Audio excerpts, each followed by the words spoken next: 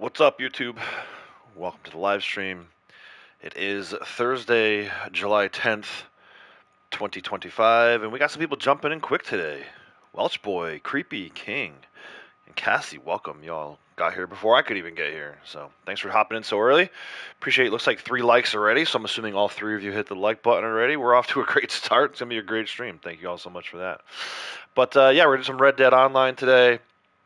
Going to do some dailies, going to do some valuable collecting. We're going to do some animal tagging. Going to be focusing quite a bit on naturalist stuff. Naturalist items are still on bonus for the rest of the month. So Jose's jumping in here too. Nice. Appreciate everyone jumping in so quickly. 4 likes now. Yeah. As you guys are coming in, make sure you hit the like button for me. It does help out the channel. Helps out the video performance. Helps out the overall channel. And overall helps the community, right? The idea is that we get this in front of as many other Red Dead Online fans as possible, and we can continue to build the community and keep our chats as interactive as possible. Kratos is here, perfect timing. Only just got to work, nice. Yeah, 5th like. Over to 5 already, man. That was that's super quick. 2 minutes in. But yeah, a little early today, a little earlier than I've been in the past, right? So just circumstances allowed for me to get on a little earlier today. Hoping to do at least 6 hours today. Maybe could push it to 7. We'll have to see how that goes.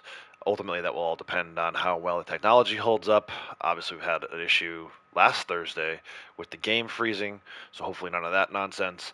And then also, hopefully, the connection between PlayStation and YouTube keeps going. There is some rain in the area. I think the storms at this point, the heavy part of the rain has passed, so I don't expect to lose power, but it's also the middle of the summer here in the Northeast United States, so unfortunately, lots of possibilities for us to potentially lose the stream here, but if not, I can go for another 6-7 hours today. So looking forward to that. Hopefully you all are looking forward to that. Sounds like looks like you will be. I mean, we're up to 7, we're up to 7 likes already. This is insane. This is gonna be a great day. So let's go ahead and start off by looking at some dailies.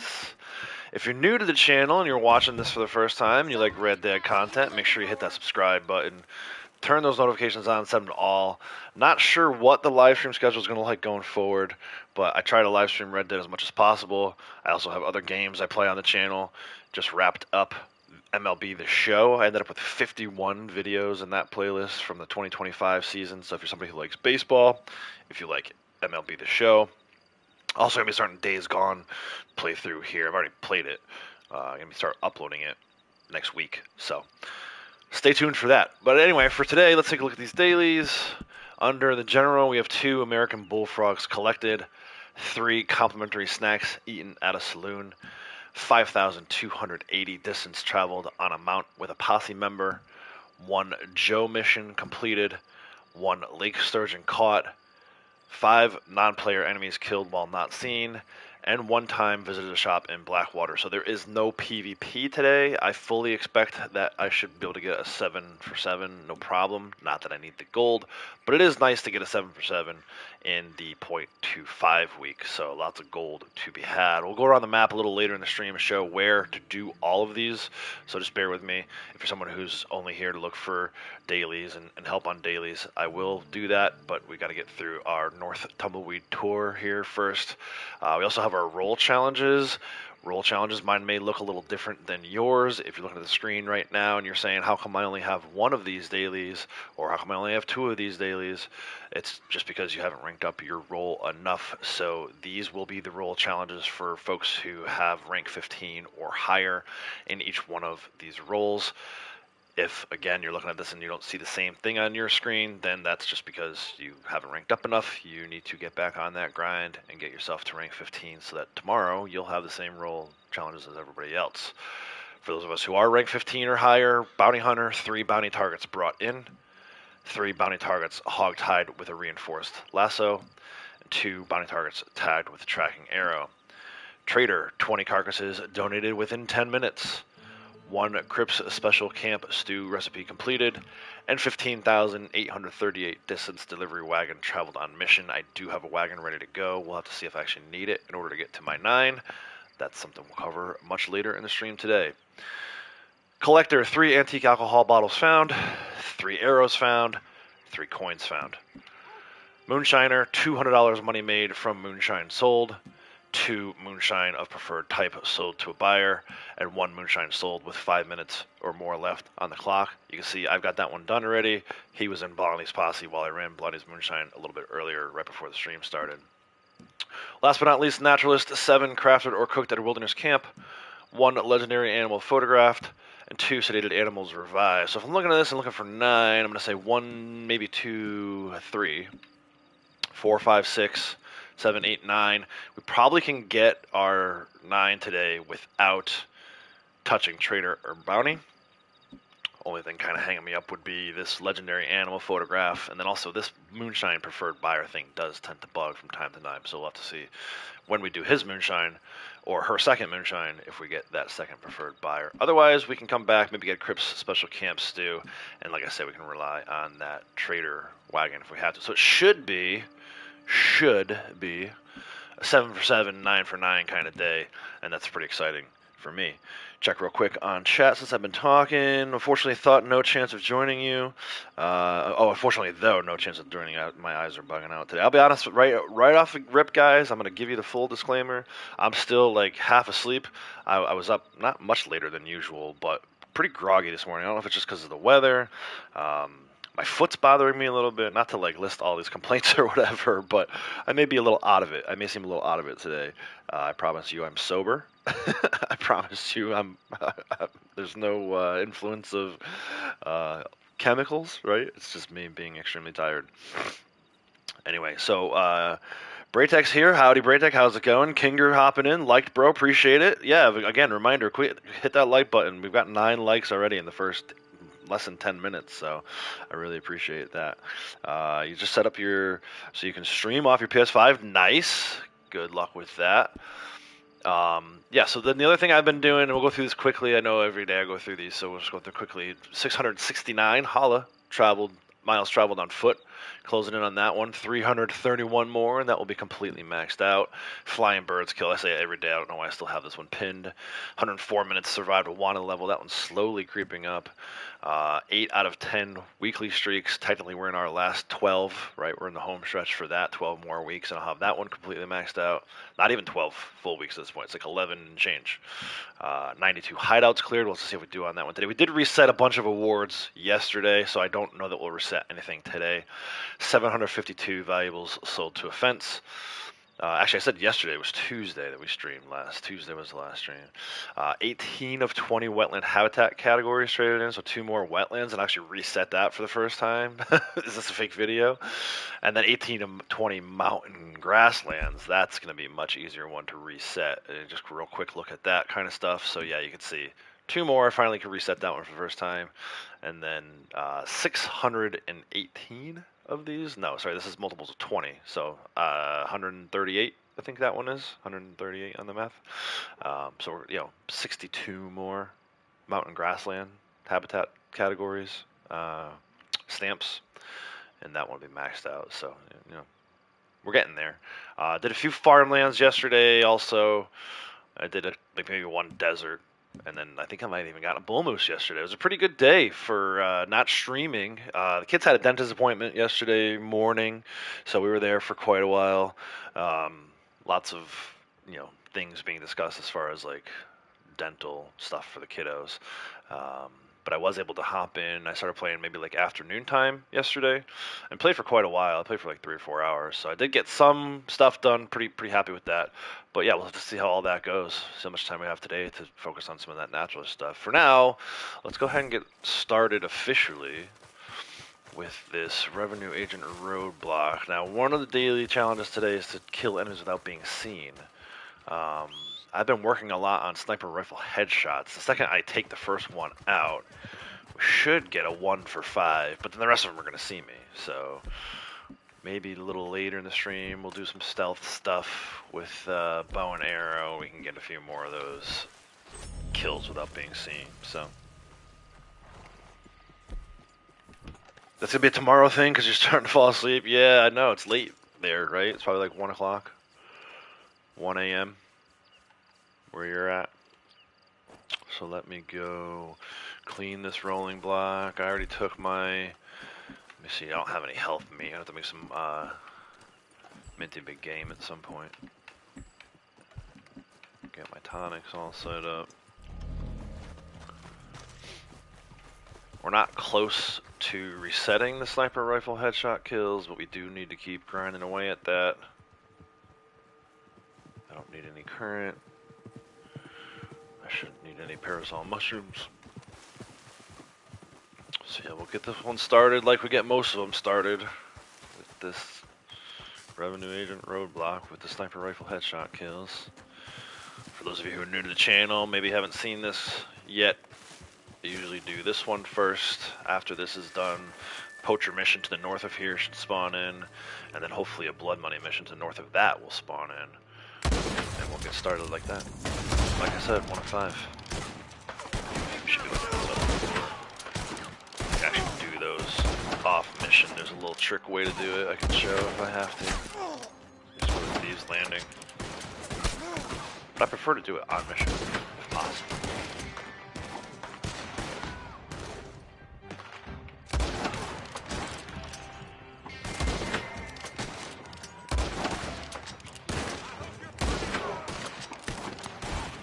Oh, I'm praying. Oh, got my half shot off. Fast.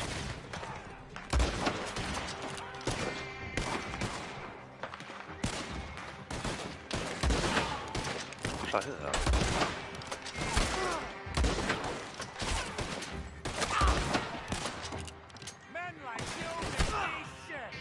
Where did that guy go?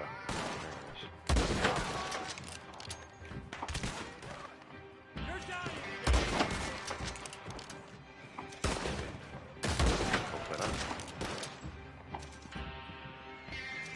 Where'd that last guy go? Oh, there he is. There you go. Bootleg mission complete. I am in poker table. I've done the MTU lobby in the past. I don't really care for the instability of it, and then I know some people have said that they're able to get multiple characters into a single MTU lobby. I did not have much success with that. The first day it was fine. The second day it was no bueno. And I like having both my characters in the same lobby, so I have one on the PS4. My female secondary character is on the PS4, and then this guy's on the PS5. I like the fact that they can kind of have a lobby to themselves, just my two characters. Certainly makes the game spawn these random events a lot better. MTU lobby probably better for, not probably, definitely better for legendary animals.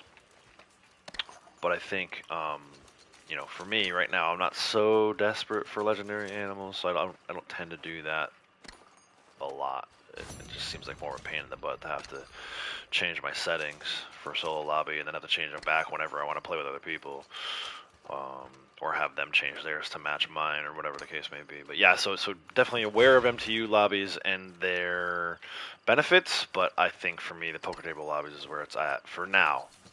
You know, later on in this Red Dead life, if I get desperate enough for more legendary animals, I may hop into MTU lobby here and there, but right now, I get legendary animals plenty. There's a few that I need to make out habitat sets, right? Like legendary dark.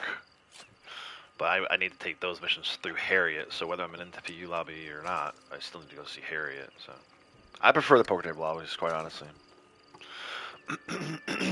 Excuse me, guys. Got a little throat issues today. Try not to do too much of that in your ears. So yeah, so now we'll switch over to melees. We just reset this one, melee kills and executions. I think we're in like the 100s already though. They go quick. They do go quick. But we just reset these on Tuesday, melee kills and executions. Melee kills, executions, farmland habitats, I think, or maybe it was sampling legendaries. Either way, we reset 3 awards during Tuesday's stream, so that was kind of cool. But I like this. This is fun to me. This melee kills. I wish I didn't save this for so late in the game. This is one of the last few sharpshooter awards I need, but what's done is done. how you'll drop. Up here, 'cause one of these guys will shoot the laser. Hey Liam, how's it going? Welcome. Thanks for hopping in. I am in the middle of melee kills. Oh, oh, ow. How dare you? Pistol at me in the face.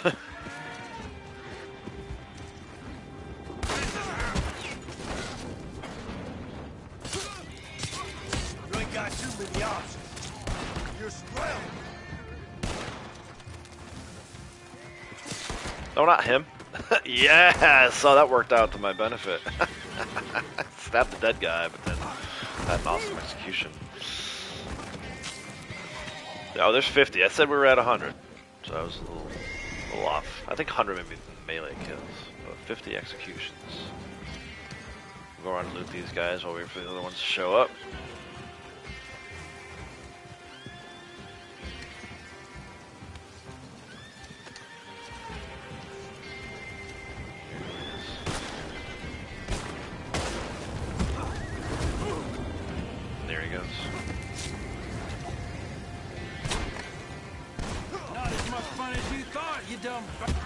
Arrowheads, I think that's a daily today. Should get credit for that. I think I saw a couple of alcohol bottles looted too. Alcohol bottles, arrowheads, and coins. We'll go around looking for some of those a little later here. For now, let's loot these two guys. If this guy's stuck, I may need to snipe him. Let's see one more enemy on the minimap.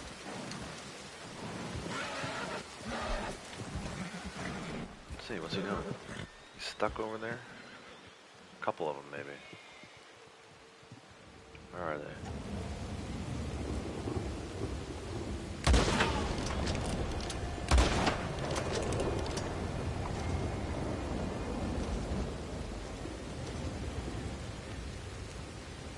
Over there somewhere. I see the horse.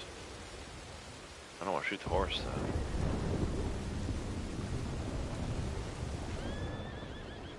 This one does get a little buggy like this from time to time. Of course, it's impossible to see in the rain right now. That's a horse. I don't want to shoot the horse. Why don't you just fire a shot in that general area?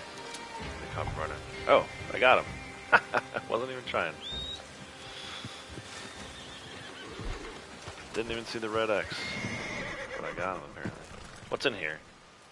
Deer? Yeah, nice. Don't have to worry about wolves or cougars. That's a good thing. And free these guys. And then we'll hang out for a minute. We'll see if this blood money thing is fun. Poacher mission complete. Good for melee kills, executions, and ultimately these guys do give you some pretty good loot in terms of like that. Good raccoon pelt, badger pelts, possum pelts, all kinds of stuff. And there we go, there's our blood money spawning in. Perfect. Doing well, thank you, I appreciate it. Alright, Cassie, appreciate you leaving the like. Have a good night, get some rest.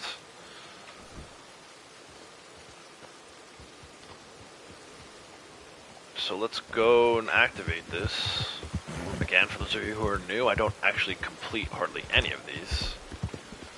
I would say probably like 1% of these that I've actually completed fully over time. There will be an invisible timer for this one. At the end of it, it will say timer expired. It'll look like I failed the mission, but I'm not actually failing the mission. I'm actually getting paid for the mission. So these are all under the blood money category.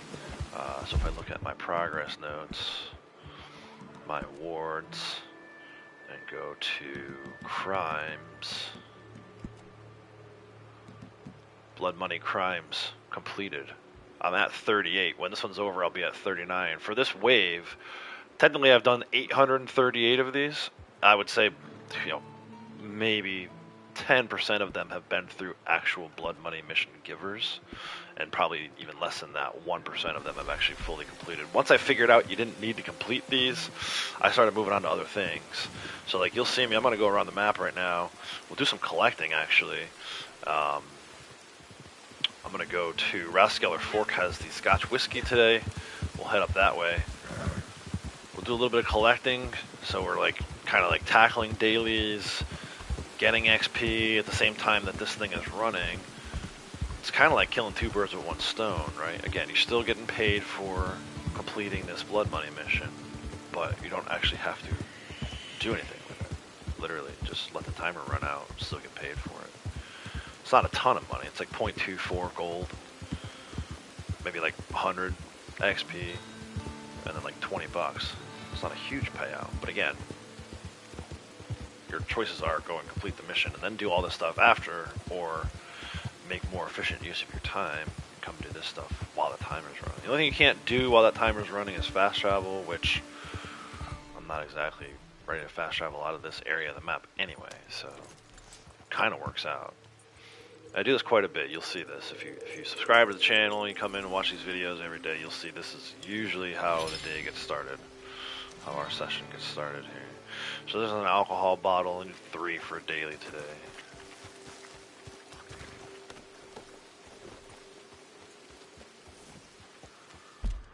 We'll head over to Recompense, I think is how you pronounce this. I don't know. This is a big rock over here. There's an arrowhead there today. Diggable arrowhead. No need for metal detector. I probably should take that goat sample while I'm here, but it's fine. A lot of cinematic riding. I prefer to take my time getting from place to place. There's no rush. Got 20,000 hours logged in this game. None of it was by rushing through it. A lot of it is mostly me sitting in camp or in the Moonshine Shack. Dude, I was in the Moonshine Shack yesterday for like 6 hours. I thought after Morgan's softball clinic last night, I thought I was going to come on and play. By the time I got home, it was like 9 o'clock. I just ended up logging right out, but there was no reason for them to be in. So both characters were in. I got an additional 6 hours of gameplay credited to myself when I didn't really actually do anything during those 6 hours. I wasn't even home. 90% of it, I was AFK. So.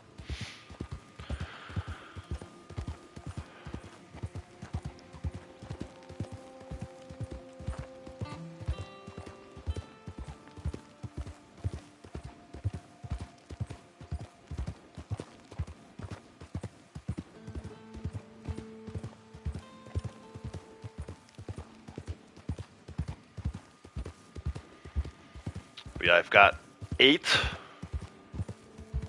Days Gone videos ready to go. Well, not true. 7. The 8th one is edited, just needs to be exported, QA'd, and all that fun stuff. But we'll start those next week. I think Monday. I think I'm gonna try to get them uploaded and scheduled for Monday through Thursday of next week. The first 4 will be out, and then maybe save the second batch for the following week. At this point, hopefully you got a chance to watch the MLB The Show video that I posted. The 2025 Orioles season is officially over, and we are on to Days Gone.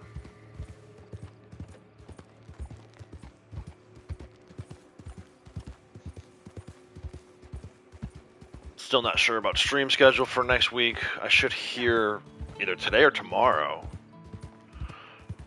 about orientation on Monday, which I'm planning to go. Orientation Monday, and then I don't know about the rest of the week next week, but I think I'm going to be training. So I'll schedule the Days Gone videos for the evening and assume that I'm going to be live streaming next week at some point, but if I'm not live streaming, I'll at least have the Days Gone videos for you guys. So maybe not live stream it every day next week. We'll have to see how it goes.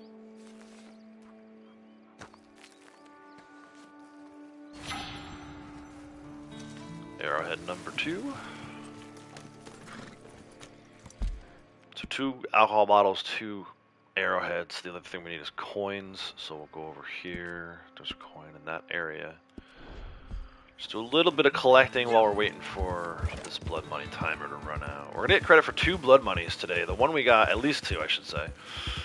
The one that we got running right now, and then also there's a Joe mission that is a daily today. When you do Joe missions, because he is a blood money quest giver, you you get credit for a blood money mission, even if you just do one of his free roam missions. So I'll probably do like his boat theft mission, and that will count towards that blood money crime award that I showed earlier. So and we'll see how many of these other blood money random spawns we can run into also.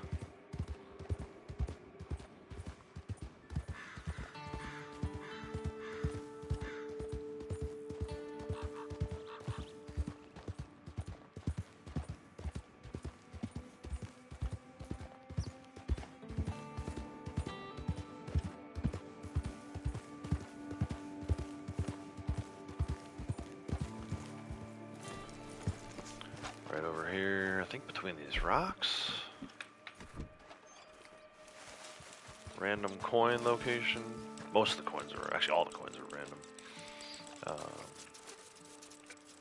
This one needs a metal detector. There it is.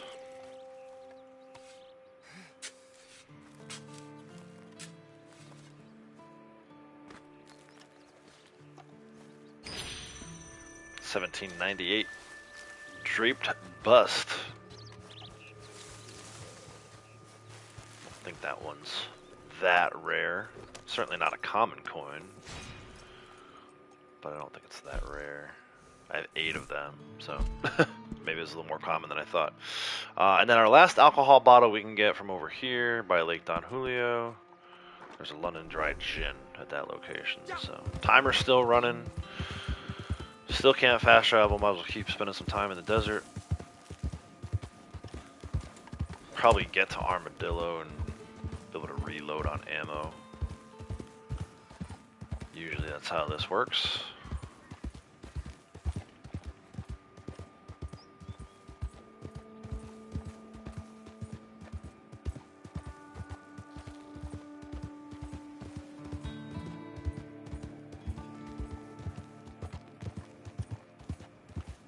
I did see today, speaking of other games, I saw yesterday that today Sucker Punch and PlayStation are hosting a Ghost of Yotai deep dive.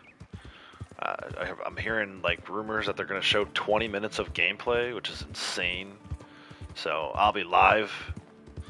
Actually, no, I won't be because it's 5 o'clock this afternoon. So yeah, so later today, this afternoon, I'm going to definitely be interested in that Ghost of Yotai deep dive. It's like a state of play thing through PlayStation, but it sounds like specifically only focused on Ghost of Yotai. That's super exciting. Comes out a few more months from now. October 2nd, I think, is the release date. For those of you who are fans of Ghost of Tsushima, this is the indirect sequel to that game. Really, really looking forward to that one. RFT, hello, how's it going?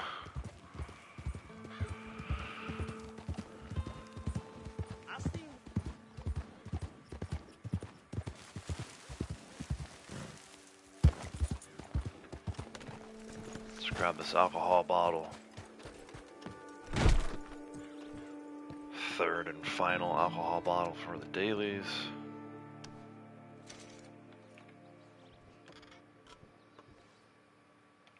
London Dry Gin. I can't even take it. I gotta drink one first. I gotta go see Madame Nazar. I think she was up on Window Rock yesterday, so I skipped that. Today we'll make sure we go see her. Yep, there's the goal for the daily. 3 alcohol bottles. 3 antique alcohol bottles found. I can take that off my map now. There's a timer expired. 0.24, 181. $21. Like I said, nothing great, but really only doing that so that we get credit towards the award. Those blood money crimes don't overly interest me. I just tend to know a lot about them because they pop every day. So there you go, 39. Like I said, still get credit towards the award even though it says failed. Out here in the West working, driving a semi-truck. Nice. Jenny, how's it going? Welcome. Doing well, doing well. Alright, so let's go and do... There's not a don't kill animal challenge right today, no. Okay, let's go see if we can find these bullfrogs. The last few days in the swamps, man, the bullfrogs have been everywhere. They tend to spawn in more when it's raining, but we should be able to at least get a couple spots. So if you're looking for your bullfrogs today, go to Le Gras. Fast travel to Le Gras. I'm going to use my bow and small animal arrows. Keeps the carcass in better condition, at least in theory. So if we switch to the bow and go small game. So you come to Le Gras, you're going to head up towards Harriet, on the path towards Harriet, and then right around this bend here, there should be several of them. If not, right away come back. Like I said, if it's raining and it's nighttime, even better for you. It's like middle of the day, not even mid-morning, right? It's mid-morning in game. There's not a lot of rain on the ground. We should be, especially in the poker table lobby. If you're in a solo lobby or poker table lobby, they're going to spawn better. If there's another player in the area down here and you come down here, they probably won't spawn in. That's why, another reason why I prefer these poker table lobbies. The animal spawns just aren't quite what they are. If you're in a public lobby, forget it. These animals just won't spawn in at the same rate. It has something to do with the number of players in the lobby and in the area. Usually right around here we start to see them though. Let's see, let's keep going. What's this over here? There you go. Not sure why I did Deadeye. I forgot that I'm in slow and steady. But there's one. 3-star. Got my arrow back. Emergency babysitting for your friend last night. 3 kids, so you need to grab coffee, bro. God bless you. I can barely handle the 2 that we got. Get him acting all crazy. Hello there. Fine then. Just get the heck out of here. Just keep riding. There's your 2 bullfrogs. So again, this area to me is perfect area for that daily. Here's where I am on the map, just above the M in Marsh, right?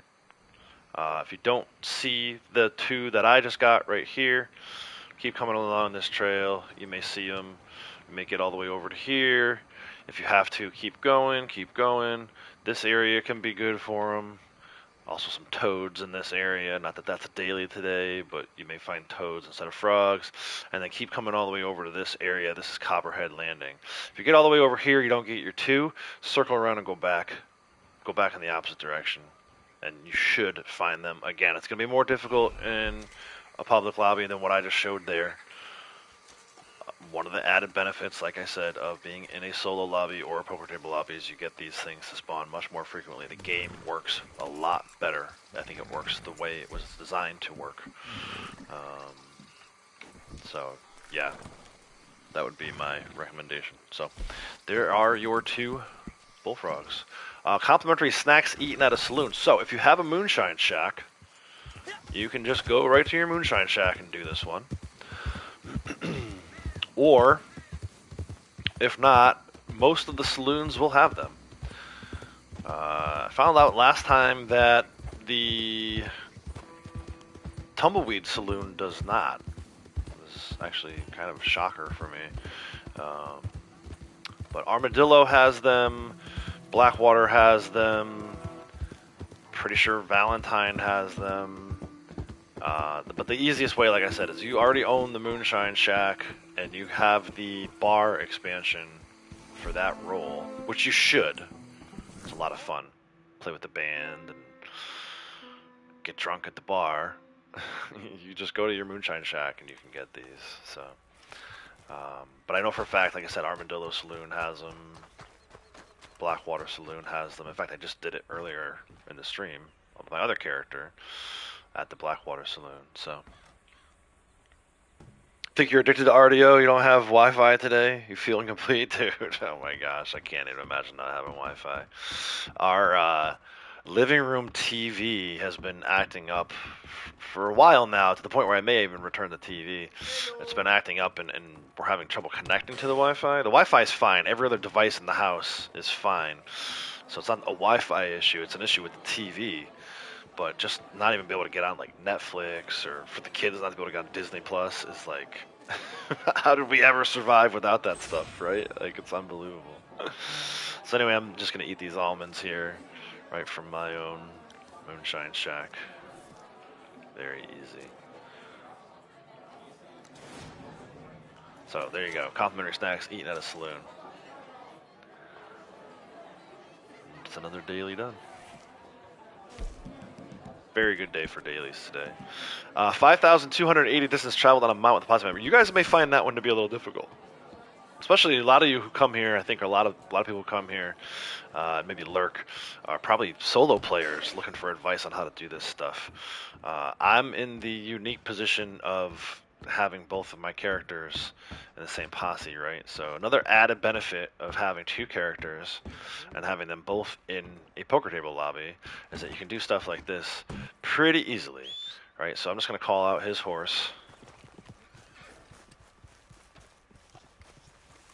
And we'll ride out to the path over here. Can't be too close to the Moonshine Shack, otherwise your horse will appear as a ghost horse to the other player.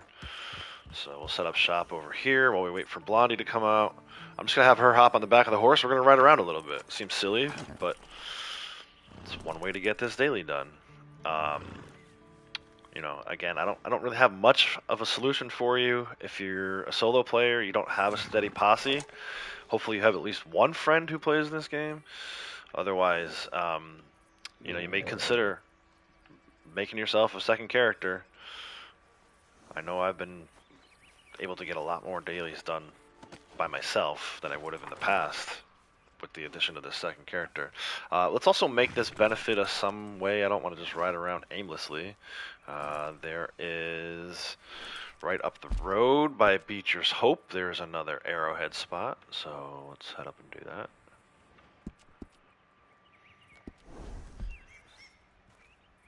The poker table lobby for the daily specifically? Yeah, exactly. Exactly. Hey, Key, how's it going? Oh, wait, no, that's not Key. RFT looked like Key for a second there.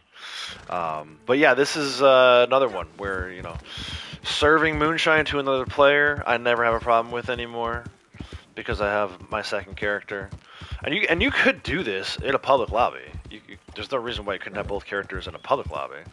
It's just easier and much more stress-free if you do it in the poker table lobby. It's another thing where, again, I tried having my MTU settings the same for both characters, and for some reason it was spitting her out and putting her in a different lobby. It worked for like a day. The first day was fine, no problems, and then the second day it was like every time that little you've shifted lobbies due to a network error message popped up, she was getting kicked out into her own lobby. So basically I ended up with two solo lobbies instead of a MTU lobby for both characters. But you know, yeah, there's quite a few of them. The boat one, we did the boat one the other day, right? Certain distance traveled in boat, the posse member. We were able to tackle that one. Where is this thing? There we go, arrowhead. And then there's another coin in the area, kind of too. Ghost, how's it going? Howdy, welcome. Miss it when you go on camping trips? Yeah, I used to. I don't do it anymore. I used to take the PlayStations on vacation with us. So, trust me, I get it. Oops, wrong button. I tried to dismount my horse as she punched up the air. Let me go get that arrowhead for her, too. But it's nice. I remember, you know, first time someone ever showed me these poker table lobbies, it was more so for, like, getting away from griefers and stuff like that. Stream snipers, especially, in my case, when I was streaming. But the more time I spent in here, the more time I realized, first of all, the amount of like random things that spawn is just glorious. You know, like all these bootleg missions and hideouts and ambushes that I get here. I would not get those if I were in a public lobby. Even if I had both characters, I wouldn't get those in the public lobby like I do in here. But even more so for that, it's just cool to be able to do this, right? Like ride around my two characters. Wilkie likes to joke about how I like to play with myself. just that freedom to be able to do this kind of stuff and know that if, I'm not going to get griefed.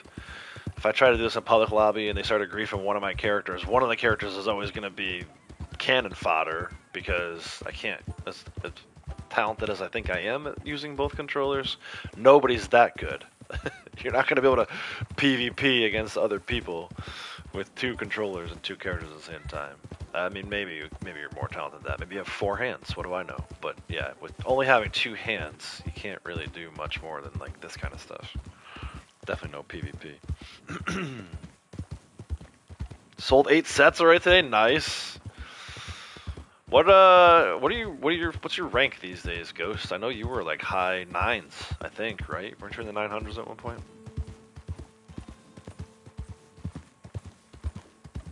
Are you closing in on 1,000? This should be our second coin, I think, right? I don't think we've got 3 coins yet, so we're gonna do one more coin at some point, which we can get, no problem. There's one in Valentine, very easy to get to. New York token, look away, Braytech, look away. Don't get mad, don't unsub. I would trade it to you in a minute if I could. 958, nice, dude. GG's on that. I don't know anybody else in the community that's really even close to that. I think you might be the next rank 1000 player. Oh, you have plenty of these ones? Okay, fine. Okay, good. Did Blondie get it too? No, Blondie got the half eagle. Go figure. Blondie probably needs that one. Let's see. Does Blondie need a New York token? She needs... No. Oh, interesting enough, she needs that silver dollar that I pulled. Dude, she needs like silver dollar and then the 1792 nickel. I didn't think those were rare. But she's at 12 of 15 coins. Alright, her moonshine's ready, so we're gonna go do another moonshine delivery for her. Try and get the second preferred buyer. I know we were kind of like riding around. We're trying to do that distance travel on a mount, the posse member daily, which we'll get back to. Let's stay on top of these moonshine deliveries, especially since 2 preferred buyers and $200 is a daily today. You need the gold quarter. Okay, I'm pretty sure I have that one. At least a couple of those, I think. Sunny's at 957. Okay, so it's a little race between Sunny and Ghost. Not that I don't really ever see Sunny in the chats here, so it's hard for me to count Sunny, I guess. I'm gonna stick with saying that Ghost is probably the next rank 1000 member in the community. At least the local community. The more regional community, including like Sunny and other people who I'm aware of but don't ever come into the streams, I would say, good for them, good for her if she can get to rank 1000. But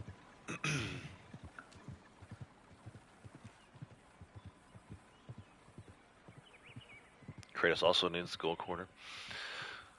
Yeah, those coins, they are Mother Beach. No doubt about that. I don't miss that. It wasn't bad, It took us quite a while to get there, but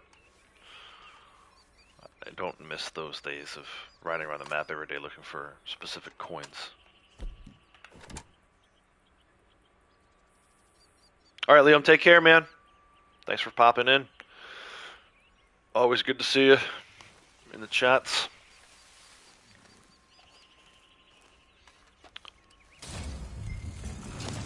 Alright, we gotta go to the homestead. We'll have Blondie stay behind so she can pull us back over.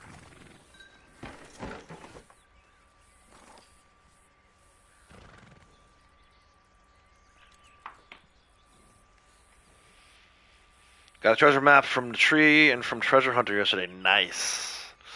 I got one. It was either yesterday or on Tuesday. I forget, but it was Brandywine drop, which I immediately was like, oh, nice treasure map. Oh, boo, Brandywine drop. Yay! Aw. But I did get one other one too, which I think I did already. We're doing pretty good there. We're at 74, so the next treasure map that I get incomplete, we can actually pin that one again.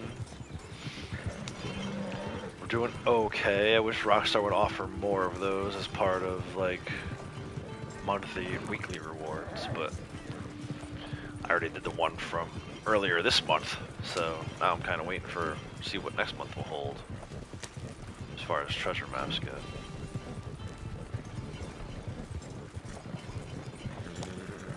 Yeah, dude, you gotta stop. You're never gonna get that award if you keep your lockbox full and don't actually do the treasure maps. That's one award you'll never max out. I tend to do them as quickly as I possibly can. I leave the Blue Water Marsh and the Brandywine Drop ones alone, but any other map that I get, I usually try to do it right away. I think I had Southern Roanoke the other day, and it was under the bridge over by Fort Brennan there. I might have had a Bard's Crossing too. Actually, I know I did. I had Bard's Crossing, and Blondie's camp was in Bard's Crossing. The treasure map was like right outside her camp. It was kind of funny. So yeah, I did Bard's Crossing and Southern Roanoke. If not yesterday, maybe. Assholes, right? Get out of the way. Madness out here. Oh, it's right over a duck.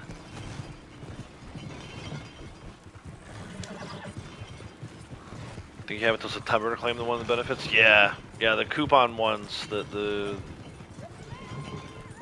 coupons all expire in September.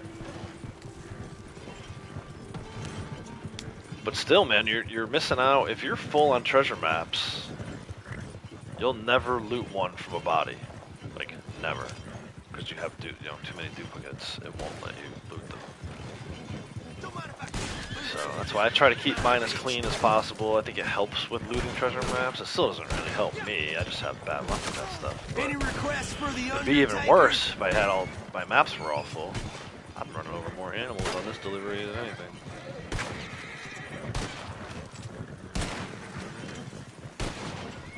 You gotta love this guy just randomly shooting the side of my wagon. Get the hell out of the way.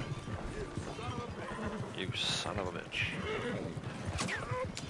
We'll see if this guy's still here when I come out of the cutscene. After legendary sets, you'll be focused on them while collecting coins and arrowheads? Yeah. Second preferred buyer for Blondie. Second preferred buyer for him. Good. Nice. He still didn't quite get that $200 one, though. He's probably up to like 90 bucks, but we're going to do his delivery next, his moonshine next. Get credit for that.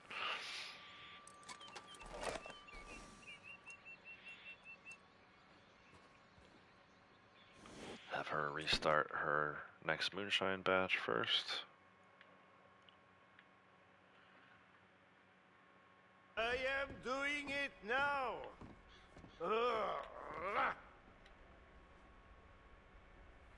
I'll take them. I wish there was a way to exchange those things. I talked about it before. I play this little like co-op farming game on my iPad. It's called Heyday. Oh shoot, Blondie needed berry cobbler. Berries for berry cobbler. We'll do wild cider, I guess. And it would be nice to just be able to trade, you know, nothing big. Like obviously, you know, you shouldn't be able to trade like, I don't know, what a good example is, like horses or something like that, or like wardrobe items, that kind of stuff. You should be limited to not being able to trade. But like the collectible coins and treasure maps, especially if people aren't going to use them, like I'll take them. I need about 200 more. Sure, between the people in the community here, I could get my hands on 200 more and finally complete this award. I don't mind grinding it out, but I'll trade coins and arrowheads for treasure maps, for sure. Maybe in Minecraft, I don't know. I know Braytech and a few of the other members of the community were playing Fallout, and they were able to like drop schematics and pick them up and basically essentially not even trading them, just donating them, right? That is a mechanic I could get behind. I wish Rockstar would look into something like that for this game, make it a little more co-op friendly. There's not really much you can do. They're like almost too more focused on like the PvP aspect of the Wild West, but like people in the West also work together. Like literally our country doesn't get established. My country, the United States of America. I know a lot of you are from Europe. But the US doesn't get established to the degree that it is today without people working together Nothing like a during the harder barrage of times, bullets, right? And don't get me getting wrong, there's a your lot of way, discourse huh? too, but I tell you, these are valuable for the most part, customers. You will look after people work every together last to jug. get this country founded So, they are and yours. established, Allez-y. reconstructed after the Civil War. Like, you know, that's an element that I think is missing from this experience. Sasquatch man coming in hot today. What's up, man? No good times and no good vibes, just it's all horse shit today? You must have woke up on the wrong side of the Sasquatch den.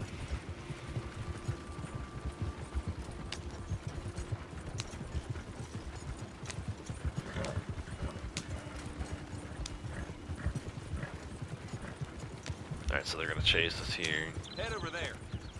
Over where? Over here? Die, damn it! Right over here? Well, now you're shooting at me. No, I'm not gonna stop. You need to be more specific about where to go, sir.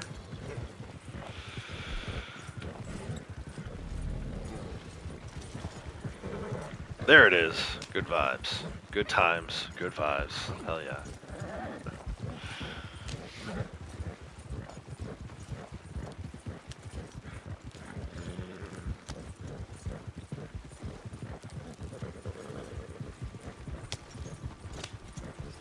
Oh, I wanted to bring Blondie on this trip. I forgot. We'll have to come back on that posse member daily. Riding on the same amount.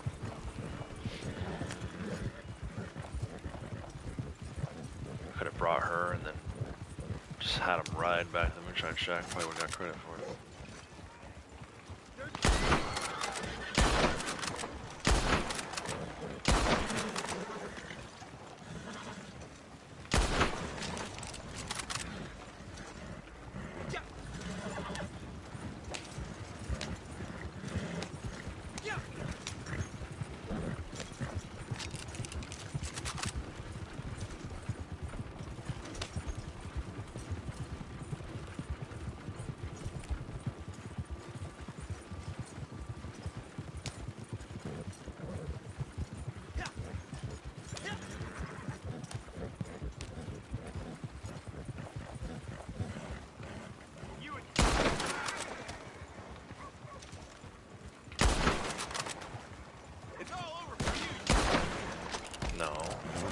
It's all over for you.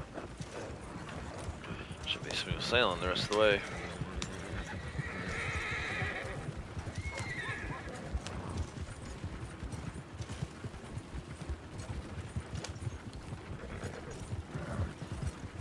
Hello. Thanks. Yeah, I figured. Caught me by surprise with the first comment of the day.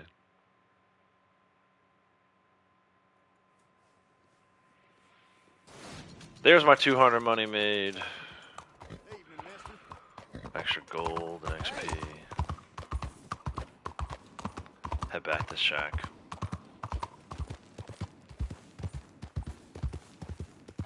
Yeah, vomitado en mi camisa.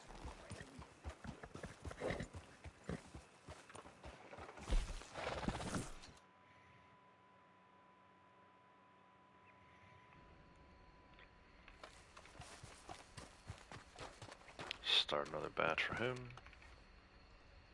And then we'll get back to some other general dailies.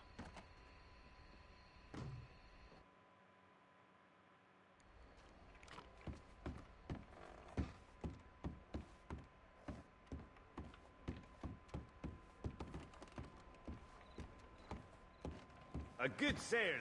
Excellent. Allons-y.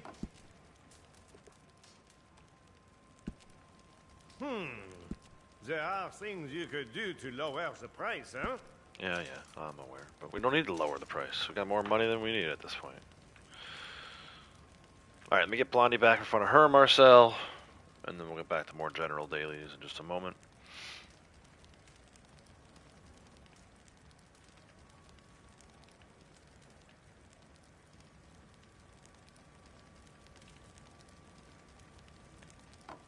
Should point out that Blondie is rank 715.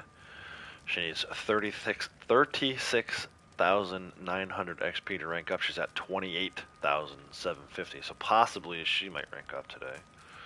I guess it depends on how many moonshine deliveries we do and whatever else we can get into with her as part of this stream.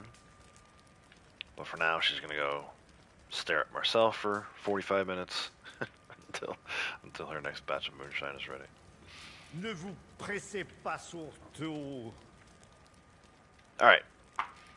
What else can we do? We'll hold off on the posse member mount riding for now. Oh, we were so close, though. Look at that. Let's go do a Joe mission. Let's go see Mr. Joe. Joe is over in New Hanover, just east of Emerald Station. And he should have some decent missions for us. I like to do his boat theft mission. But we'll see. I may consider some other missions too. Looking at like melee and execution kills wise. Boat mission, probably not the best one to do. Although you do get credit for miles in a canoe. Mileage in a canoe. It's like maybe 0.1 at most, but you do get some credit for it. So fast travel over to Emerald Station. While I'm there, maybe pick up some ammo, some rifle rounds. Key, how's it going? Welcome. Sasquatch Man, Cyberpunk is now free for PS Plus, so nice. It's a quality game. I'd never made my way all the way through that. Too many bugs early on when I was trying to play it, and then by the time they got all that sorted out, I had already moved on to another game. I forget what. Might have been like one of the Horizon games at that point. But I did enjoy it. It wasn't that I wasn't enjoying Cyberpunk. It was just a little too buggy at the time, too many crashes. And from what I understand, they've sorted that stuff out at this point. But that game came out, that game was not polished when it was released, unfortunately. It was kind of the start of, for me, the games where I was like, okay, when these games come out from now on, I'm going to take a little bit of some time. All right, so Cyberpunk, Horizon Forbidden West, the DLC for Horizon Forbidden West, like all these are great games that suffered immensely because they were not fully polished before they came out. And you would think that the industry would have learned from that, but no. Thus, the reason why when these games come out now, you'll see me kind of take like a 1 or 2 month break before I even start playing them. Days Gone Remastered was a good example of that. Not that I had heard there was a ton of bugs from that, but at this point I've kind of just learned my lesson. So, talking about Ghost of Yotai earlier, when that comes out in October, I'll probably give it a few weeks before I even start playing it. I would not expect content on the channel until probably like January for that game, just because of the way the timing works out. Trying to go a little slow here, see if this defend the campsite spawns in before we do this Joe mission. There's a good defend the campsite spot just south of here. Listening for gunfire. Looking for smoke. I don't hear anything yet, but who knows? The second we enter his shack, something might pop. Let's see. Mr. Perfecto, how's it going? Cyberpunk single player game, right? Not that I'm aware of. I think it is just single player. I don't know if it has a multiplayer or not. I don't think it does, though. Also, Dirty Ducky, how's it going? Good morning, sir. I'm doing good today, Key. Thank you for asking. Technically, it's my Friday. I might be able to trust you after last time. Just listening for gunfire. I don't hear anything. No white dots flashing on the map. This is the area where it would happen. It's a really good one, really reliable defend the campsite. So if and when that's a daily for next time, and you guys want to try to remember, just remember that spot right there, just south of Joe. Really, really good. Pretty reliable defend the campsite, even in public lobby. Last time I did, I meet. I'll have to make some more a little later today. Alright, so let's see what he has for free. Again, you don't have to select blood money. In fact, if you're into poker table lobby and you select blood money missions from him, you're going to have a problem. Your game is going to basically lock up on you because the blood money is trying to take you to a solo lobby. Lying about Joe. So he has Extorting me. boat theft, bushwhack, and paid killing. Paid killing would be Well. good for kills, but the guys tend to ride away, so it's not good for melee kills. I don't really know about this bushwhack one. I am going to do this boat theft mission. Let's go ahead and do boat theft. But yeah, I enjoyed Cyberpunk for the little bit that I did play it. I probably put about, I don't know, You're lucky 10 hours, maybe 20 tops. I don't think I was very far along in the story. At any minute.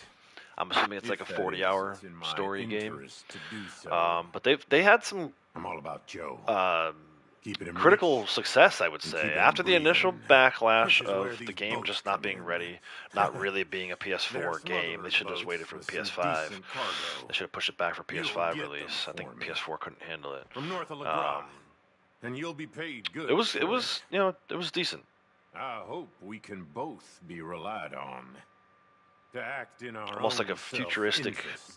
GTA. So for those of you who like GTA, Cyberpunk's a little more futuristic version of that. And it's not an apples to apples comparison, but that's probably the closest thing I can give you.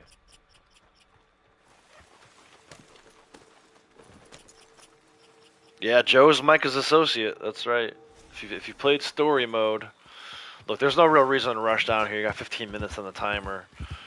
You want to spend at least 3 minutes in order to get at least a little bit of gold for doing the mission. So I'm gonna just like kind of slowly cinematic ride my way down there. I wonder if we're going to LaGras or LaCay.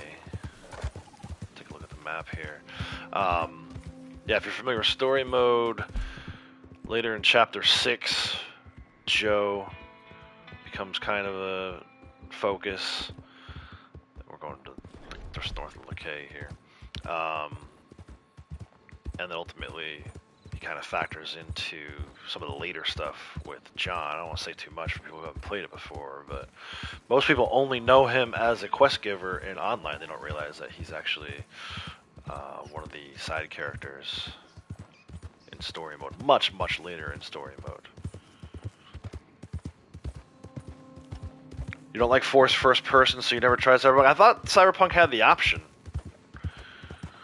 I know Skyrim has the option. I thought Cyberpunk was one of the games that had the option between first person and third person. I could be wrong. No, it's been so long. I agree. And I especially don't really care for games that are like that, and like you spend all this time creating a character, you know, you spend like upwards of an hour and a half creating a character sometimes, only to then not be able to see it. It's kind of ridiculous. I'm right there with you, Ducky. I don't like first-person games. That's why I don't do a lot of like Call of Duty stuff like that. There was a time where I didn't mind it, but now it bothers me. Like even like sparingly will I go into first person in this because I don't like first person nearly as much as I used to. Now that they've developed this over-the-shoulder look, I much prefer those kinds of games. Last Red Dead or Red Dead Redemption 3 maybe comes? Yeah, well, we'll see. You know, I wouldn't mind a Red Dead 3 by any stretch, but it has to be, like, I don't like sequels just for the sake of doing sequels. One of the things I think is most appealing about this game is the way it ties into Red Dead 1. And there are some things that are maybe a little out of place, like you go the entire game of Red Dead 1 without John even mentioning Arthur's name, you know. The conversations with Dutch, then Arthur's name never comes up. That's a little weird, and I get it. It's because Arthur didn't exist at the time. They had no idea that there was going to be an Arthur. They kind of went in and backfilled some of it. So some of it doesn't necessarily make the most sense, but for the most part, it ties in pretty well. I'm not a big fan of prequels, but I like the idea that this game focuses, the story mode of this game, focuses completely on another character. They add in several more gang members who you don't know the fate of. Even if you've played Red Dead 1, it's like, oh, what happens to this person? Are they going to make it through? Are they going to survive the events of Red Dead 2? I like that. So if they do a Red Dead 3, do they go back even further and add even more new characters? You know, spin it back to like, you know, the 1870s? Or like even back further than that, the 1850s? I don't know. I'm always torn whenever this topic comes up. I just hope that if they do decide to do something, that it's good. I don't have a good amount of faith at this point in Rockstar in general, given the fact that Dan Houser isn't there anymore, right? Red Dead was like his baby. So I think, hopefully, I'd almost rather see Rockstar sell the rights to it, which they're not going to do, but I can dream. Have them sell the rights to it, and then have some other company develop Red Dead 3, and, again, does it go back in time? Does it continue Jack's story in Red Dead world, right? In the Red Dead universe? Is Red Dead 3 maybe a direct sequel to Red Dead 1? Would people even have an appetite for that? Is it too late, too modern at that point? Right? Because then you're getting into, like, there would be cars and, maybe if you get into, like, the 1930s, you can explore some of the mob-type atmosphere in Chicago. But isn't that what Mafia is, right? So there's just like, a lot of questions. I hope that something happens with it in my lifetime. I don't have high hopes for it being anytime soon, but I wish I had paint black.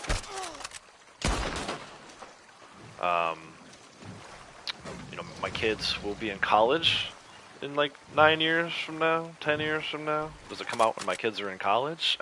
It's a crazy thing to think about. I have 9-year-old twins. If Red Dead 3 doesn't come out until they're in college, that'll be crazy. But the way Rockstar is developing these games, the length of time it takes to make these modern games, it probably won't be until that time. So, who knows? Jack and Sadie's aunt, maybe in RDR3. Yeah, maybe. I wouldn't mind something more like that. I love Sadie. I know there's people who don't necessarily care for her, so that would be a tough sell for some people. They could do something with Charles, right? Maybe Charles. But how do you do that, right? Like, the end of the day, there's always that story of redemption, right? So, haven't Sadie and Charles kind of already been redeemed, right? Charles found his people. He helped the folks from Wapiti move north into Canada. Granted, he came back to help John do some stuff, but there's, maybe a story where he could go back and do stuff in Canada. I don't know.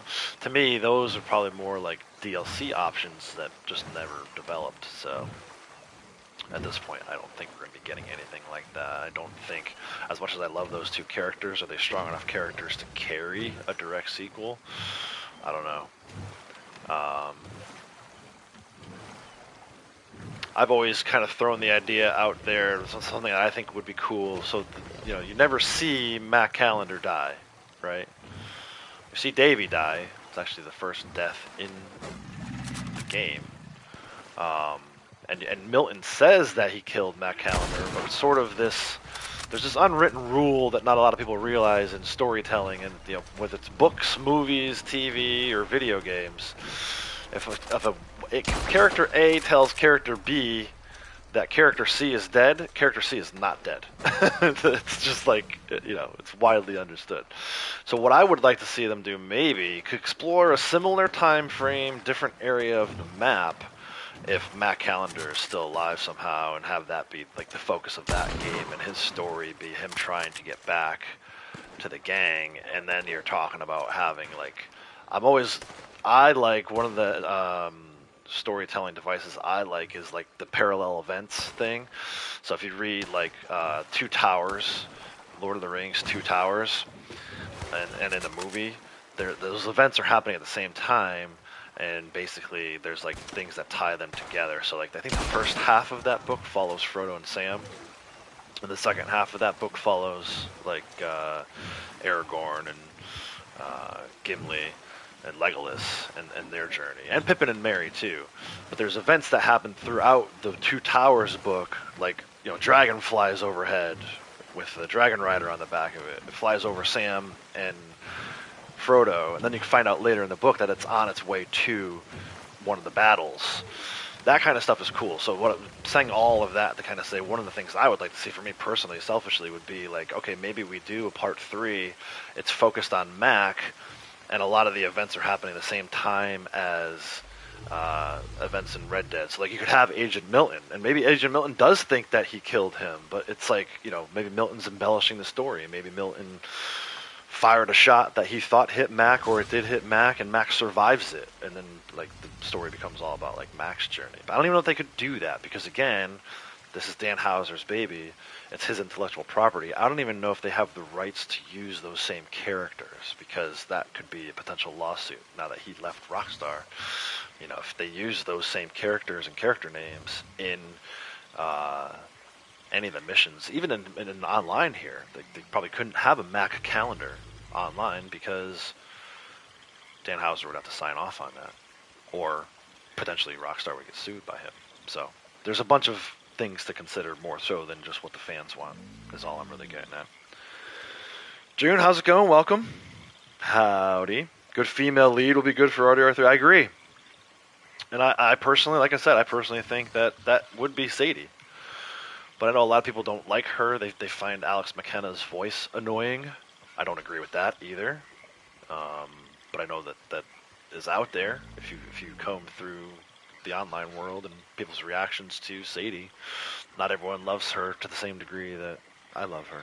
So, what about the propaganda beginning of Blackwater storyline at RDR3?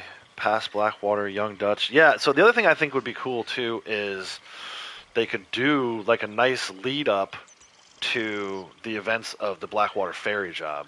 Now, whether or not that ends up being this big finale, like the finale of Red Dead 1 or finale of Red Dead 3, I don't know. I think that could be maybe like a midpoint, sort of almost like the Battle of Shady Bell, right? Is in Red Dead 2. So there's lots of things, like I said, I think they could go. They don't need to go back to like that far back. They don't have to go back to the 1870s necessarily. I'm just waiting out this timer as we're kind of talking about ideas for Red Dead 3. I love talking about this stuff, and I might as well get the full gold and XP payout since I'm doing this mission.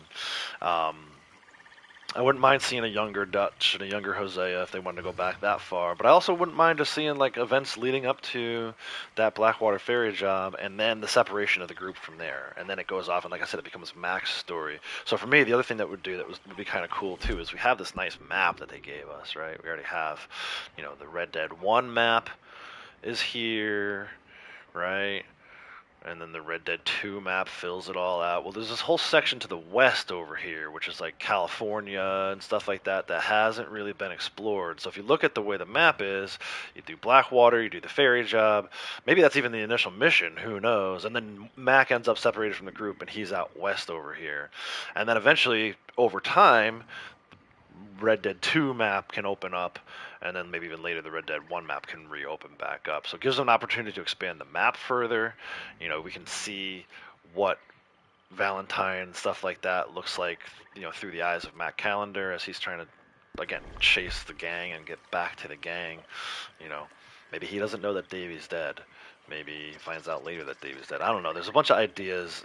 Again, and I'm saying all this as somebody who's not even a fan of prequels. I'm just saying if they're gonna do if they're gonna go the prequel route again, rather than backing it up so far that the guns sort of take a hit and go back in time, right? If you go back to the 1870s, the weapons aren't going to be as good. I think that's like they found a nice little pocket here in the 1890s where, you know, rifles and pistols and revolvers were all really starting to come into their own as far as development goes.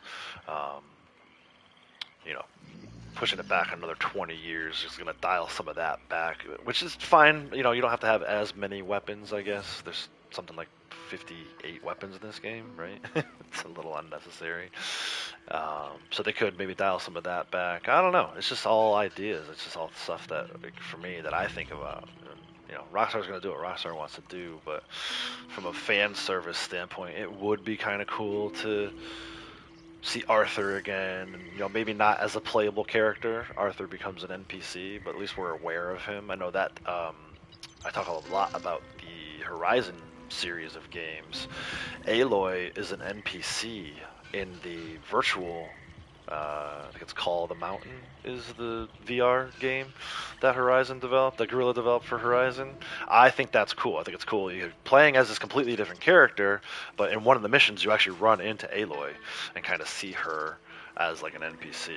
I think that would be kind of a cool thing they could do. But I don't know.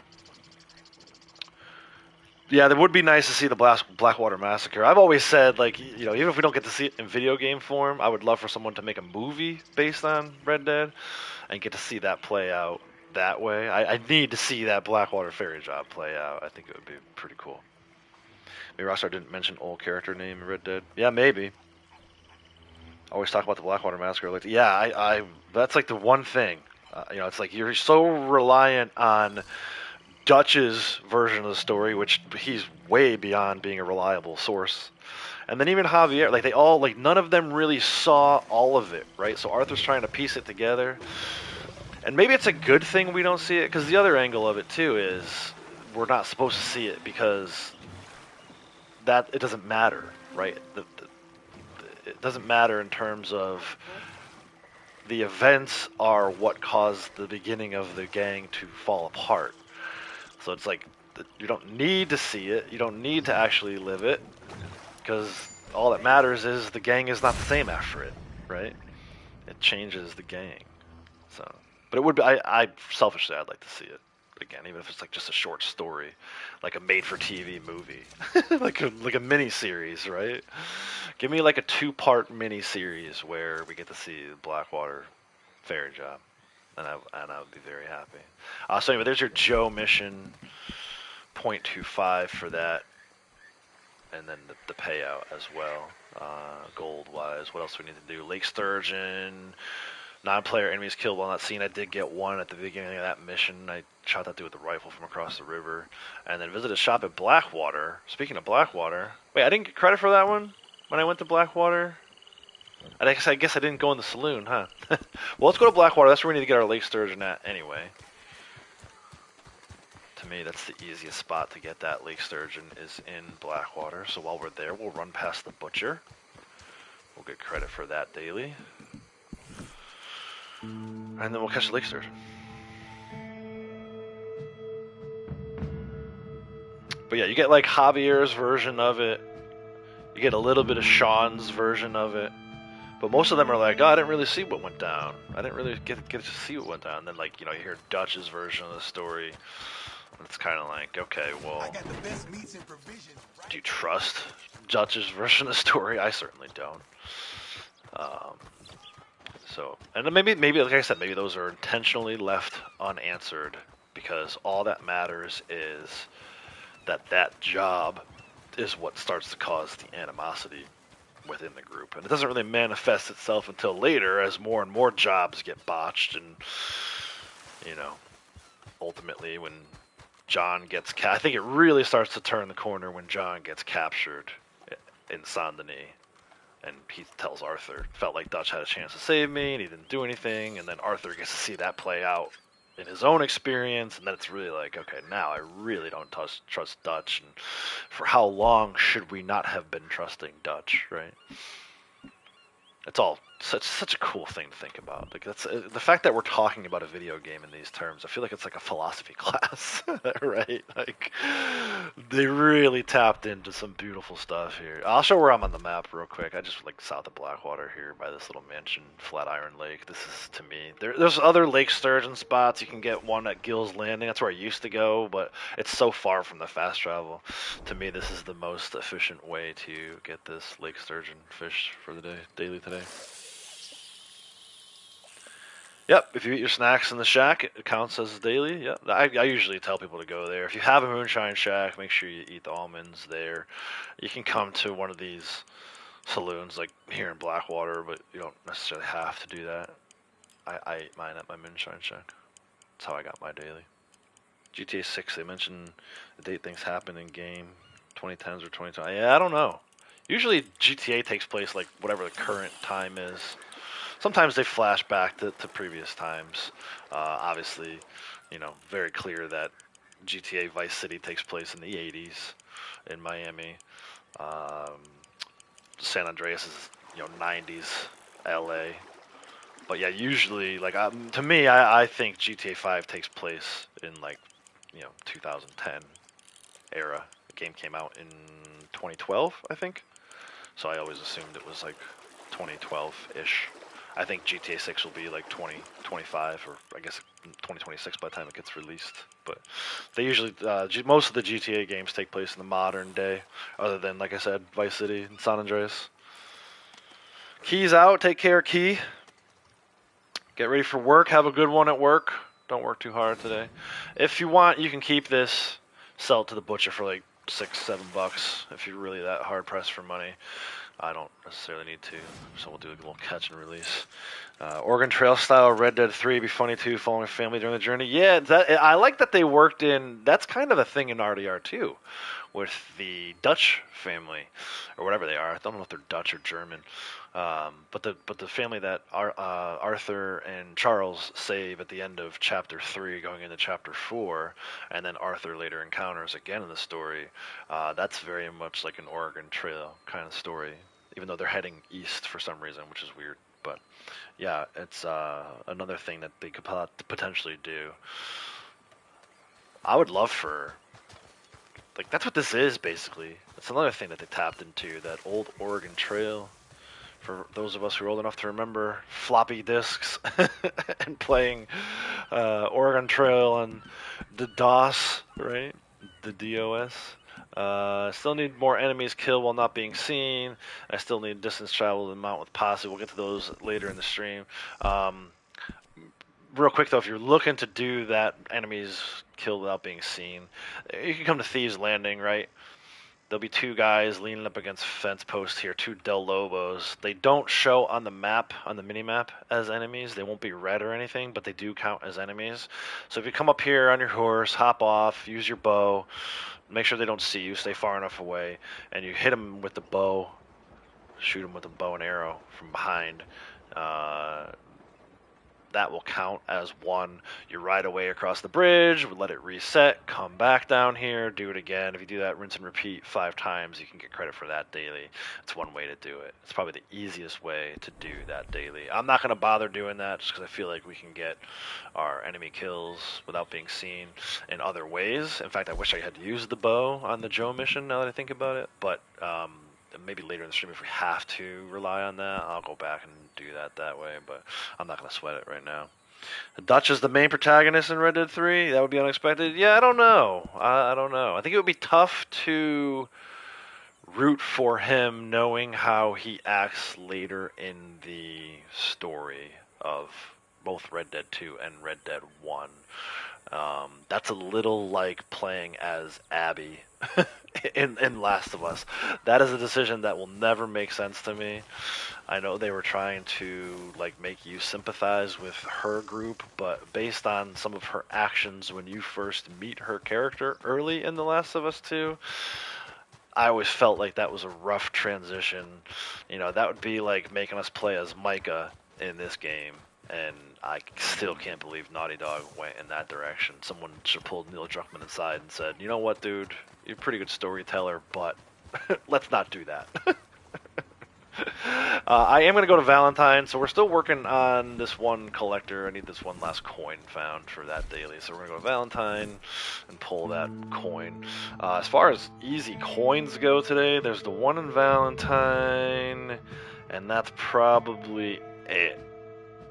There's one in Boulder Glade, not too far from Rhodes. I got the one here in Heading instead, south of Blackwater, or Great Plains rather, south of Blackwater. We just happened to go by that one at Mercer Station earlier. There's one not too far from McFarland's, sort of overlooking the San Luis River, right? But so, you know, kind of pride myself on finding the easy ones. This is the easiest one. It's right over the I in Valentine.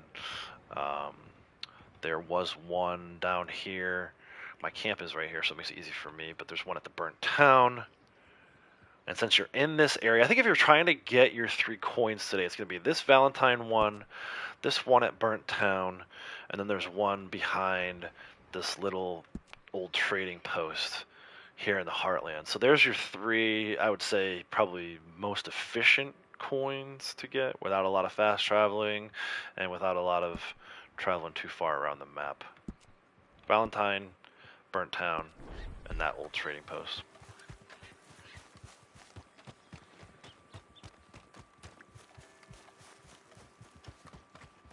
Yeah, I think it's like I said, it's just tough for him to root for him. You know, I guess it depends on what your thoughts are on him. Do you think that he really has a soft spot for the Native Americans, right? The Indians? I hate using that term, but uh, the so-called original, the ancestors of our country here in America. Do you think he really has a soft spot for them?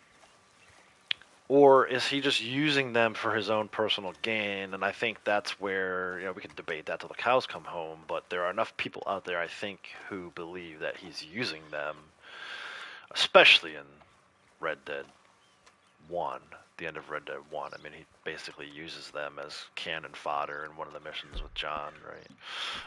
And several of the missions with John, actually. He's using them as a human shield, essentially. It would be hard to root for him in an earlier version. Who knows? Maybe the writers are good enough to make us feel more sympathetic towards his cause that way, but I don't know. I'd have a hard time. It'd be a hard sell for me. Obviously, I would still buy it and play it, but the whole time I'd be going, I know this dude ends up fucking shit up left and right later on. So, so there's your 3 coins.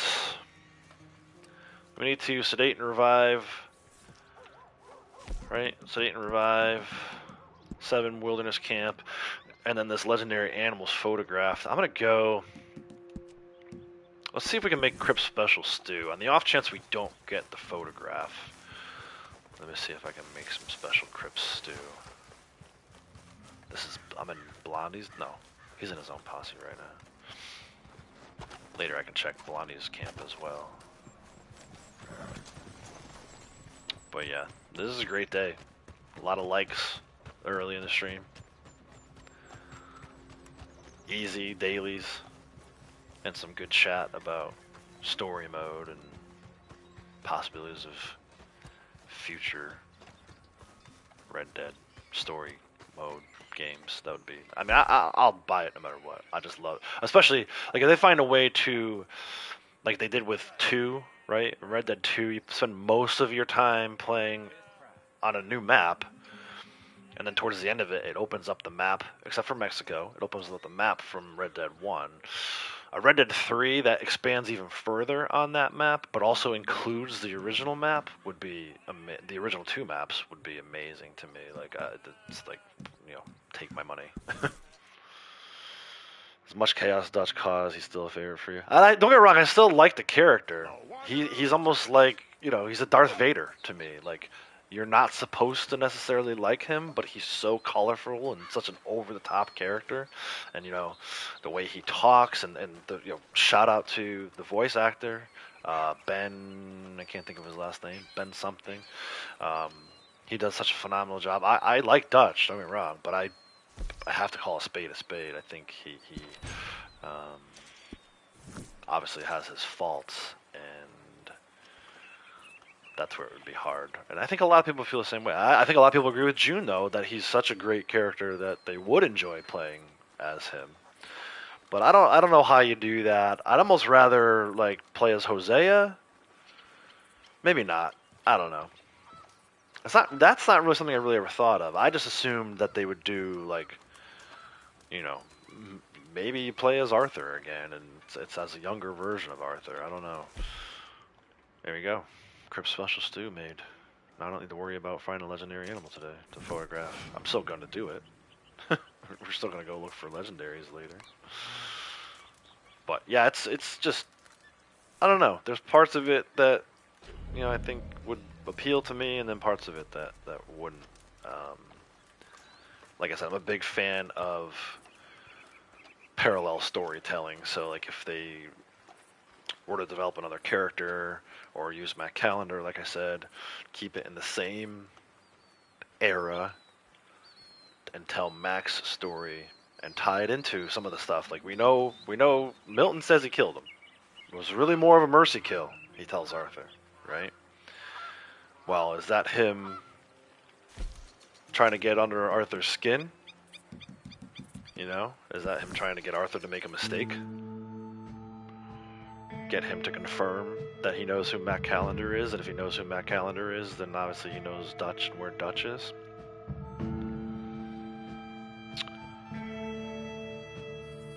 Maybe he really did kill him. I don't know. But I feel like I've seen enough of these stories throughout the course of watching TV and movies and stuff where it's like, unless you see the character actually die, and sometimes even when you do see him die, these motherfuckers come back. Right? So, I personally, I don't believe Matt Callender is dead in the world of Red Dead Redemption. I don't think Matt Callender is dead. I think he's very much alive, and who knows what he's doing. And I would love to see it. I think it would make for a pretty cool twist. What a twist! Further cementing Milton as a shitbag. I need to revive these, but I also need the samples. We're getting low on rabbit samples. I've turned in so many forests and rivers lately that my rabbit samples are running low. So we're going to take a sample and revive them for the daily. Gang story is told. Give me a young black belt story. That's the other piece of it, too. I do kind of feel like the gang story has been told through and through. Do we really need to see the earlier part of the gang where they're probably not even really doing anything exciting? Like, the exciting part of the gang story in Red Dead 2 is that it's falling apart, coming apart at the seams. You know, as our country here is becoming more and more developed, more and more civilized. I use air quotes because, you know, what does civilized really even mean? But as our country is becoming more and more civilized, that way of life, the outlaw way of life, is being stamped out. If you follow history, and I think a really good lesson for everybody would be to an idea for everybody who's interested in this kind of stuff is to either buy and read the paperback version of Red Dead's history by, I think his name is Tor Olesen, right? Tor T-O-R-E.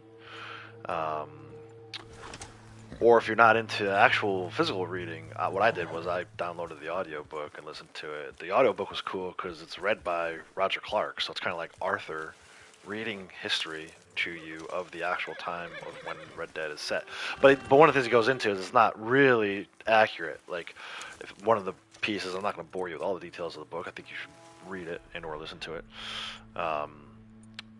The Pinkertons, by the time of the 1890s, late 1890s, the Pinkertons are more interested in like unions and union busting and all the stuff that was going on around that. They weren't interested in the outlaws by then. They had given up on the outlaws in the Wild West by like the 1870s. So, you know, all that stuff with Pinkertons trying to chase down outlaw gangs, that, as it's told in Red Dead 2, is set probably 20 years too late, right? If you look at actual history.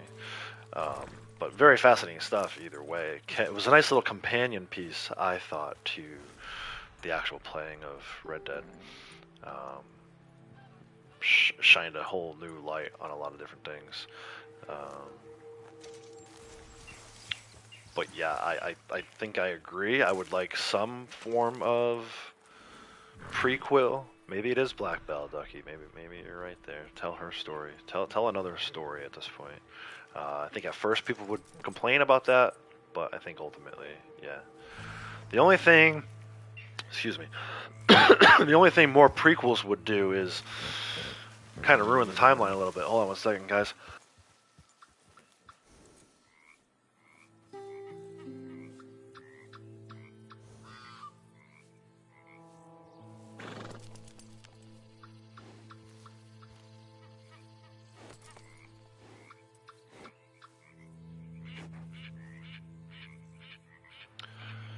Okay, sorry about that.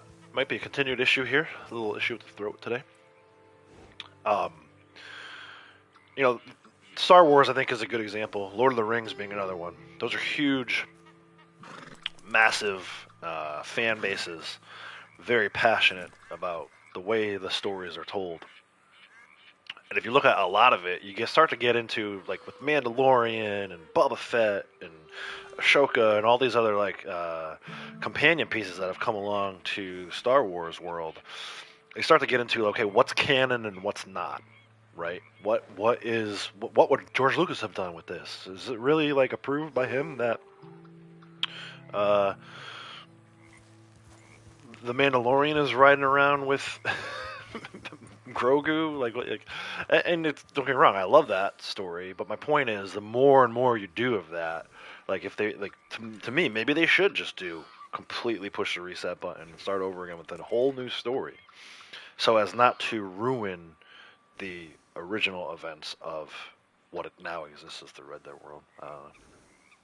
Free on Spotify, that audiobook you're talking about, that being free. Ian, how's it going? Welcome. How things going? Red Dead 3 going to be out? Who knows? Hopefully in my lifetime. Hopefully in my lifetime. I got to do 7 at a wilderness camp here. This should be my 9th roll daily. I don't know if I have any big game meat. I don't, so we're going to do split points as our craft. 1, 2, 3, 4, 5, 6, 7. Should see the gold, 0.25. The 0.75 is for doing all 9 roll challenges today. Good for me.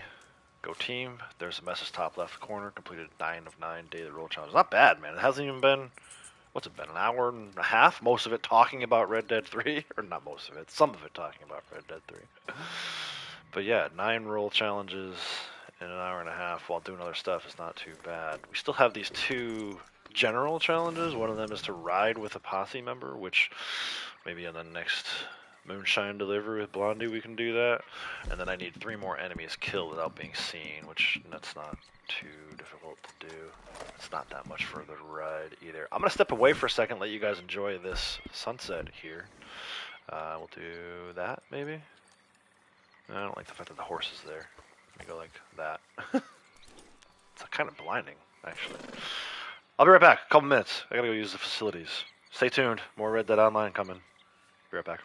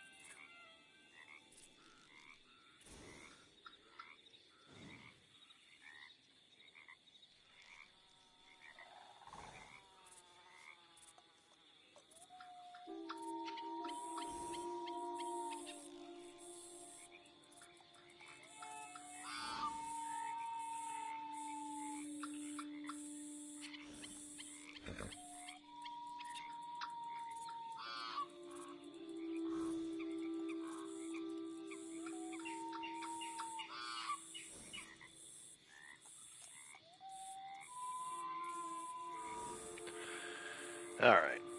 Yeah, the book, free for June, should still be free. Okay. Not June. Not June, not June a moon, but the month of June. Yeah, I highly encourage anybody, if you have Spotify subscription, definitely check that out. I mean, it's free anyway. You already have the Spotify subscription. You might as well check it out. If you're looking for a good read. Very, very good read. It's the first book I've actually read / listened to in a long time, and it was nice. You know, as a fan of the game and just a fan of history in general, it was very cool to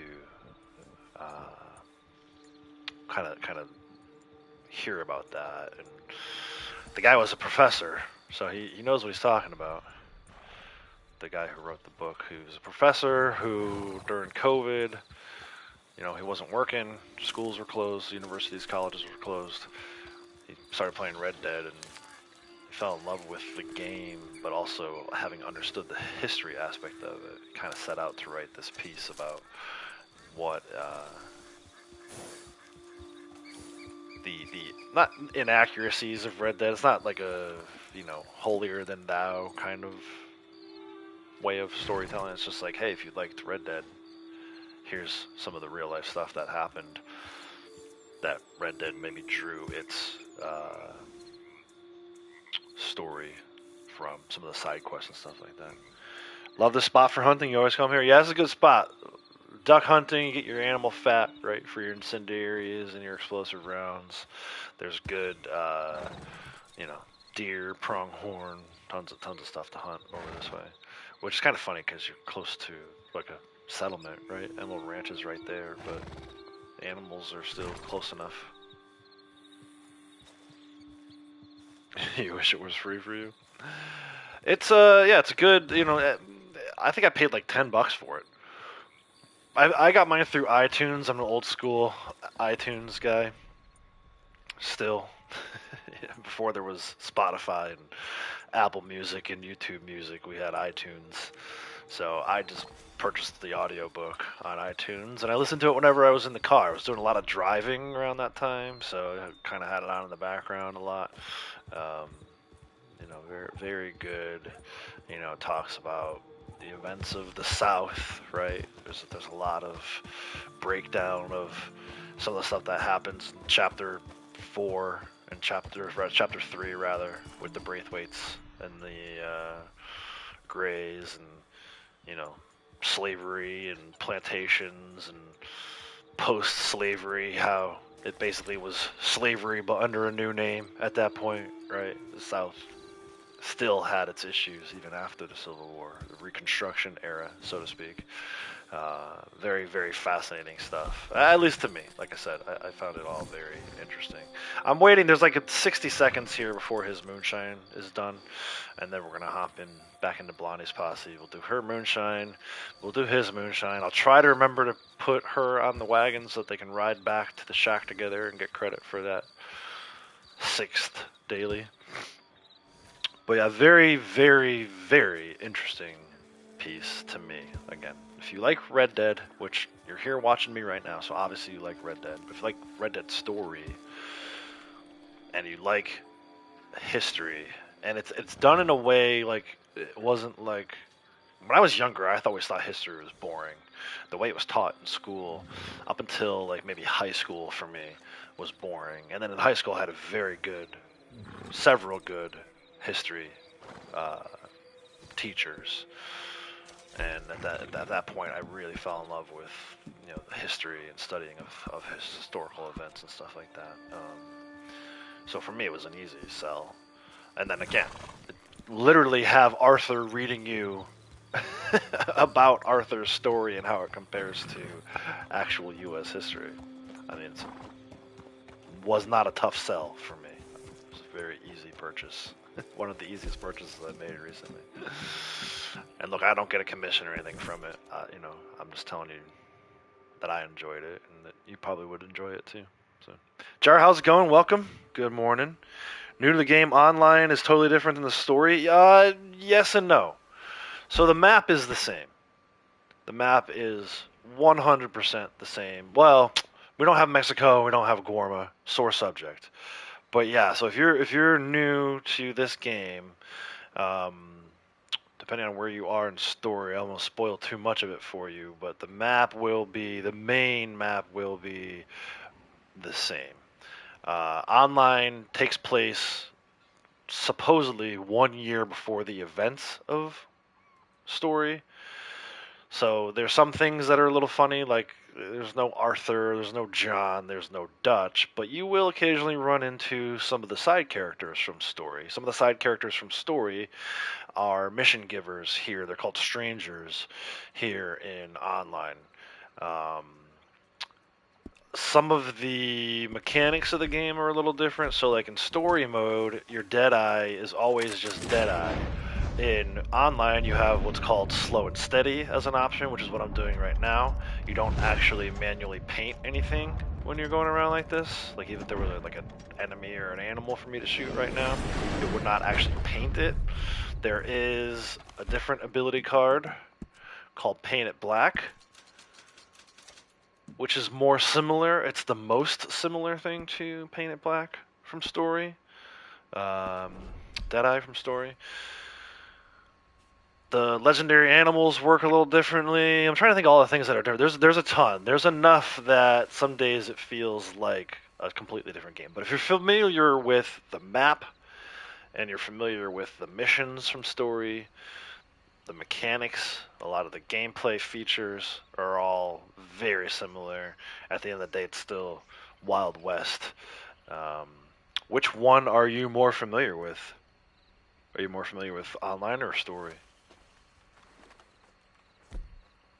I know you said you're new, but how new and which version did you decide to go? Which path did you go down first?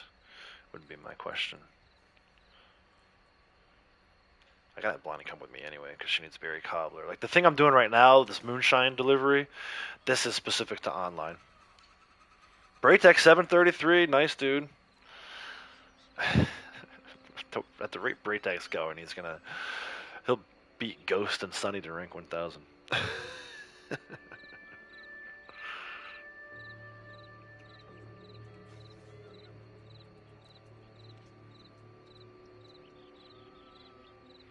So I'm waiting for my moonshine wagon. Technically, it's Blondie's moonshine wagon.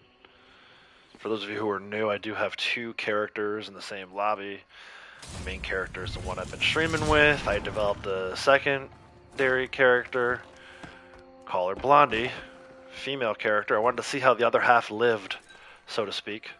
I wanted to see how, I kept hearing about how nasty the NPCs are when trash talking female characters versus male characters. So I developed this character to the left here with the pink shirt and the long blonde hair. You finished the story, okay. So, alright, so I wouldn't be spoiling anything for you then. So, characters like Sean and Sadie and Trelawney, even Joe. We had to do a Joe mission today for a daily. If you're familiar with Red Dead 1, Shaky is in here as a stranger, quest giver. A lot of their missions are very similar, like Shaky has a boat theft mission, Joe has a boat theft mission. They take place in different parts of the map, but it's a very similar style of mission, which is stealing a boat. I think one of the biggest adjustments for me was there wasn't like the gold bars. Like one of the first things I remember doing when I logged into online was going to the statues and trying to get gold bars out of there. You can't do that kind of stuff. Gold bars in online are earned. They are not found at random places on the map. The treasure maps are different from how it works in story mode. But so for me, my personal story is I was never much of an online player. Maybe like 15, 20 years ago, I was part of an online Madden group, football, right? Madden, American football, Madden. I didn't really care for how that played out in the end, so I was very hesitant to jump into the online arena for any games, not just Madden. I totally love Madden at this point.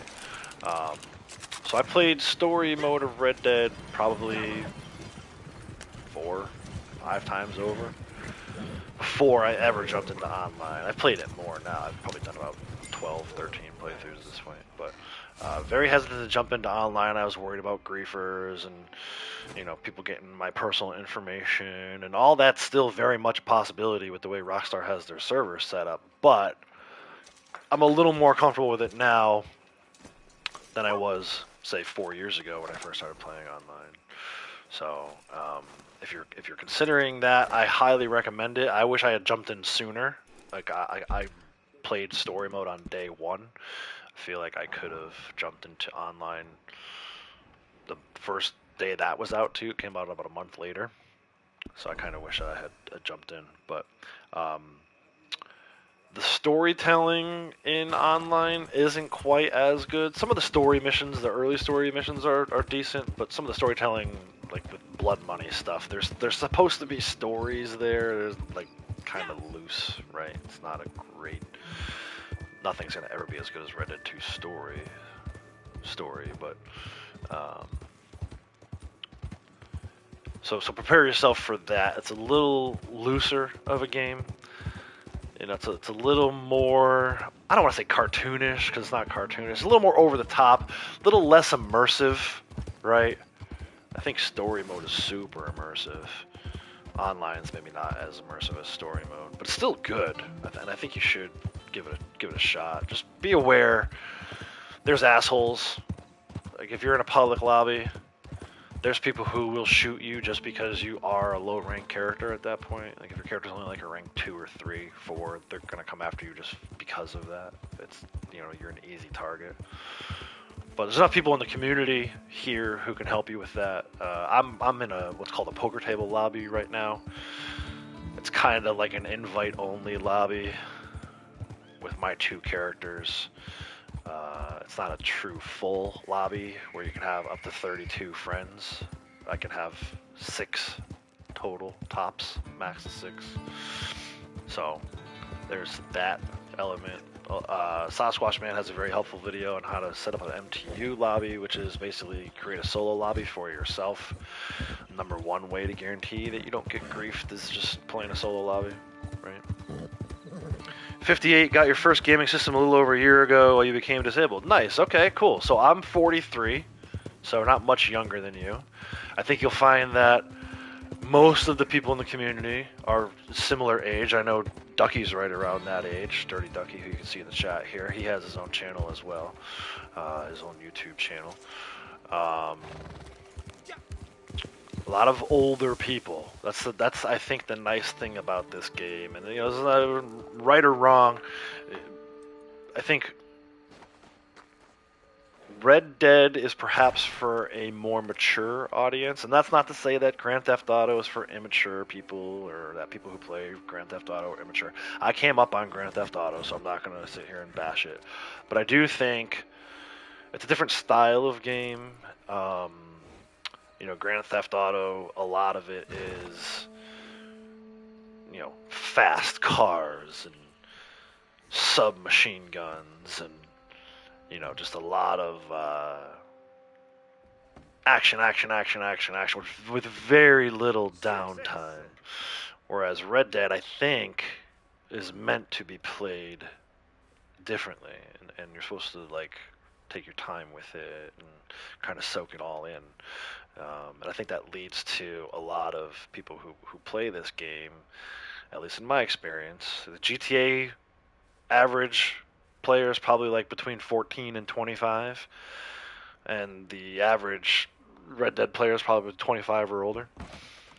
And again, that's not to say, like, I know Ducky plays GTA. There's people who are in their 50s and 60s that do still play GTA.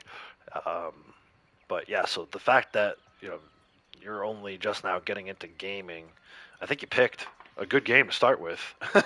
I mean, that's I think the mass appeal of this game is that, you know, it appeals to maybe the older crowd, the folks who maybe played games when they were younger on Nintendo or Super Nintendo, or even further back than that, maybe Atari.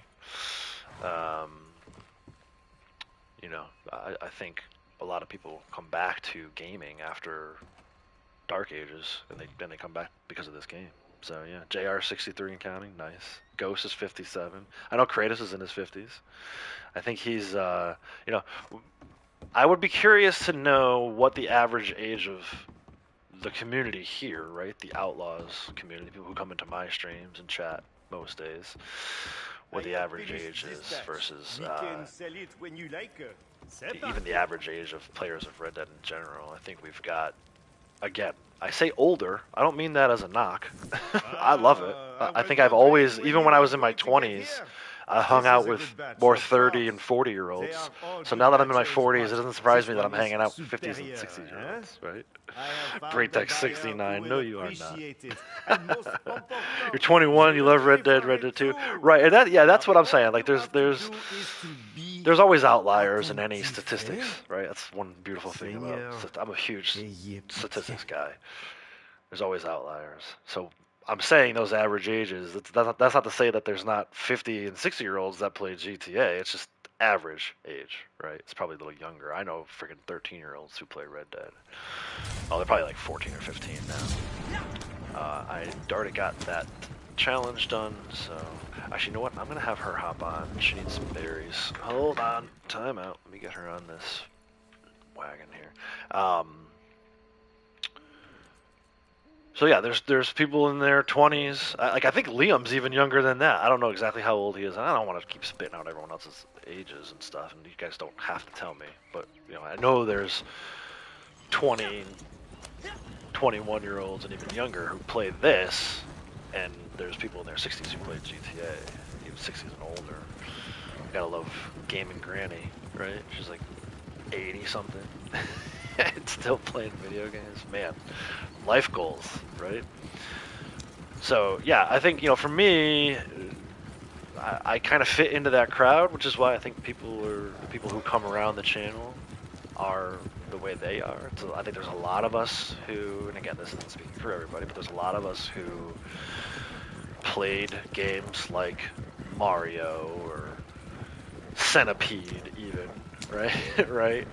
One of my best friends from high school actually has his own arcade restoration channel right here on YouTube, so I know he comes in every so often. But there's an older crowd who, part of the initial batch of gamers, back before that was even a term, right? Back in the late 70s, early 80s, when that wasn't even a term, who came up on like Nintendo games and stuff like that, who then got away from it for one reason or the other, either because there wasn't a ton of gaming, or gaming started to become looked at as more of a kid's hobby throughout the 90s and 2000s and 2010s, but who are now coming back to it and saying, okay, gaming is for everybody, man, and I'll stand by that. Like, my wife used to give me a hard time about how much time I would spend in here playing console in the office.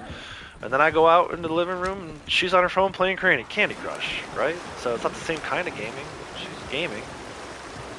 I think everybody, at least at this point. Not everybody, but most people have played some form of gaming. I mean, I have friends friends' moms who I grew up with, like on my baseball teams, who I'm friends with on Facebook now just because I'm friends with them. I'm friends with my friends and also friends with their moms on Facebook, and they post their Wordle scores all the time. Like that's a version of gaming, right? Wordle.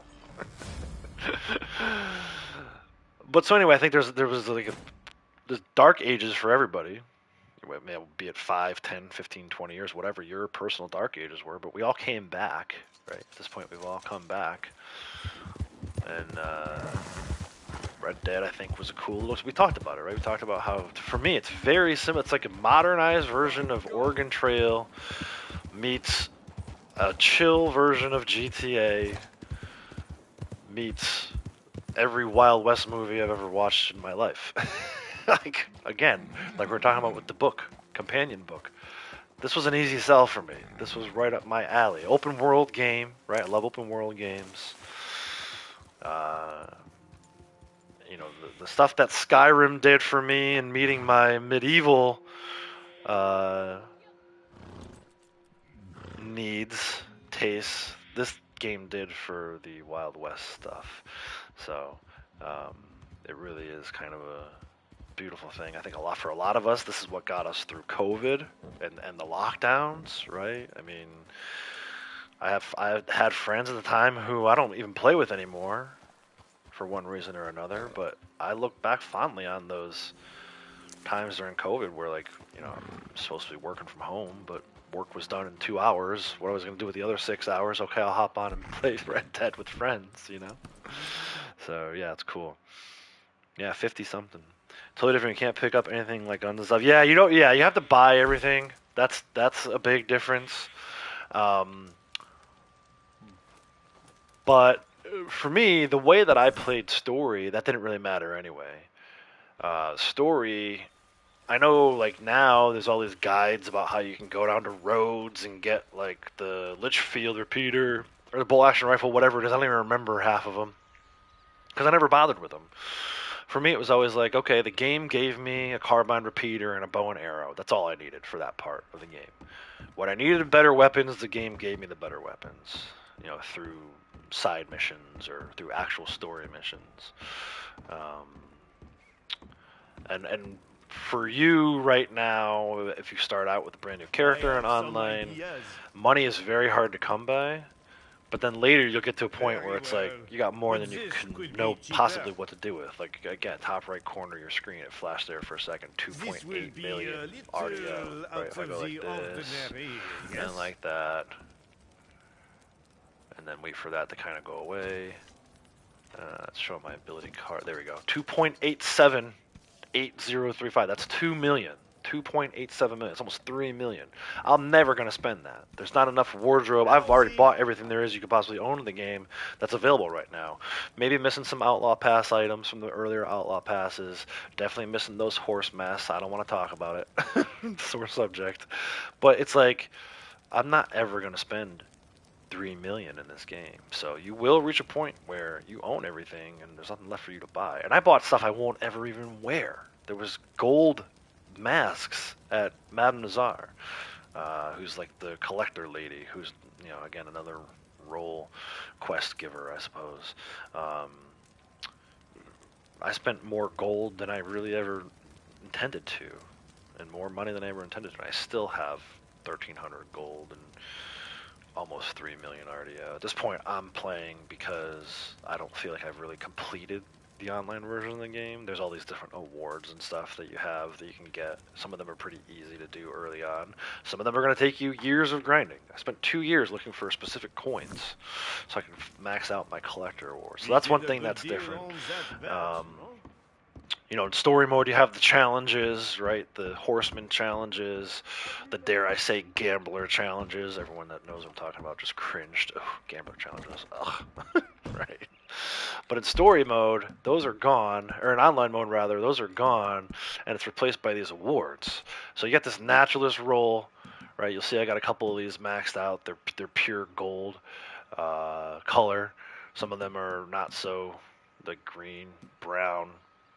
These are things that need to be grind. You have to grind in order to get them. One of the ones that I did that I think I'm the only one who has is maxing out this entire page. So I've collected 200 arrowhead sets, 200 coin sets lifetime in the 4 years I've been playing this game. So that's a little different from story mode. It is basically like two different games. There's enough differences. Like I said, a lot of the basic stuff, like you still point with L2 and you still shoot with R2, right? You still open the item wheel with L1 and thumb through it with R1. Like, those all are the same. You enter Eagle Eye by holding down L1 or L3 and R3, the joystick buttons, right? You can extend your Eagle Eye. One difference is you can actually run in Eagle Eye versus story mode. Arthur can't run in Eagle Eye. So there's enough similarities that it should be an easy transition. It's not like learning a whole new game. The buttons to loot and to pick things up are still the same. The buttons to get on your horse is still the same. The button to actually do the running and sprinting is the same. Yeah, so there's enough similarities I think you can make the transition. Did I ever try the sea? No, that's one thing I haven't done. That's considered a glitch. And like Kratos says, we don't do money or XP or gold glitches here.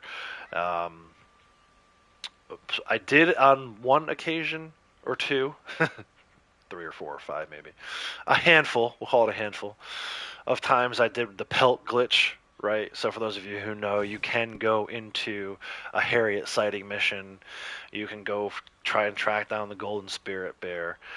When you get it, you can get a group of friends together. You can jump pelts so that you end up with more golden spirit bear pelts than you know what to do with, right? We've filled up our wagons, we've filled up our camps, we've filled up our secondary characters' wagons and camps. During Trader Month to get money bonuses, maybe that way. You still have to do the delivery, but it makes hunting a little more manageable, a lot more manageable. I would say other than that, the only other glitch I've really done is this poker table glitch, which, you know, if some people looked at that as cheating, fine, so be it. But other than that, what you see on the screen, 1,364 gold and 2.87 million RDO, 99.99999% of that is legit. I've never done the Lake Isabella glitch, never felt the need to. I know how to make XP, money, and gold in this game. I don't feel obligated to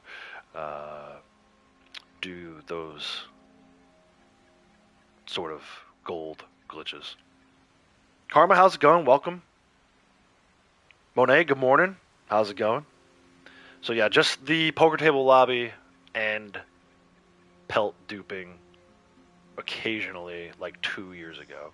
The people that I did that with, I don't even play with anymore, and haven't played with them in probably a year and a half, 2 years. So it was a long time ago, and not for a very long time. But I like to say it just because, you know, there's video out there. I know one of the players I used to play with during that time keeps all the videos of their gameplay. So I don't want, you know, someone, Outlaws from the West is a liar. He did pelt glitches. That's not going to happen. I'll own up to it.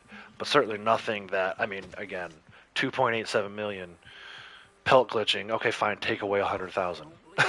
It's still 2.8, right? It's still 2.77 million. It didn't make or break the bank here for that kind of stuff. So, that's really all I'll say about it. So, all right, so we're pretty much done with dailies at this point, right? Generals, 2 out of 5. I still need to do this kill enemies without being seen thing. We'll see when we're riding around the map if we can get some hideouts, maybe. In fact, I can check on that right now. Let's see if we go to Tumbleweed, what happens, or Armadillo. Let's see what happens. Yeah, I never felt the need to do those glitches. First of all, I started playing long before those things ever existed. By the time the Lake Isabella thing came out, I was already like a rank 990. So there was no reason for me to do the Lake Isabella glitch. I went to Tumbleweed after all. I said I was going to go Armadillo. First I said Tumbleweed meaning Armadillo, then I fast traveled to Tumbleweed instead of Armadillo. Get out of here. Yeah. Yeah, I mean, why would I, at this point, why would I do the Lake Isabella glitch? I don't need more gold. I certainly don't need any more money. There's really no reason to do that. If you're a brand new player and you want to do that, go ahead, but I just don't see... I've never seen the benefit of it. I don't need to gold plate my guns. If I wanted to earn gold, I would just go do bounty hunter missions during bounty month. You know, if I needed the need for extra gold. But really, the best way to earn your gold is to do your dailies. I just earned almost 2 full gold bars on those last 2 dailies, right? 0.25 times 6 is what? 1.5. So just from those general dailies, I earned 1.5. And then from the 9 roll dailies plus the 0.75 kicker, it's like 4 gold. Just from doing roll dailies. 4, it's 5.5 gold just today.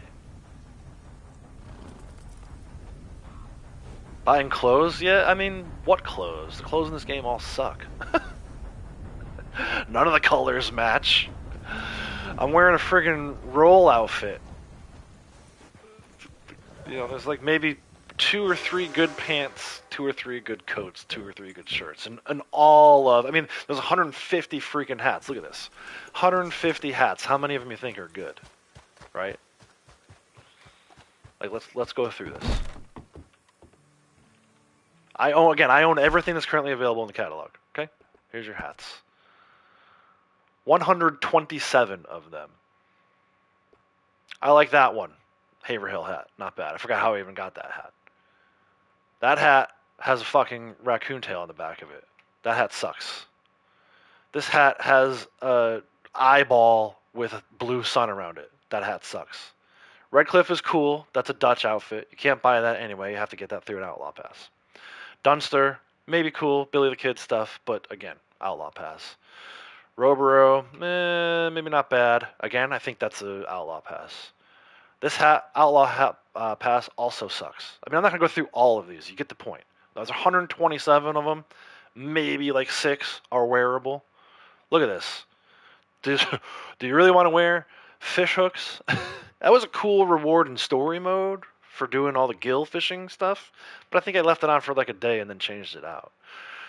Like the wardrobes in this game, I mean that's not something. Me personally, each teach their own, but me personally, if you're doing the Lake Isabella Lake Isabella glitch to get those hats, then I'm sorry, I feel bad for you.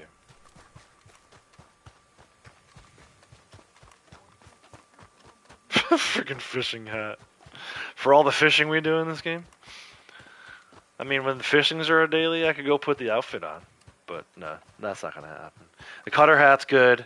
Buckley hat are the only two hats that's what I'm saying. The perfect example. Two hats. Two hats. Maybe one pair of pants. For the females, it's probably a little different. Females, I actually like the female clothes better than the male clothes. And I've seen some people like Key and even Orchid who do some really good stuff with the female outfits.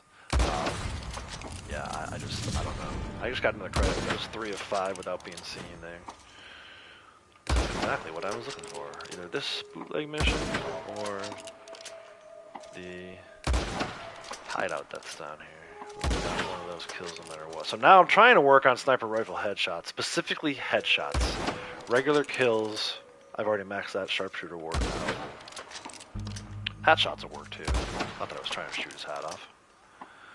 But this can be particularly difficult. I'm not a very good sniper in general, so to have to get specific headshots is a real challenge.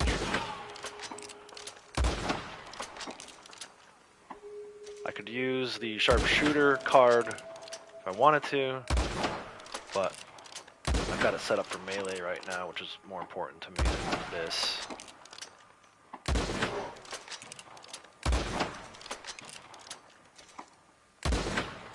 See, I'm trying not to do that. I don't want to shoot him in the shoulder.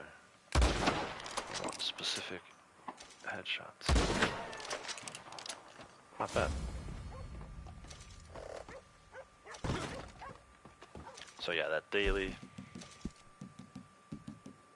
We're now at 3 of 5. Did the glitch for the clothes, not the hats? Yeah, no, I get what you're saying, right? There's two schools of thought. And again, I go back to, I don't think this game was meant to be raced through. I think it's meant to be a slow grind. It's meant to... I think the people who still enjoy this game the most are the ones who enjoy the environments. They enjoy just riding around the map. And that's not to say that there aren't other ways to enjoy the game. Again, me personally, never felt the need to go and do Lake Isabella glitch, or any other gold glitch, for that matter.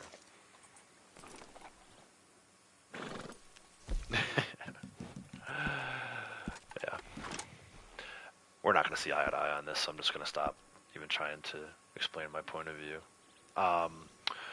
We need to do some sampling today. We talked about animal field guide stuff.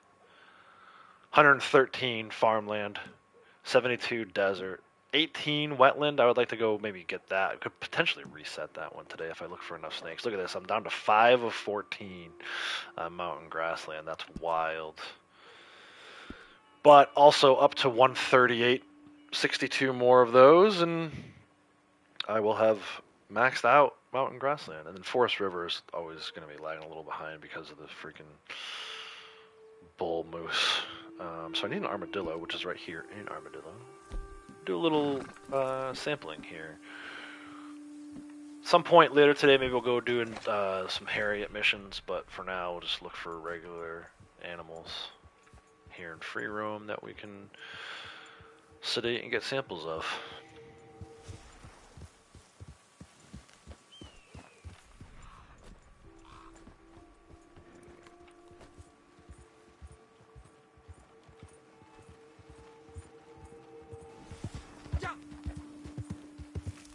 I do need a Sonoran doe. Where is that one?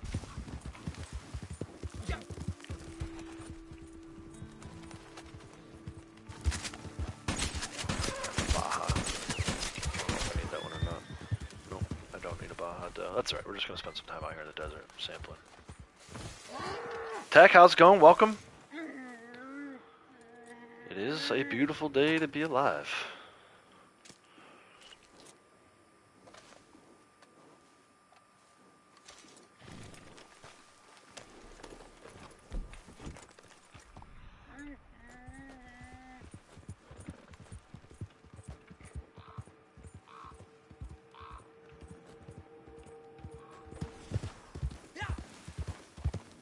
This area of the map really good for the desert pronghorns. There's 4 of them total. It's good for armadillo. A lot of badgers down this way. Occasionally you see a blacktail rattlesnake over here. You can see rabbits running around. Those don't count. Those are forest river. I do need to get some more of those. Snoring buck.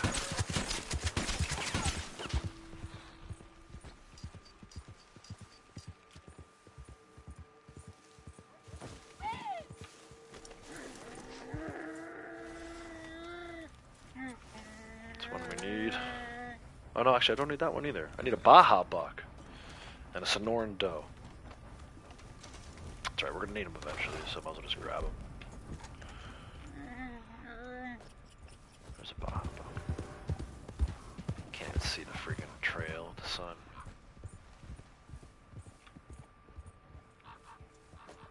What's this? Oh no, don't run over the rabbits. Why did I aim on the rabbit?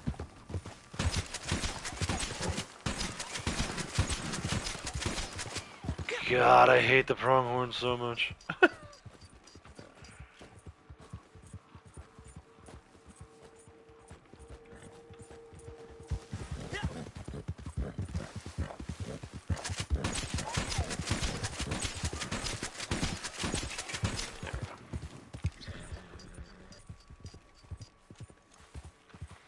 Try on the new steel spectacles that are out. You actually really like them. You should call yourself Professor Liam. Yeah, man, you could develop like a whole new character. There's actually a note-taking emote, which would go well with that. Forget what that note-taking one is from. It's from one of the roles. I want to say Moonshiner. I use that one at Christmas time to make a naughty and nice list dressed as Santa Claus.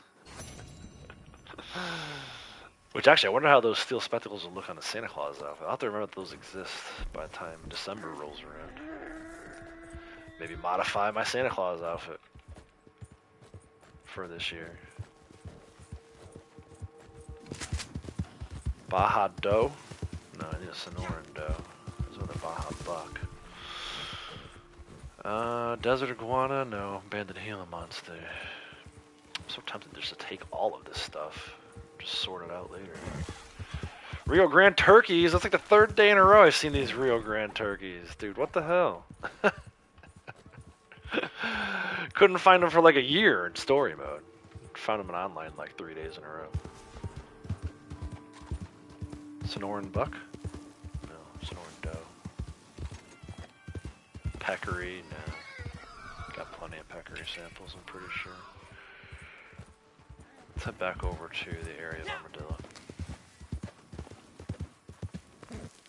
Yeah, see if you can find that and buy it. If you want to make like a little professor character.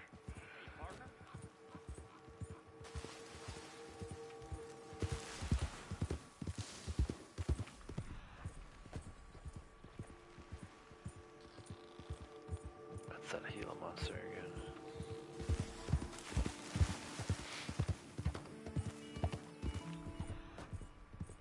Probably gonna be a lot of naturalists today. We're already, I mean, it's only 10 o'clock. Animal tagging is not for another 3 hours. Normally I'm like dailies, valuables. I can't do my valuable run until after animal tagging today. So that'll be like around 1 o'clock, like 3 more hours from now. So, like I said, gonna be a lot of this. My thumb's gonna be tired. A lot of looking for specific animals to keep this animal field guide thing going. Keep the momentum going. Let's go a little more slowly through here, look for an armadillo. Something over there looks small in size. What is that? Oh, that's an armadillo. Why it won't lock on it? It's beyond me. I feel like the auto lock has gotten a lot worse recently. Alright, armadillo. Add it to the collection. Saloon, Doe, Desert Ram, Desert Sheep. DJ, how's it going? Welcome. How much for my account? Is my account for sale? Is that what you mean?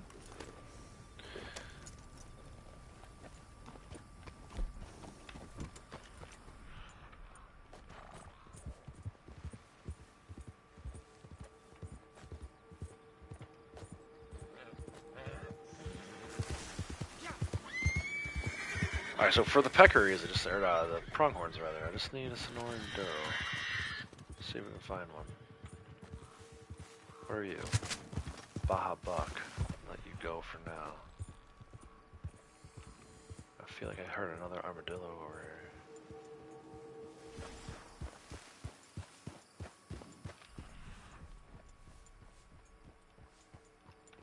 It's not for sale. Sorry. I should. It's funny.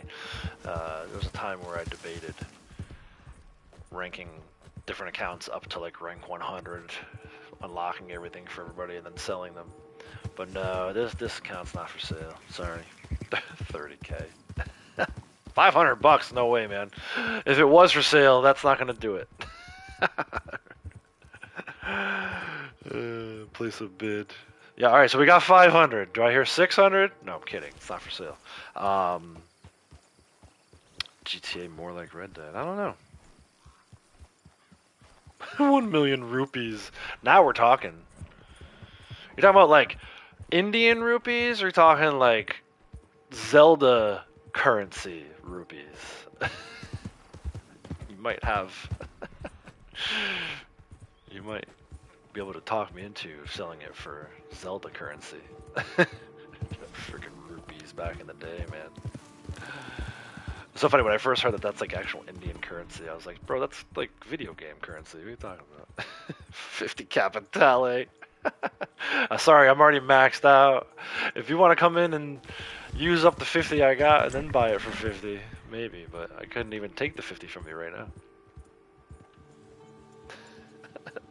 A villa in Los Angeles? Not a big fan of LA. Somewhere else, maybe. Try another city. 20,000 hours in the game for 500 bucks. No. Yeah, there's really no price tag. I can't get that time back, right? That's why I always say time is a much more valuable resource than money. You can lose a lot of money this lifetime and make a portion of it back. As far as I know, there's no way to get any of your time back. I can't get any of that 20,000 hours back. Valentine. Your count is definitely over 30k all the time in games, not including the... Yeah, exactly. It's a lot of time invested in this game. 30 million, maybe.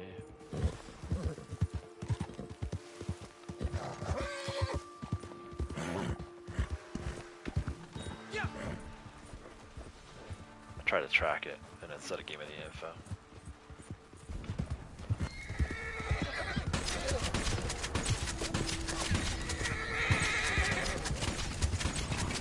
There we go, we got our Sonoran Doe.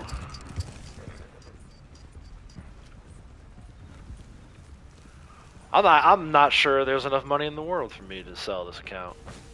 Start all over again. Blondie's not close enough for me to do that.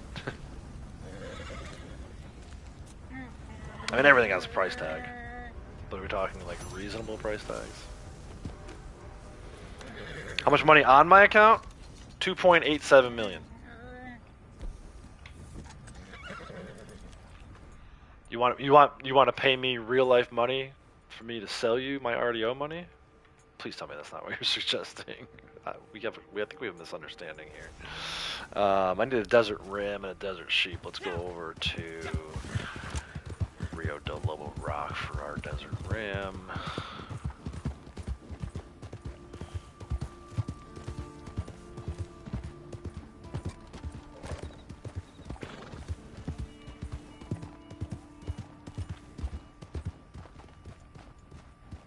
Does anybody actually know someone who sold the cow? So back when I was doing my old job, one of the last jobs I had as part of that 22-year career was sort of tracking down wire fraud. Like, not actually like putting handcuffs on anybody. Like, basically what I would do is the system would spit out what they called potentially suspicious items, and emphasis on the potentially, right? So my job was then to determine, is it truly potentially suspicious, or is this a legitimate transaction? And I had all sorts of resources. The company I worked for would give me all sorts of resources to track that stuff down. Well, but one of the best ways to track it down was just to use the good old internet and do a Google search on the name of the wire sender or the wire receiver. So in my researching of internet research, there was this website. I'm not even sure if it still exists. And it wasn't for Red Dead, it was for other video games like World of Warcraft and stuff like that, where you could wire money to this company, which I'm assuming was like one or two guys, who knows, where they would build you out a character in either World of Warcraft or some other game. Red Dead wasn't on the list, trust me, I looked. This is where the whole idea came from, right? If you wanted a rank 300 orc in World of Warcraft, or whatever the hell they call them these days, you could send some money to these folks, and they would create a character for you to your specifications. So yeah, you could potentially, there would maybe be a market for, and I'm sure they exist, but it's not what I came across while I was doing my research. I'm sure you could find some websites out there. Do you trust them? Paying with your credit card on a website these days, this day and age, is pretty risky. Do you trust them to actually build out your character for you and then give you the rights to it afterwards? But yeah, I would. Not this character. This character would never be for sale. But there's a market for, if you wanted to go in and rank a character up to rank 100 and then sell it to somebody or give it to somebody. You could do that. I don't think it's illegal. I don't know. But in the case of what I was doing, like I said, I was trying to just rule out, determine whether an item is actually potentially suspicious, right? And then my job was to put a case together and forward it on to another team who would then determine whether or not it was actually suspicious. And if it was, they would work with local authorities. Like I said, I was nowhere near putting handcuffs on anybody, but our system would spit out a certain number of items every month, and I would be responsible for taking a portion of that and trying to find out if it was it really potentially a fraud item, or is it no? And most of it was ruling out and finding out. Like in the case of this thing, I found out that it was legitimate. It was a legitimate transaction. Somebody wired somebody some money for creating a video game character. Nothing that I would ever do. I value my money too much to be buying video game characters. But like I said, you could do it. There's a market for it. You're jealous? You're only a little into RDO, now struggling for upgrades. You're next to the trader wagon. Just keep grinding. I've got a lot of time spent in this game. I was fortunate enough to have a lot of free time back in the days that I was talking about earlier with COVID and lockdowns and all that stuff. I mean, I went from rank 0 to rank 400 in like the first month or two that I played the game. But it is, a very grindy game, especially at this point. At max rank, I've got all the money I really care for, but there's still things that I get jealous about. I'm jealous that Braytech has more farmland animals samples turned in than I do. I want to be close to 200 like he is. I'm jealous that Brave Kratos has all of them ranked out. I'm sure those guys are jealous that I've got all the collector ones ranked out. So it's just enjoy the game. That's the number one thing I can tell you. enjoy the game, play the game, find something to do every day in the game, and the rank will come naturally. Don't stress too much over. I feel like that was one of the mistakes that I made. I stressed too much over hitting rank 1000. I spent a little too much time collecting, not enough time doing some of these other things. But you'll get there. You'll get there eventually. So yeah, it is possible. Yeah, I think if you searched on the internet, you could potentially find. Again, is it trustworthy? You know, if you find somebody on the internet who is offering to make you a rank 100 character so that you have everything unlocked and all the roles unlocked, you can find it. Do you trust them to actually be trustworthy? Are you just going to wire or even give your debit card to some random stranger on the internet? I wouldn't recommend that. So finding it is only half the battle. Finding a trustworthy site is a whole other topic of conversation. But yeah, just find a good group to play in and grind. I think Ghost is right. Just find a good group to play in and grind. Anyone who has as much time as Outlaws in this game would never sell it. Yeah, that's probably true. But again, you could probably find a... Look, I've thought about doing it. I've thought about creating 100 characters, getting them all ranked up to 100, getting all the roles ranked and unlocked up to 20 or 30 in the case of Bounty Hunter, and then selling it. But it sounds like a lot of work. I enjoy playing on this character too much to kind of do all that stuff. I think that would ruin the game for me, you know.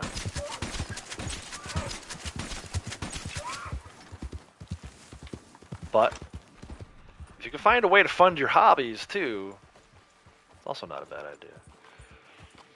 You know, if you did that and then that pays for your PS, you know, even if you only sell 1 or 2 of them, it could potentially pay for your PS Plus subscription for a whole year. And then, you know, you monetize on YouTube and do live streams, make a little money back that way. I mean, there's all kinds of different ways to do this. Trust me. In 2025, there are a million different ways for you to make money. And you should 100% explore every one of those possibilities and not rule anything out. I mean, at this point, I don't even have an actual real job anymore, but I've got 2 or 3 sources of income that pay certain bills each month. It's enough to pay certain bills each month. So, you know, why wouldn't I do that? I'm going to Tumbleweed to get a desert sheep, and then we'll have enough for this desert animals category to turn them in. Sly's here. Hey, Sly, welcome. How's it going? Haven't enjoyed a multiplayer game in a while. Yeah, that's the same boat I was in. Like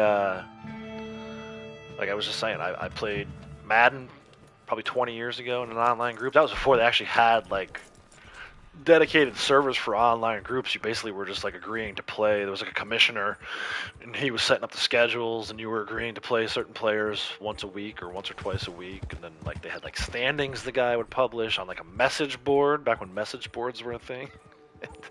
It's so crazy to think about how the world of online gaming has changed. But yeah, I would never, even today.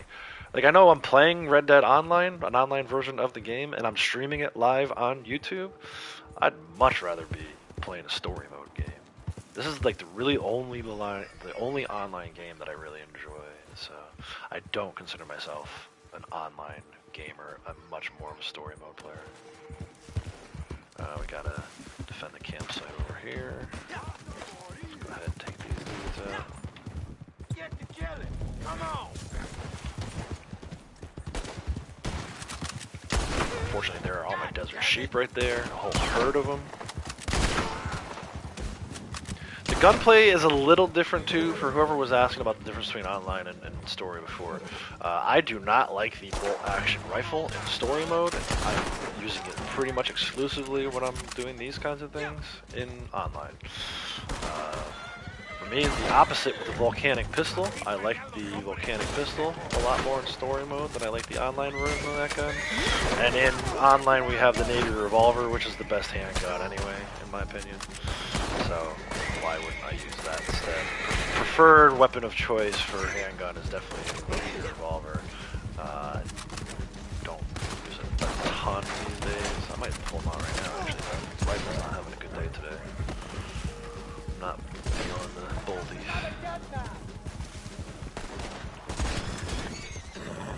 You can see how good these navies are. It's not a weapon that is available in the story. Only in online.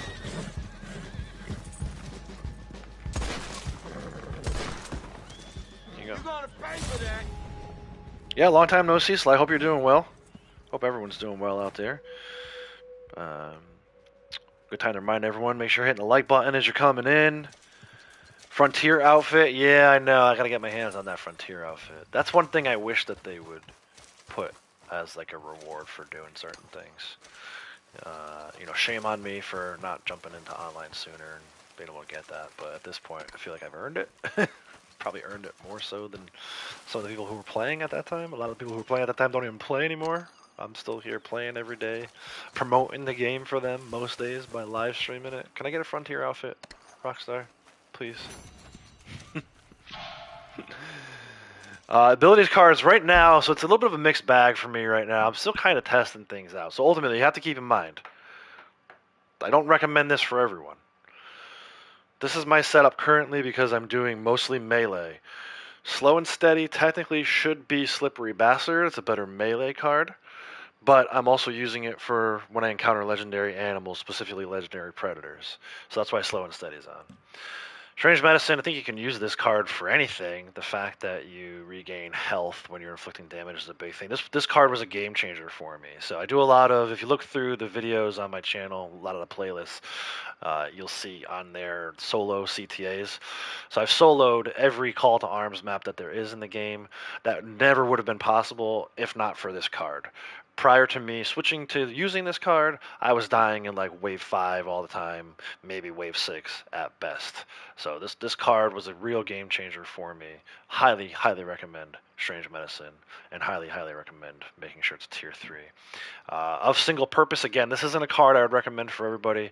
This is so that I take less damage from bullets while either unarmed or using a melee weapon. Again, I'm doing a ton of melee these days, trying to get my melee kills and execution kills up for my sharpshooter award. So what I would recommend in the place of this one, depending on your style of play, is Friends for Life is good if you're doing a lot of horse, if you're on your horse quite often. I used Hunker Down for a long time. Again, soloing CTAs, I was hiding behind cover of boxes and barrels and things like that quite a lot early on. Fight Another Day is a pretty good one if you're doing a lot of sprinting and CTAs. What else did I use from this one? If not, I would just switch off of this and use either another health card or maybe a damage card. I would use Iron Lung isn't bad if you're using cards that are stamina dependent. It's good to kind of combine. Eye for Eye is good if you're getting a lot of headshots. It does restore a lot of dead eye.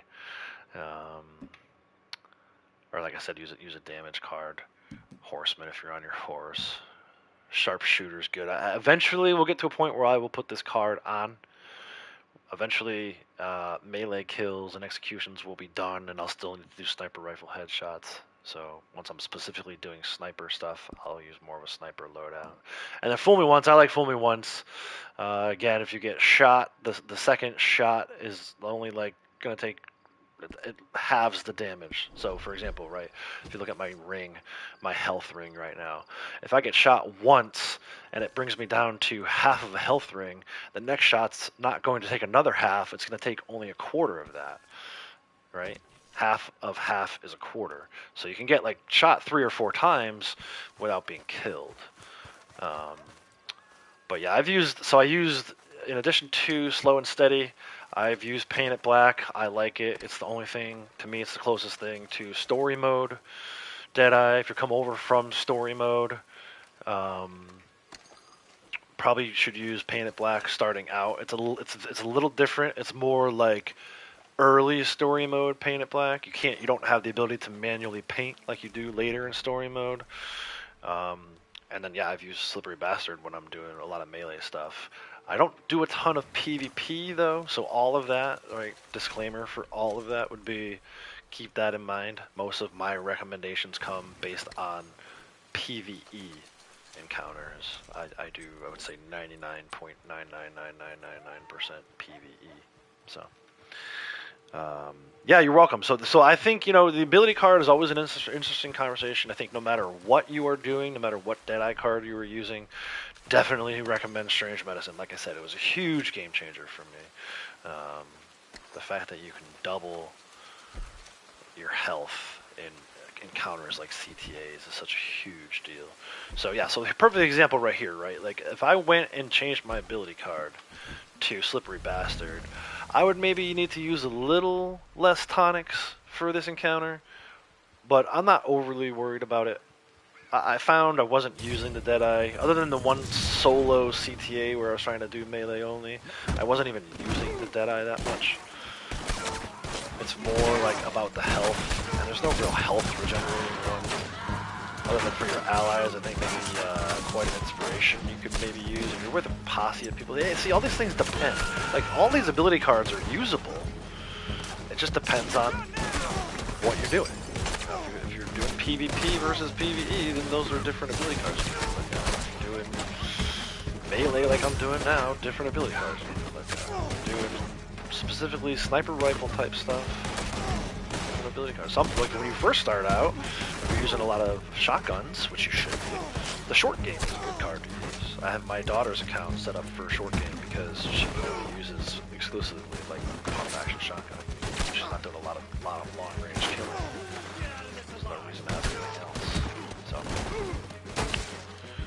there's a lot of different information out there. A lot of different people have different opinions on the best ability cards. You have to figure out what works for you. You know, for me, for the longest time, like I said, I would use that hunker down card because I would hunker down just like this guy's doing behind this box, right? Well, I don't do that anymore. So using a hunker down card is a waste of a ability card slot. There's no need to do hunker down right now when I'm running around doing this. I haven't hunkered down in a long time. I should have at least killed one of these guys while they weren't looking. That was a mistake. But yeah, that's what it's all about, man. It's all about sharing the knowledge. This guy's bugged. Favorite loadout is Painted Black, Iron Lung, Fool Me Once, and Winning Streak. Quite good for PvP. Yeah, Winning Streak is good for PvE also. If you are killing legendary animals instead of sedating and sampling them, Winning Streak is good. You could kill like some of the toughest legendary animals in like 3 shots. But again, depends on what you're trying to do. If you're trying to sample and sedate legendary animals, then Winning Streak isn't going to do you jack. Slippery, Gunslinger's Choice, Iron Lung, and Peak Condition. Yeah, it's good. Painted Black, Fool Me Once, Winning Streak, Peak Condition.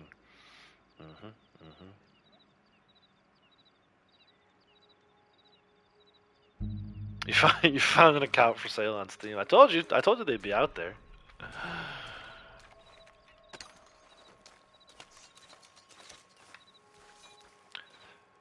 The only thing I would say, I think Kratos hit the nail on the head with the advice there. You're gonna be bored, right? This isn't the kind of game where after you've done all that stuff, like what are you gonna do after you've gotten rank 1000? I know a lot of people who hit rank 1000 who haven't played the game since.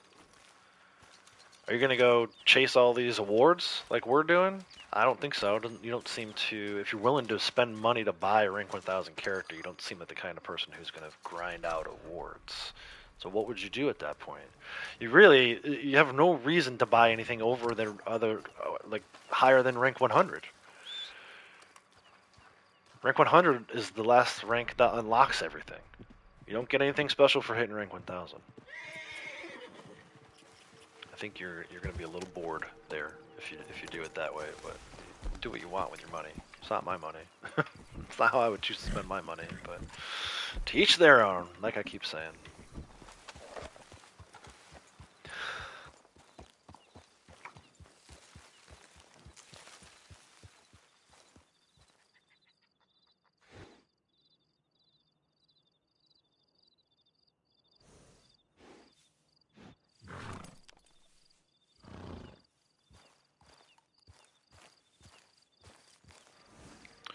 Apologies for that. I was having another coughing fit. Looks like we need to break out the cough drops today.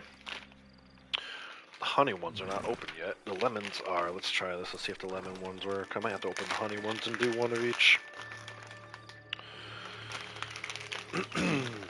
Yeah, so we're having a rough day. The voices. This is what I get for not streaming more than once a week for a long time and then deciding to do 3 streams in 1 week and have one of them be 7 hours long. 8 hours long. Did we do 8 hours the other day or 7? I forget.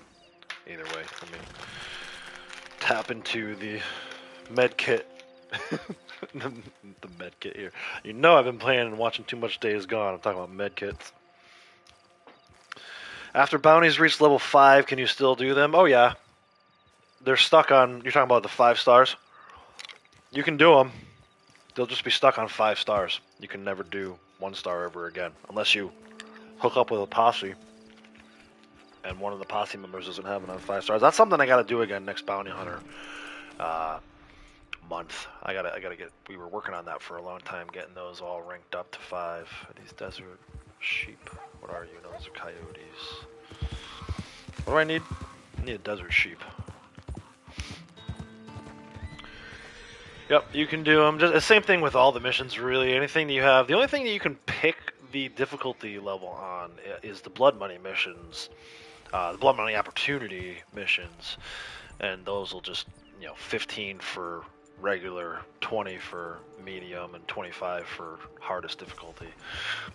Capitale, that is. Capitale. The Telegram missions, once you get to Ruthless, you cannot go back to standard difficulty, which kind of stinks. But yeah, to answer your question, 5-star bounties, you can do them again, they just stay stuck on 5 stars.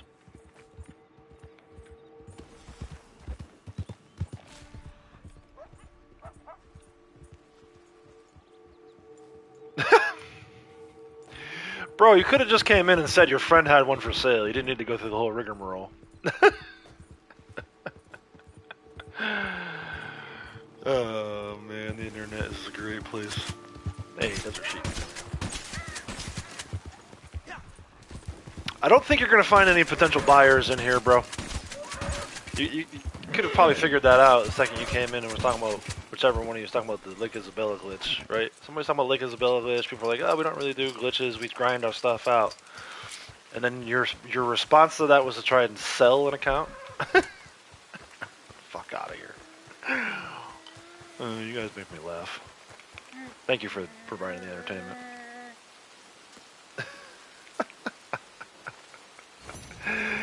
There's this great line in Game of Thrones where Tyrion Lannister says, if you're looking for justice, you've come to the wrong place. That's like the only thing I can think about right now. If you're looking for buyers for your modded Red Dead account, you've come to the wrong place.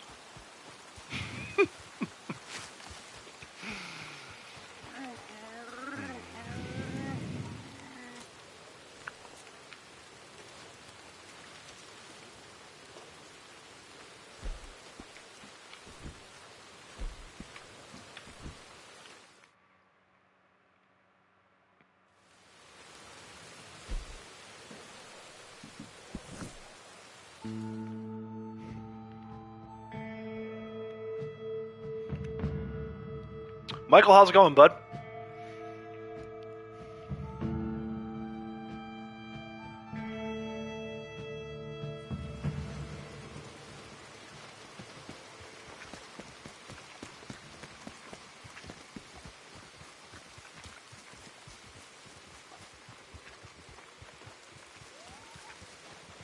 You there? You shopping?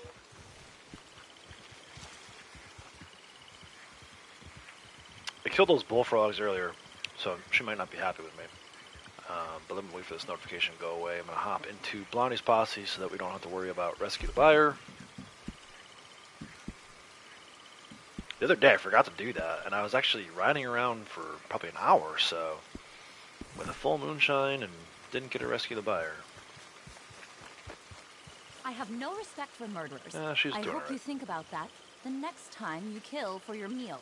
I'm doing good, thanks. Yeah, family's good. Lots to look at. Reason why I didn't stream yesterday, we had a dentist. The girls both had dentist appointments, which was rough for Avery. For those of you who don't know, I have twin daughters. One of them has Down syndrome. She doesn't do well in most doctor and dentist situations. They were born early, so their first 3 minutes in this life, they were plugged into machines and IV drips and all this stuff. So as soon as she saw the chair, she was fine in like the waiting room. But as soon as she saw the chair at the dentist office, she started freaking out. Hopefully you didn't forget It was anything. just a terrible experience, and I don't know how we're ever going to get this poor girl A to trade. sit you at the propose? dentist's office. Morgan did a great job, trying to be a good example for her sister, which is tough, on Morgan. It's a lot of responsibility on Morgan, who's also 9 years old, right? But Avery's more like a 3 or 4-year-old. You have to think of her in those terms, even though she's the same age. It's almost like having a younger sister. So Morgan led by example, did a great job, but Avery was just, not having it. Terrible experience. I felt bad afterwards. Very much enjoy We the need to alligators figure around something here. out More for intelligent than they're the given credit dentist for. situation next time. I stream usually once a week. That's going to change a little bit coming up here. I just took a new job. I don't really have a set schedule yet. I'll be in training for like 3 weeks, and then I'll figure out what my my work schedule actually looks like. And once I know what my work schedule looks like, then I can figure out my stream schedule. So, hey Parker, how's it going? Welcome, new to the RDR online world. Great to hear it. Endless beauty in this world. Nobody here needs or wants to buy an account. It's probably lower than their own account anyway. Exactly, Ghost. All right, so let's sell some of these desert samples we just got. I don't need to sell the Gila Monster or the Baja Doe. Sonoran Doe I do This need to beautiful sell. creature is not so different from you or me. Practically the same. Sierra Nevada sheep, no. Can hold on to those. Desert Bighorn Ram. Poor thing. Hope it doesn't miss this. For those of you who are new, it is Naturalist month this month, so you're going to be seeing me do a lot of Naturalist content. It's not everyone's my favorite role by comes any from stretch. West, I would say the most giving people, if power they of had to mother, pick the a least nurturing favorite West. role, it would be the Naturalist role.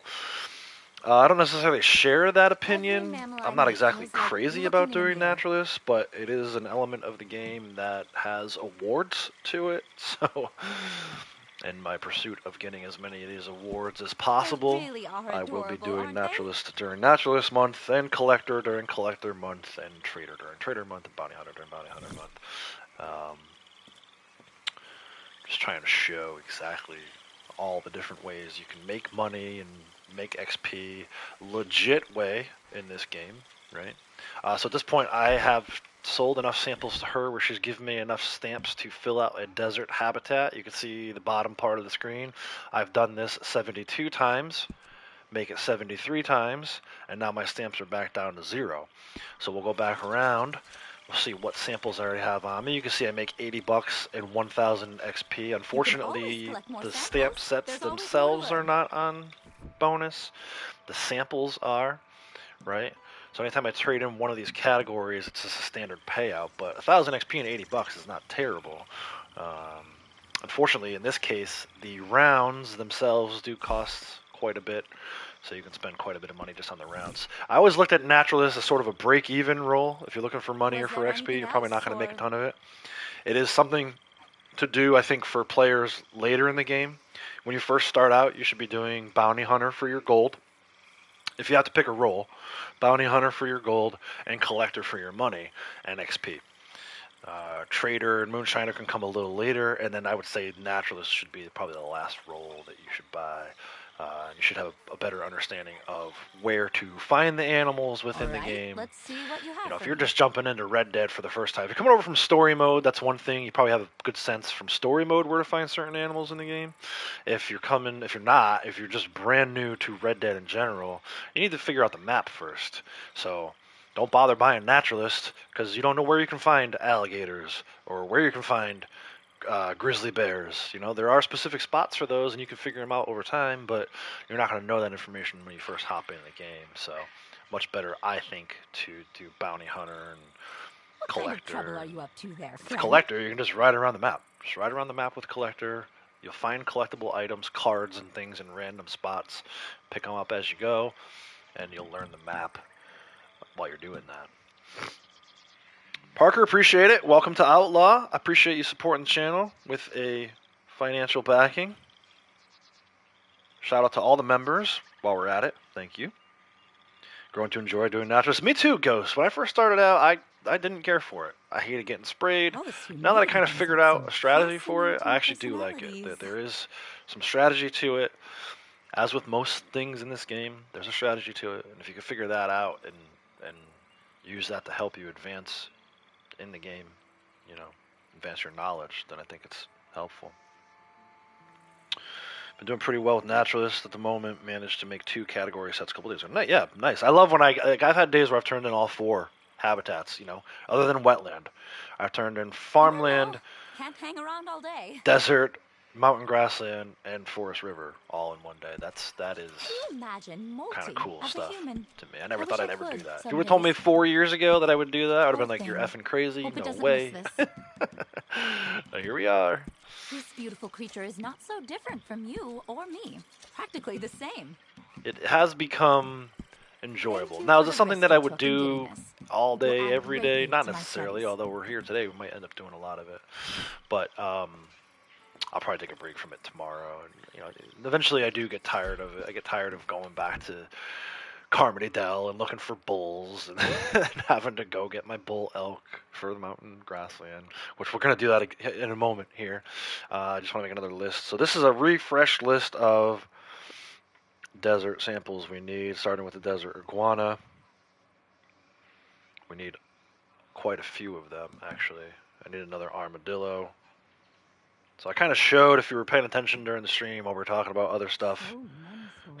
Dude was trying to sell me his account. I was actively sampling at that point.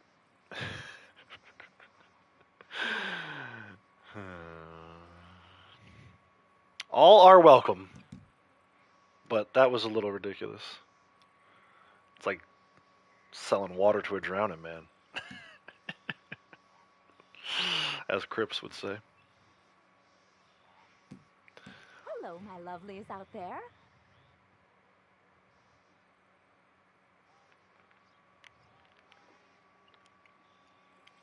From India, nice man. I love my Indian friends. I spent 5 weeks in India back in 2007, I think. Long time ago. Seems like it was just yesterday, but yeah, it was 18 years ago, I guess. Company I worked for at the time was sending some jobs over to India. They asked me to go over there and do some training. I was supposed to be there for 4 weeks. I ended up spending an additional week there, so I spent 5 weeks in Gurgaon and New Delhi. I stayed in New Delhi. The hotel was in New Delhi. The work site was in Gurgaon. Made a lot of friends over there. I only talked to like 1 or 2 of them now these days. I kind of fell out of touch with a lot of them over Until there. next But time. Indian people in general, I enjoy. I enjoy their curiosity. For the most part, they are friendly. At least the ones that I've met. Good people, Indian people. Yeah, long time ago. Like I said, 18 years ago. Playing with Kratos will help you to appreciate it. Yeah, Kratos has that effect. Been doing protect the animal, legendary animal. Michael, yeah. So I tried doing that the other day. That's one thing I should do more of. Unfortunately, every time I do it, it seems to bug out, and it ends up being a waste of time. So the other day, one of the bears, I forget which one it was, bugged out, and I ended up not getting the sample, so it's a waste of like 20 minutes. So Protect the Legendary is not my favorite. I like doing animal tagging. Protect the Legendary is not my favorite. 2 blood money missions in free roam today. Nice, that's a good day. And if you do your Joe mission, you get credit for a 3rd one. Might try to get multiple categories together and then sell them. Might do that. Yeah, there's different strategies for how to do it too. I know me and Braytek were talking about the other day. He likes to go and collect 10 of the easiest ones. So like in farmland, he'll go and get like 10 cows and all 10 of the pigs, and then he'll set his sights on the bulls. I have a little bit of a different strategy for that. I think it doesn't matter. I think that's like one of those, like, you know, the cliche idiom of multiple ways to skin a cat, right? More than one way to skin a cat, which never made sense to me. Why would you skin a cat at all? But there are different strategies for that, and I think both work effectively. You just gotta, again, figure out what works for you. For him, that works, and he's almost maxed out his farmland category, so why not do that? Me, I get tired and bored of sampling just one category all the time. So I might do like I just did desert. I probably won't go back to the desert until after animal tagging today. But we can do some farmland stuff. Hopefully we get these bulls. If not, we'll look at maybe mountain grassland. So, my condolences. But no, it's true. Kratos, you know, I fought him on this for a while.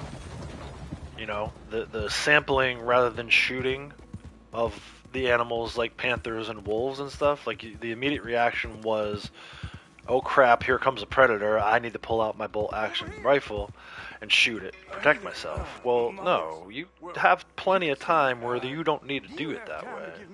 Keep your varmint rifle handy, and if you can sedate and sample them rather than killing them, better. If you sedate and sample them and then you're not able to get away, You will? this guy's an See, ambush. I knew you had a kind face. Okay, so I can... You know, so then the other night I was watching Cap stream, and nothing against Cap, but he just reminded me of how I used to do it.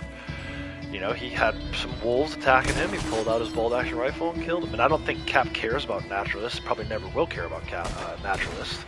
But it was one of those things where, like I said, he reminded me of how I used to play the game. I used to quickly pull out my bolt action rifle and kill the predators, because, you know, kill or be killed, right? Well, kill or be killed can be replaced by sedate and sample or be killed just as easily. So credit to Kratos for that. And then just using my own knowledge of where 90% of these things exist and live, you know, I may not know where certain water snakes were until Braytech and Kratos started helping me out with that, but I know where to find wolves. I knew where to find bull elk and cow elk. I was like, all right, we have all that knowledge. Now let's just...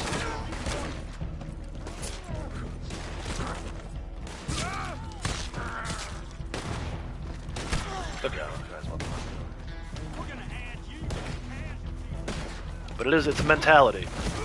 100% it's a mentality of, do you want to kill to hunt and do more trader wagons?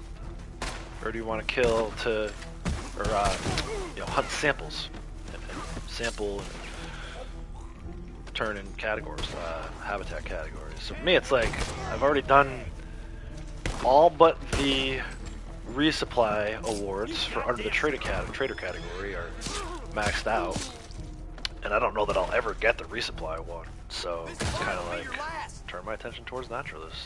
It's the last role that really needs a lot of work.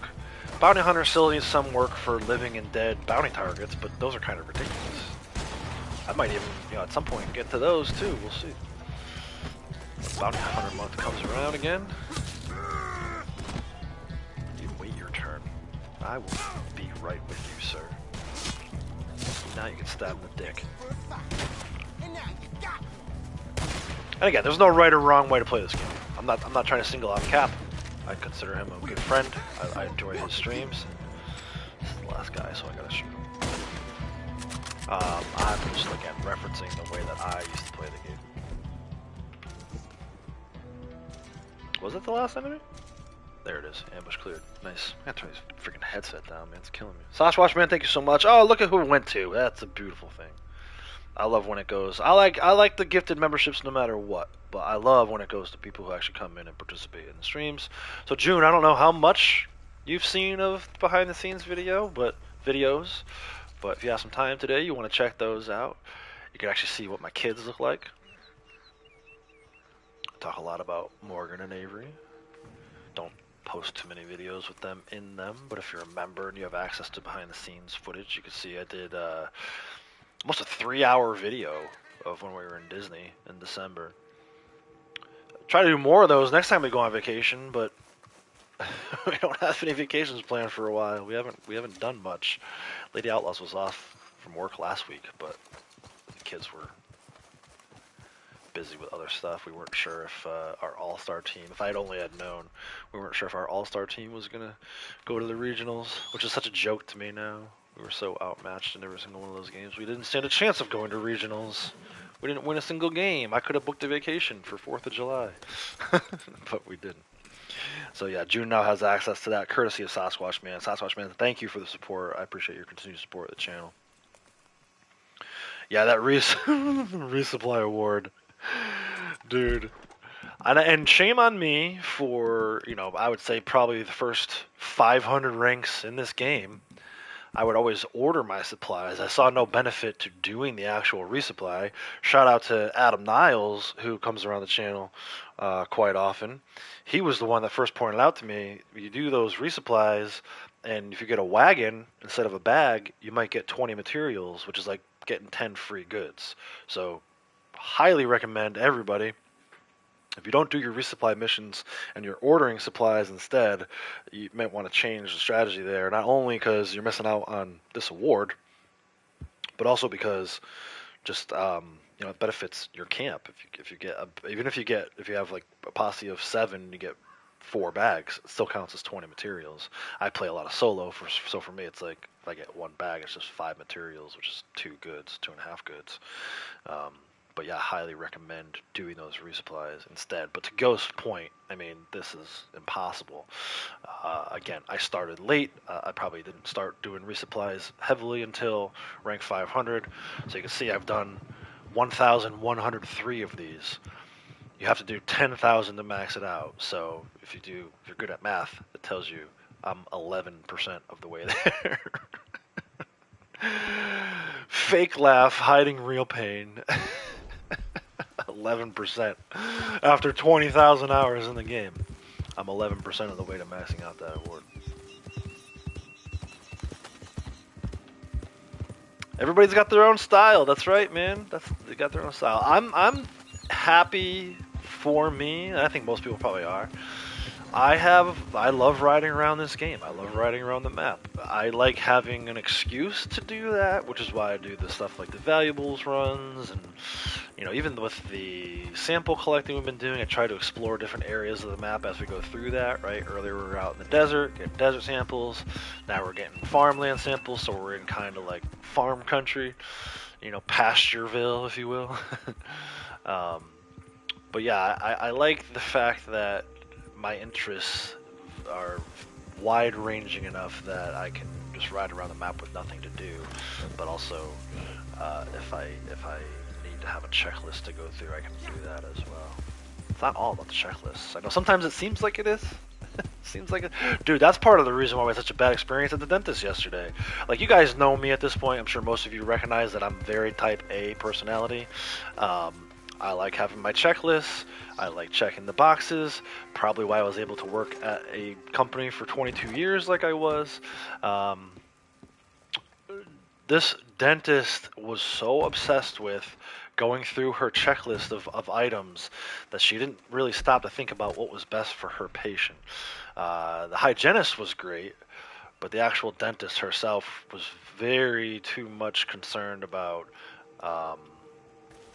checking those boxes and getting us out the door, and that was unfortunate. A very, very bad experience for Avery. And look, I get Avery's tough. Avery's tough just to get out of the house every day. Lady Outlaws was struggling with that just this morning. Part of the reason why I didn't go live 5 or 10 minutes earlier than I did. Avery is a very tough customer. I'm not even gonna try to argue that. But when you have a kid with special needs, and I know this because, you guys know I'm the director of our local Little League of the Challengers Division. I know that the way that I pitch to Morgan and teach Morgan how to play the game and Morgan's teammates how to play the game, again, these are kids 9-year-old who are typical children, typical athletes, is not the same way I would pitch or teach to hit when I coach my Challengers team. And I've actually had one of Morgan's teammates' stepmom actually, came to one of Avery's Challengers games this year. She was shocked to see how different I was from the typical 10U softball coach to the Challengers coach. Like, it's almost like Dr. Jekyll, Mr. Hyde kind of thing. It's so different, right? So I know firsthand that you have to approach every athlete differently. But then when you start getting into conversations about special needs, it has to be different. You have to have a different approach. So we left there yesterday. It was a really bad experience. Me and Lady Outlaws had a major heart-to-heart afterwards. There wasn't anything that she did wrong, but she was feeling down. And I was like, look, it's okay. Like I don't feel great about it either. I feel terrible. It reminded me of when we had to get the nose swabs during COVID days, and I swore I would never do that again to Avery, and there we were. You know, Lady Outlaws was having to hold her head still, and I was having to hold her arms down. And she was screaming bloody murder just so the freaking dentist could count her teeth, right? Now, is oral hygiene, dental hygiene an important thing? Absolutely. But is it so important that you're, like, tying down a child with special needs? No, and I felt disgusting afterwards. And I'm only telling you guys about it now because, you know, I promised to myself and to Avery and to Lady Outlaws that we would do better next time. We have to. We have to do better next time. Can't ever do that again. But so anyway, I'm telling you all of that to say, like, you know, everyone has their own style for everything. That's why there's a million dentists in the world. That's why there's a million doctors in the world. Go find you one that works well for your situation. I can say, honestly, we'll bring Morgan back to that dentist again, but Avery will not be going back to see that dentist ever again.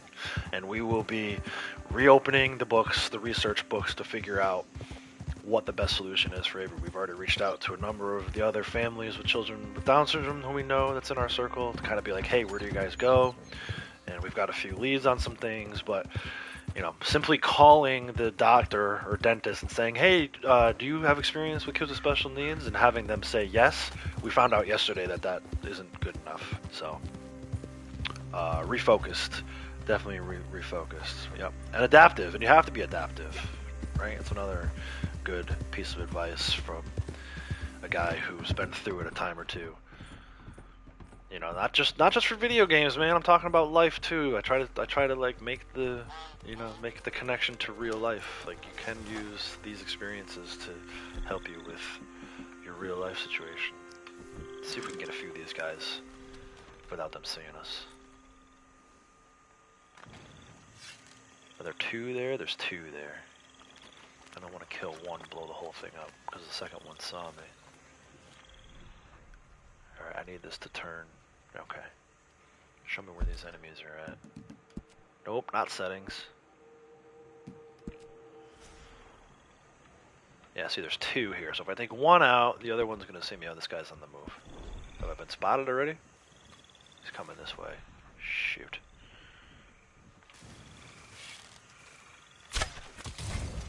Okay, there's one. I think is that 3 or 4? That's only 3. Oh, actually, that might have counted as him seeing me because he was looking right at me. Alright, we gotta find a way to do these more stealthy, which is almost impossible in this game. C. My Telegram mission rant from last week. Dude, last Tuesday, those telegrams have been out for 9 days already. Where does the time go? They say it flies when you're having fun. That should be 4. Still only 3, bro. Why is this bugging out like that? That sucks, man. Have I technically been seen? I don't think I have. They're not shooting back yet. Oh, dude, there's 3 of them over there. Can we do this? I don't have Dynabow. Actually, hold on. I don't have Dynabow. I can't craft while I'm in a mission, son of a bitch. It's another thing you can do in other games. I can craft in the middle of Days Gone. Keep to yourself. Oh, hush up. I'm trying to do a mission here. Can I get the leader? That's not even the leader. Now they saw me. Dude, did I at least get 4? Oh, I got the 4th one. Okay. Alright, a lot of explosives in this area. Melee's probably not the best idea, but F it. YOLO. Got the good music too.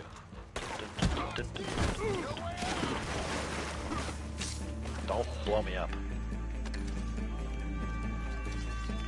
Got all yours with Roadblock to spawn north of Tumbleweed. Nice. I wish I had focused a little more on that. I went right to the sniper rifle, but I didn't necessarily. Rowdy, how's it going? Welcome.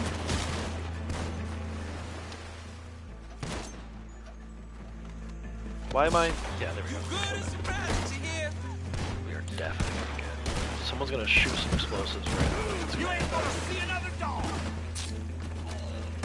You have a family member with Down syndrome too? Nice. Yeah, dude, it's one of those things where it's like, if you would have asked me 9 years ago, right after they were born, I was like, holy crap, this is the end of the world. Like, what are we gonna do? I wasn't ready to be a dad, right? I wasn't even ready to be a dad. Never mind a dad of twin girls. Never mind a dad of twin girls where one has Downs. Like, so underprepared for all of that.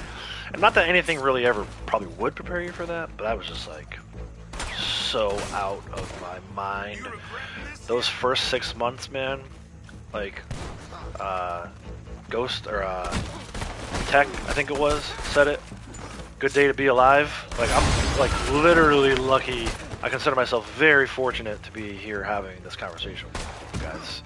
I did not do well those first 6 months. It was a very tough adjustment. But looking back on it now, it's kind of funny. I think about that and I laugh at how much of an idiot I was. You know, ignorant fool. Because she's a blessing. She's absolutely 100% a blessing. There are challenges even to this day, like I said. Absolute challenges yesterday at the dentist. But I feel like it's made me a better person. Like, if you met, like, I don't have a lot of patience now, especially not for bullshit. But if you would have met me 10 years ago, like, and there's no way I could have done this kind of thing 10 years ago. I didn't have the patience to stream and, you know, talk to people like in depth about stuff like this. I was like, go, go, go, go, go, go. Like, I never stopped to smell the roses, right? So one thing I learned, and you have to learn it with somebody with special needs, specifically Downs, you have to be patient. There's no other way other than to be patient. And in fact, I look at some of my friends now, and I'm like, dude, you could use a person with Down syndrome in your life. You need to fucking chill out. So you'll hear me get excited and rant and rave about stuff, and sometimes I lose my patience for certain things. But overall, I'm a much more patient person than I ever used to be, and I'm proud of that. And I couldn't have done that without Avery and her blessing of being my child. You know, so. I have not well, no. So I tried testing the horse melee. You and I actually tested it a little bit the other day. I don't know if you realized that that's what I was doing. It's almost impossible to do it because the enemies take so many hits to kill. We were using machetes, right? So like right now, I just got this. I don't even have where's my machete? There it is. I just got this revenue agent roadblock to spawn in over here. It might actually despawn if I don't go through the water. If I ride through there and try to cut their heads off, it'll take me 10 swipes. Because I'm going to miss a bunch of times. Even if I land 5 of them, it might not kill them. So I think you'll get credit for a melee kill, but it's very hard to do. It's almost not worth it. You know, the fun of it is taken away by the fact that it takes so much effort to do. I'd so much rather pull out my shears and just melee them that way. This one, however, normally I would snipe on this one, but with the fog, that may be difficult. Let's try it at least. Let's go up. I'm going to activate it. They're going to tell me to get lost, which I will, but only for a second. Yeah, I'll take it down the road, all right. Take it down the road with my sniper rifle, buddy. How about that? I hate the revenue agents so much. Most arrogant asshole NPCs in any game I've ever played before. But there's a good little hiding spot here. It's a good sniper one. It's not that high of an elevated cliff like with the tumbleweed one, but you do get a little protection from the fence here. There's my 5th non-player. I don't know how they didn't see me. I fucking rode right through there. That one gave me credit for the 7th daily. But when I was over doing the actual stealth in the hideout with the bow and arrow, I didn't get credit. Make it make sense, Rockstar. Make it make sense. I need headshots. Enough with the body shots here. I think this guy just fell. He was going down the hill. He like slipped down the hill. Slow some of these guys down with body shots. I have to look to see where we're at with the sniper rifle headshot. This isn't too foggy. I can actually see them. A lot of times you try this with the fog. Forget it. There's one more back there somewhere. Where is he? Whoa, they totally destroyed the fence. Here, let me move over a little bit. I need more cover.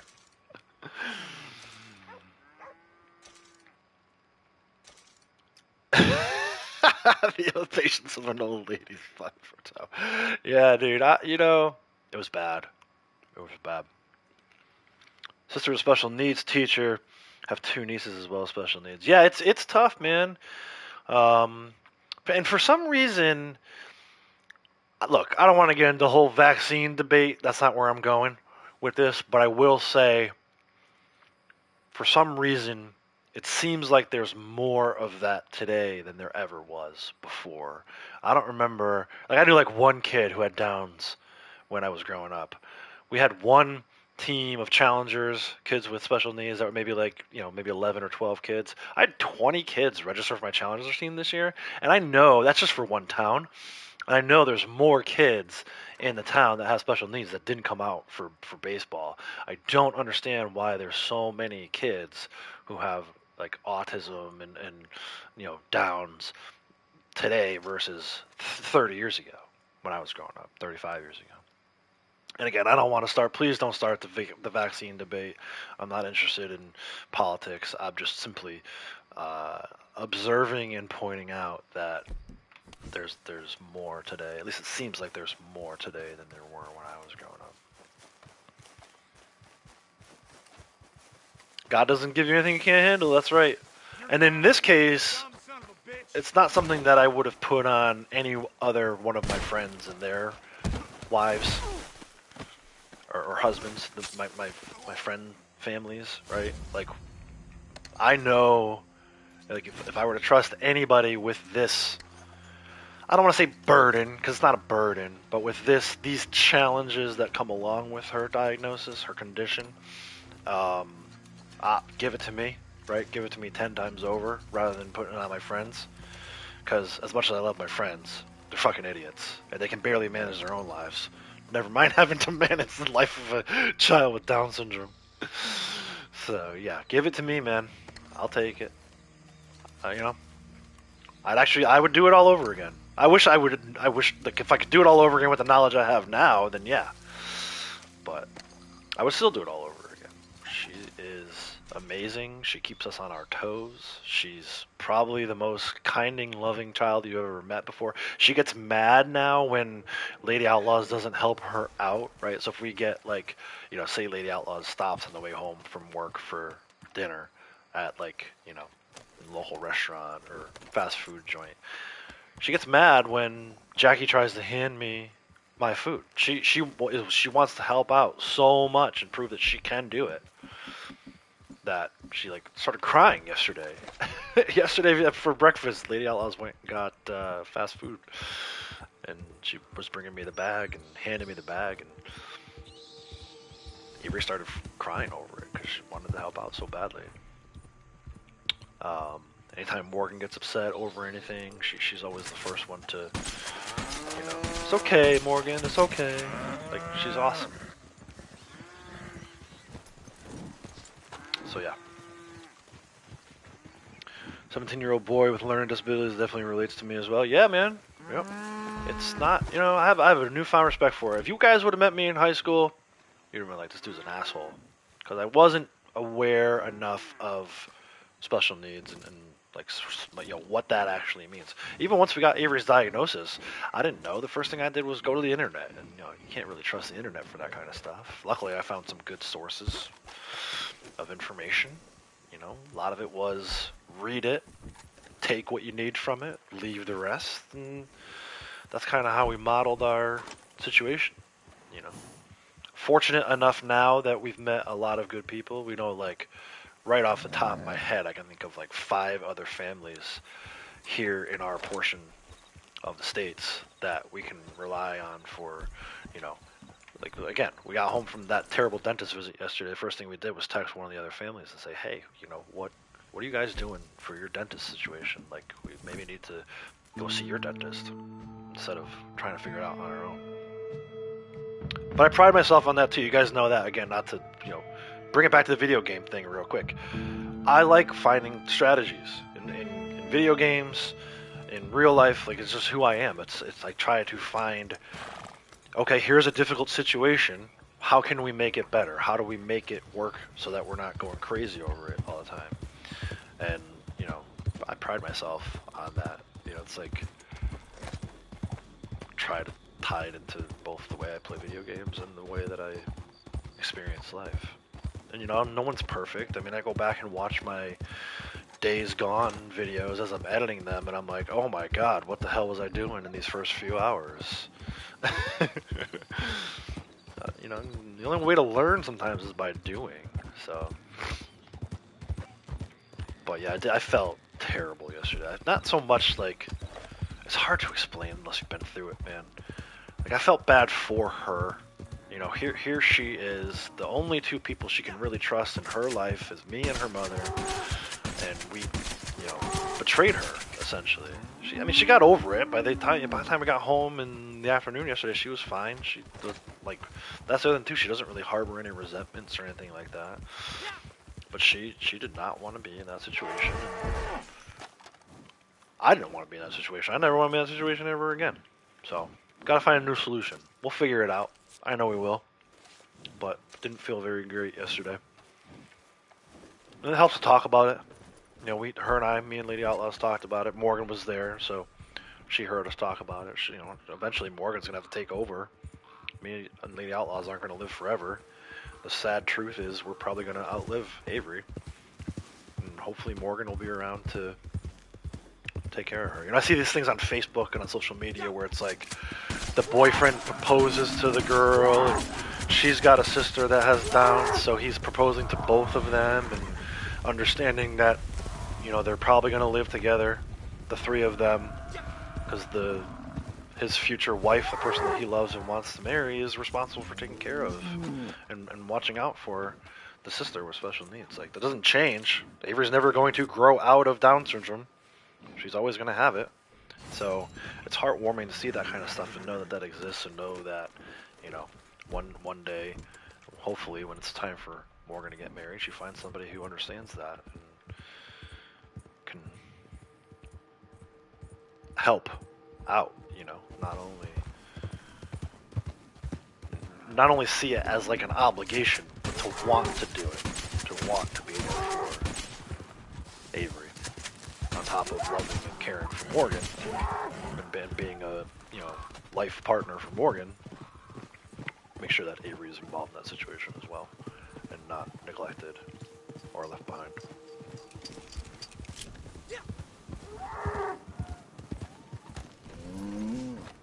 Came up here for a bull, and then I found these bison, so still looking for, actually need 2 bulls today. We might not be able to get farmlands today, man. I need a Devon bull and a Hereford bull.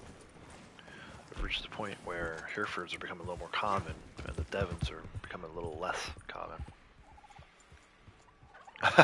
That I don't have a strategy for. You just have to go around the map every day and do it. Gene Ropke map, isolate arrowheads and random, and only check the, well, actually that's not true. They only check the metal detector spots, but that's for coins. On the interactive Ropke map, turn everything off except for arrowheads and random spots. And then maybe you'll get lucky at one of those spots and get a quartz. Just got a Hereford bull here. And I'll make that Devon ox as well. The cows we saw earlier I no longer need anymore. I have all 10. I'll probably take this Hereford bull sample though. But yeah, I hope you guys appreciate that kind of stuff. Like, I feel like, you know, one of the things I was first hesitant about when I was streaming was like to share personal information like that. I think now I've found a way to do it where like it doesn't give away too much information. Like, I'm not talking about locations and stuff like that. Like, I would never say like where the dentist was or who the other people in this story are. These other, obviously, I'm going to try to protect these other families more so than even protect my own personal information. But when I first started streaming, I was real hesitant to talk about that stuff just because it is personal. And it's like, people tell you, don't talk about personal stuff. Don't talk about personal stuff. I'm like, you know what? No. I'm going to talk about this kind of stuff, and maybe that'll separate me from some of these other streamers.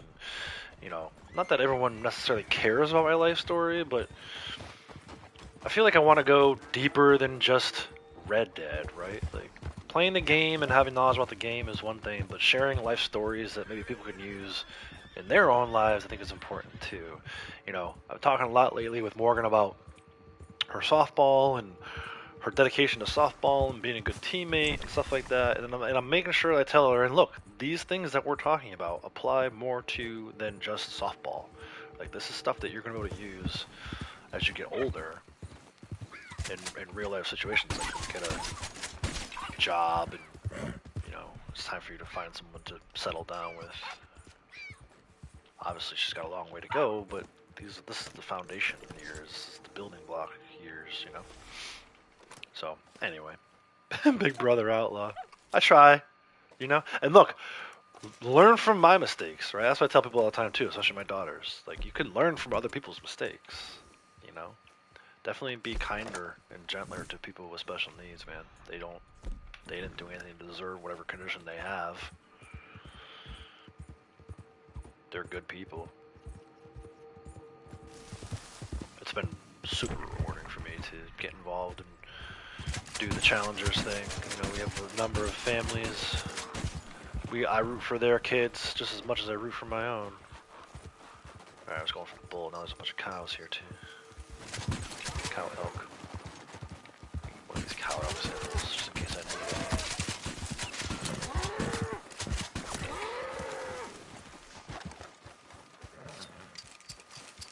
It's like Fireside chats with outlaws. As I'm going around the maps today and sampling animals, we could talk about life lessons.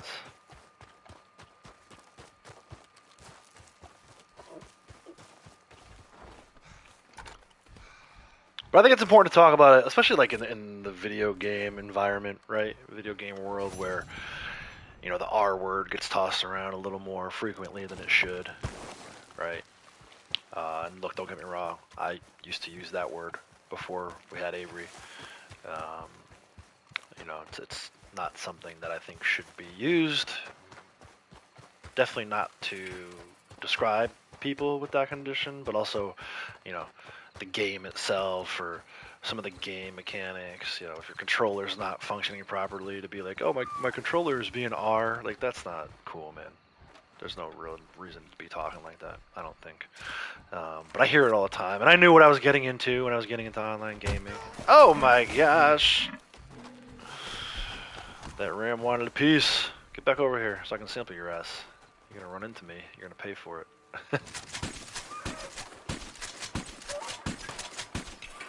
Got him. Pay the price for running into me, boy. Yeah, man. I will. I love talking about it. It's like, the number one most important thing in my life. It's like, being a dad is priority number one. Dad and husband, right? Mostly dad. I know that Lady Outlaws can handle herself. She doesn't need me.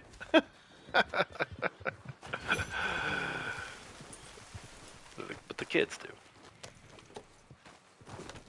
Alright, we also need a badger, a Rocky Mountain sheep from this area. Let me see if I can find a Rocky Mountain sheep up this way. Then we can go check other areas.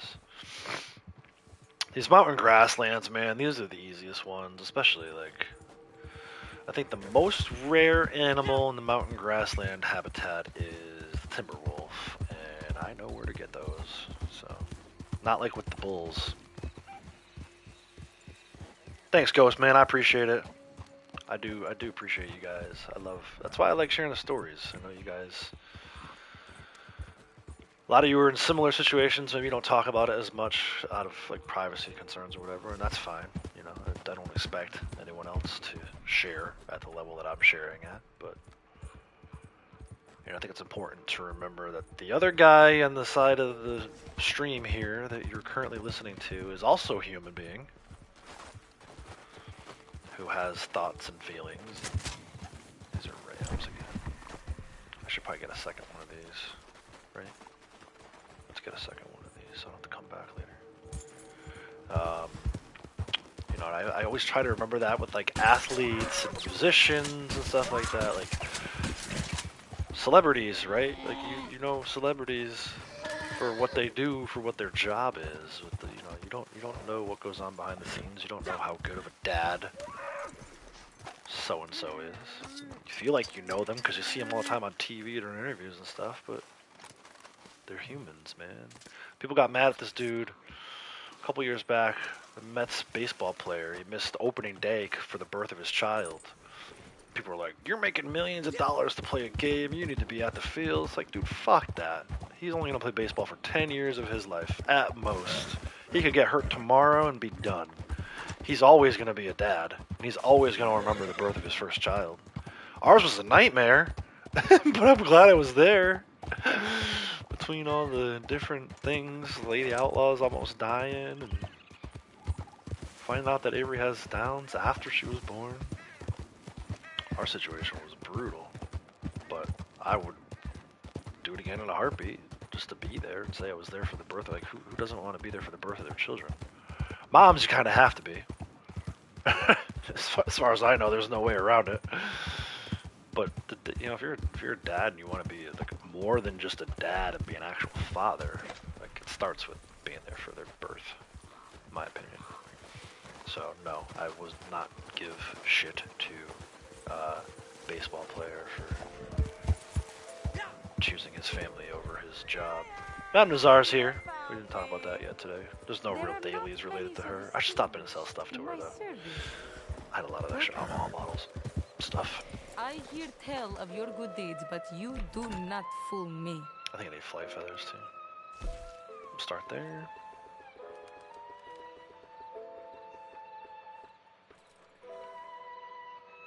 Done. IPA, how's it going, man? Welcome.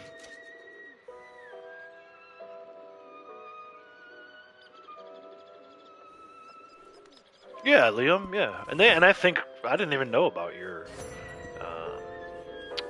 Use the word disability, so I'll use that word too. Disabilities. I didn't know about that. Yeah, I think it's just right to treat people fair regardless of the situation. You never know what someone's going through, man. Whether it's a documented medical condition, like some of the stuff we've been talking about, or if it's like mental health stuff that maybe isn't documented. Someone could just be having a bad day. But the whole set is worth your while.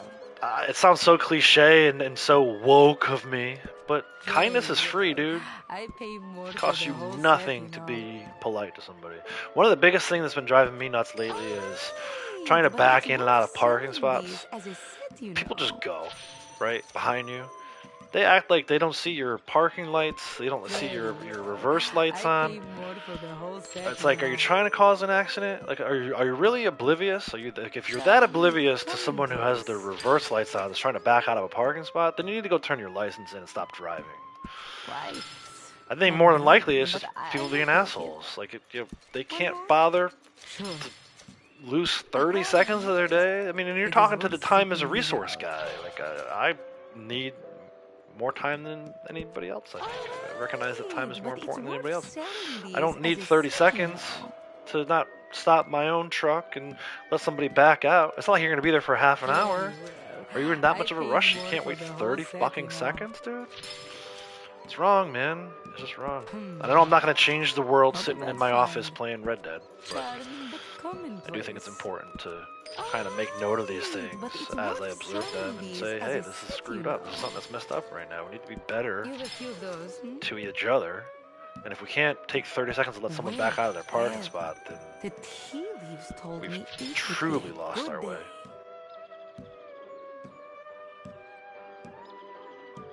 Quite mundane, but I will take it.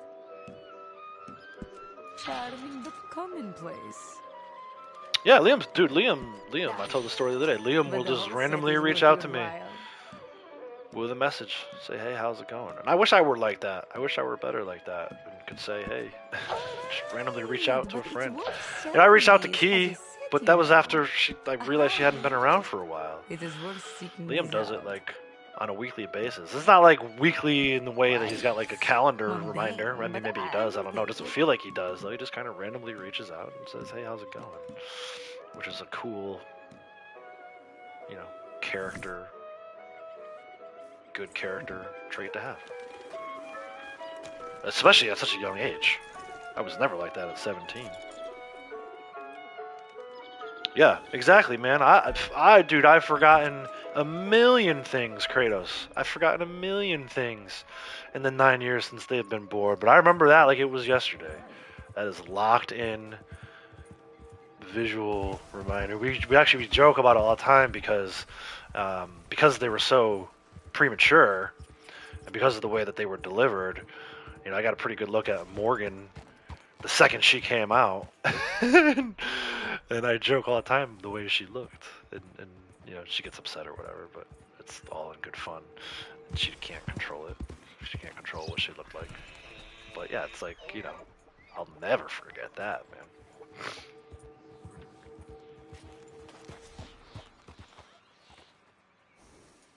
Yeah, that's one thing I love about this. We've weeded out the bad ones. We had some experiences early on, not naming any names. We've weeded out the bad to medium bad ones. Now we've got just a bunch of mediums and mostly goods. Sounds like a weird thing to say, but there were some people around early on who were only out for themselves, and I'm glad that, you know, it wasn't easy. It wasn't easy identifying those people, and no one ever got kicked out. People left of their own volition, or I left people behind in other groups of my own volition.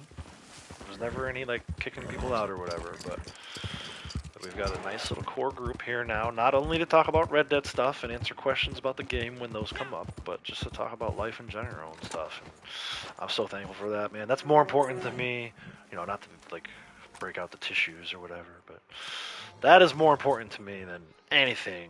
Like, I'd rather have good people who want to share their life experiences than have like the best PvP player in the world come in and be like, you know, you suck at PvP or whatever. Like, that's not what I'm here for, man. I'm not here to like show off or whatever. I'm here to have a safe space for people.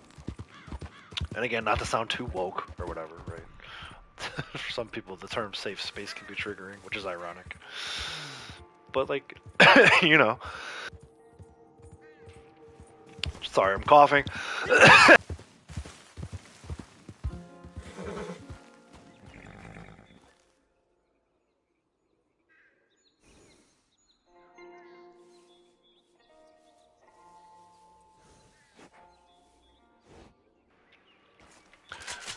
I don't know what is going on today, but I promise I wasn't getting emotional just now.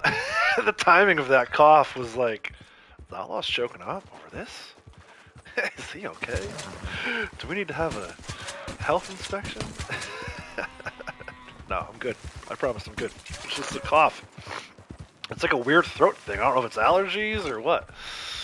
It hasn't rained a lot here lately, which maybe the dryness is starting to get to me. I don't know. My throat is all jacked up. I feel like I sound like a different person. Do I sound different right now? I feel like maybe today could be the day that we do some cosplay. Kinger, it has been 20,000 hours. Not all of that is actually me playing in the game. I feel like a lot of it is just kind of having them in the Moonshine Shack, having both characters in the Moonshine Shack. There was a lot of story hours early on. I probably played about 500 story hours before I ever played online. 20,000 sounds like such a ridiculous number, but perfect example is I spent 6 yesterday. 6 hours. I was in the game, but AFK. I was at my daughter's tutoring, and then I was at my daughter's softball clinic. Oh, I hear a moose. Sorry, I know we're after sheep, but there is a bull moose. Hell yeah. Braytech, thank you, sir. Get the memberships. Hopefully that went to somebody good. I didn't see who it went to. IPA, nice. Very nice. I love when it goes to the good folk. IPA, I think you know the routine, man. If you have any questions about how memberships work, feel free to ask, but I'm pretty sure you already know.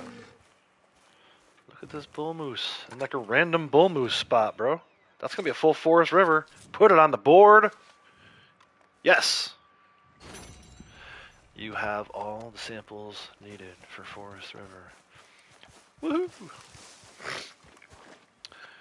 6,781 hours played. Thought you used to play a lot. It's funny. I catch a lot of crap all the time, and when PvP Cat posts stuff, and I say how many hours I have, people will be like, "Bro, go outside." I'm like, "Dude, I promise you, I'm outside more than you are."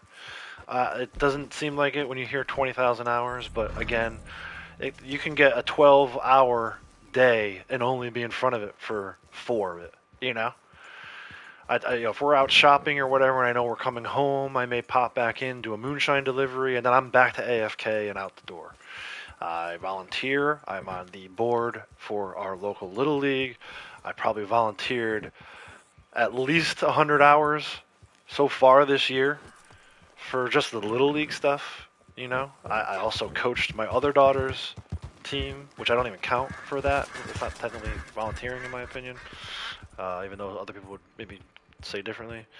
So this whole go outside and touch grass thing, I promise you, I'm touching actual grass, like infield grass of baseball fields. Not that anyone in here suggested that, but it is funny every time I see that in PvP Cat's comment section. Someone said, "Bro, go outside," because I tell them I have 20,000 hours in rank 1,000. It's like, I'm outside, I promise you. I was outside yesterday quite a bit. I was outside more yesterday than I was inside. But it is a lot of hours. It is a lot of hours, no doubt. I will admit to that. IPS is not his first rodeo. Yeah, I know you know how to have a good time. But yeah, glad that it could be the Crystal Light, right? I'm not actually I have been drinking Crystal Light today. I think more than that was probably I had chocolate milk earlier for the first time. I think I might just be coming down with something.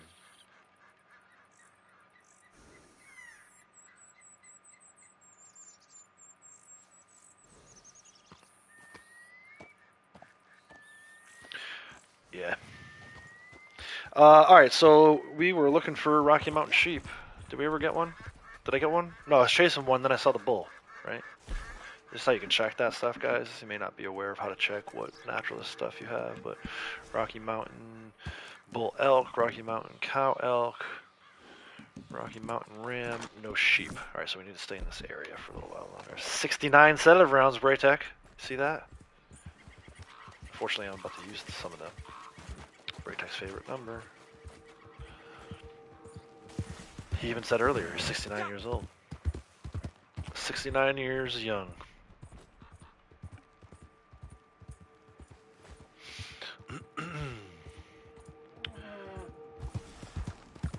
That bear again? Same bear? Different grizzly bear. Doesn't tell me if it's 1 star. Oh no, he's going after that guy. Look at this guy, he's peacing out. Right here he comes. Watch out, bro, don't run into me. That's going to be bad for both of us. 2-star bears. This is not the one I nibbled at. This guy must not own a gun. Brave strategy. Bold strategy. Coming around this area without a gun, sir.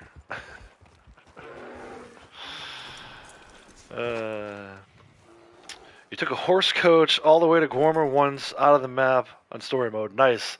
I was trying to. I never completed this. I took John all the way down to the scratching post. Speaking of scratching, my voice is so scratchy today. Down to scratching post, and I was gonna have him walk the entire map all the way up to Willard's Rest one time, but I only got to Tumbleweed, and then I stopped. It was like, this is ridiculous. Just walking that initial whatever it was, 1/10 of the map, if even 1/10, maybe 1/20th of the map. I went through so many food, provisions.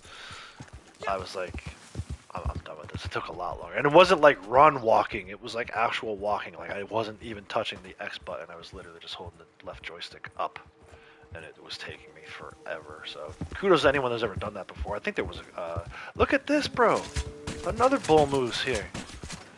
What? This might be the new bull moose spot.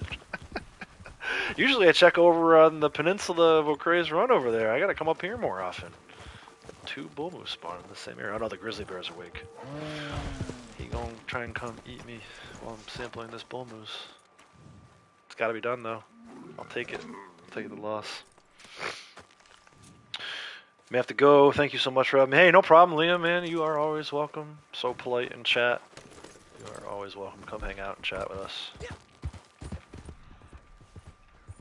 I don't know of anybody that says thank you for having me like Liam does. It's pretty cool.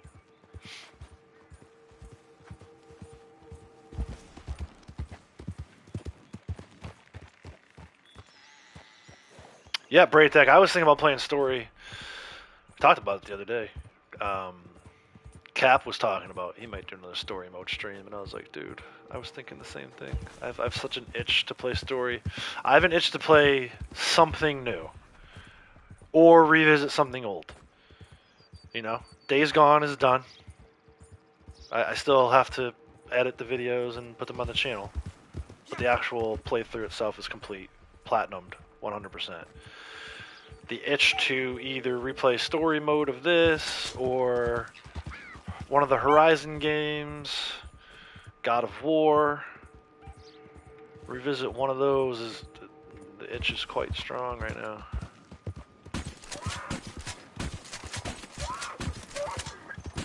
I want the other one. The other one. Thank you.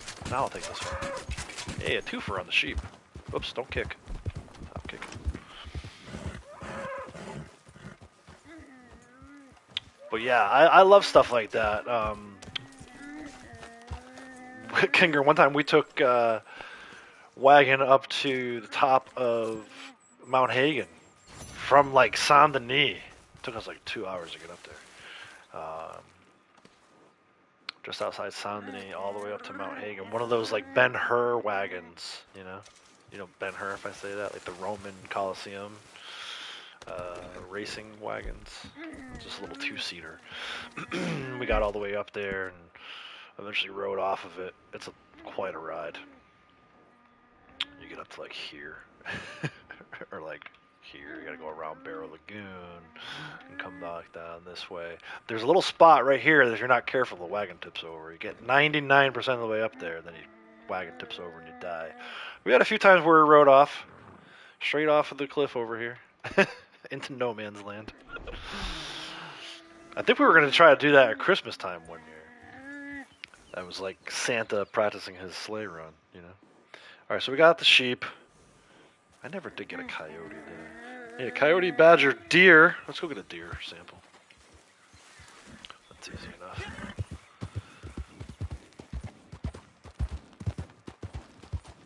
Got another sheep. Oh, it's another ram. This gun is dirty. What's that?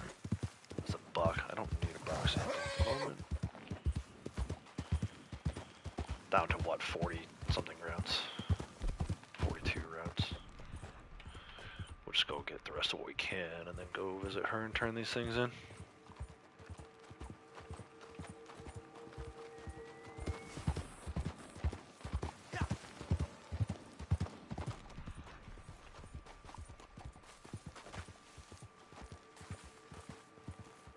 But yeah, this is like, the thing I like about this is it's such a peaceful way to play the game. You can hear all the birds chirping when I'm not talking. You hear the crickets occasionally. At night, music kicks in right on cue. Don't get me wrong, I like the action aspect of this game too. You kind of have to if you want to solo CTAs and complete legendary bounties and stuff like that. But every once in a while, when Naturalist is on bonus and it's Naturalist month, it's kind of nice to just dial it down a little bit. Enjoy the beauty of the game versus the shoot 'em up gun battle aspects of the game.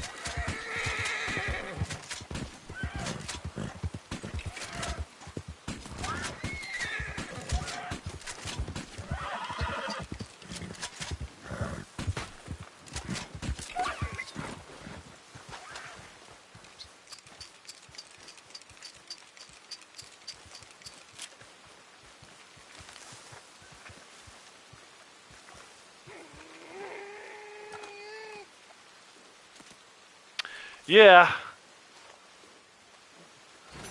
then I would miss out on legendaries.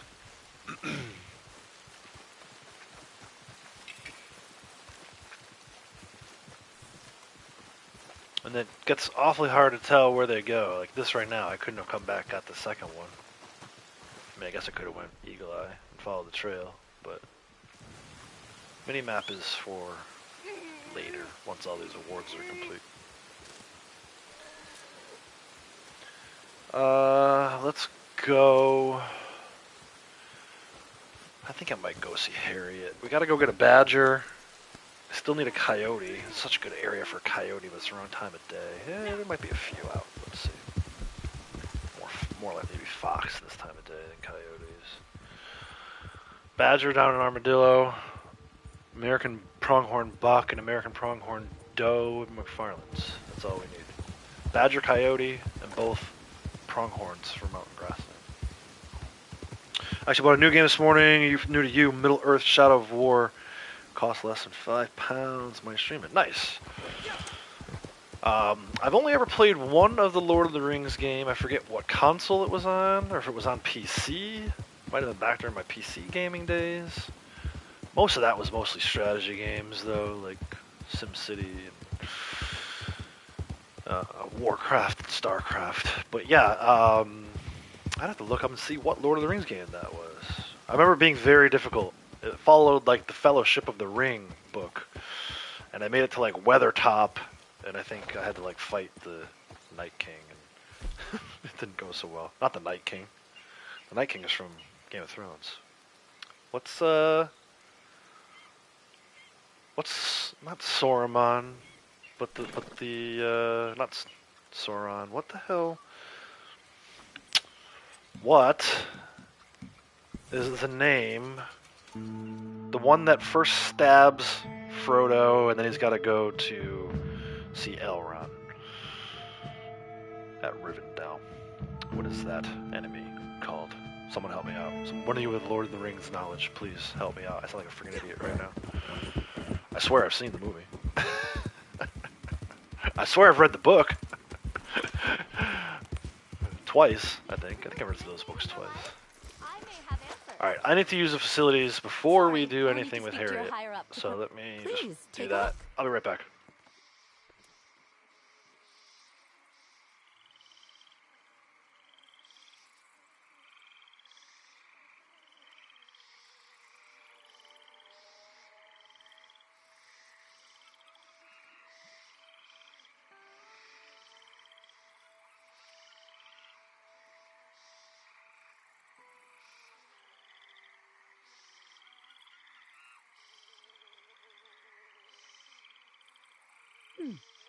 These swamps and rivers host so many creatures.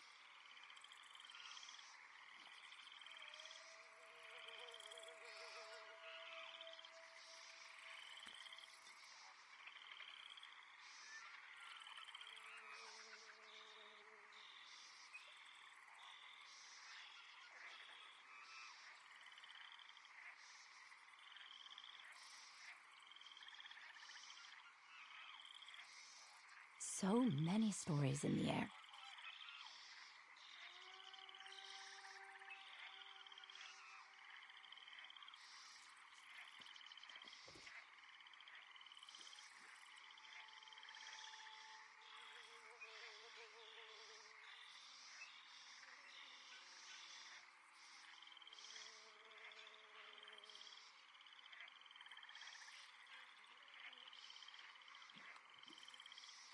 I've been studying my whole life, and bats still see more than me. Yeah, he's got a name. I just can't think of it. Be careful with these. They can be lethal if used on our smallest But anyway, friends. I only made it like maybe Okay, if that's 15, 20% of the way through the game. Tops. Whatever Let me see Lord of the what Rings you've game collected. was. So, alright, so in that time, we got a Hereford Bull. We turn that in first. Some large mammals are so graceful despite their size. No, it wasn't Gollum. That's not who I'm talking about. I can Google it. You know what? Let me just do that. We will Google Enemy. Frodo. Encounters. Weathertop. It's one of the men who used to be men. Hello, my lovelies out there. The Nazgul, also known as the... God dang it. I hate Google sometimes.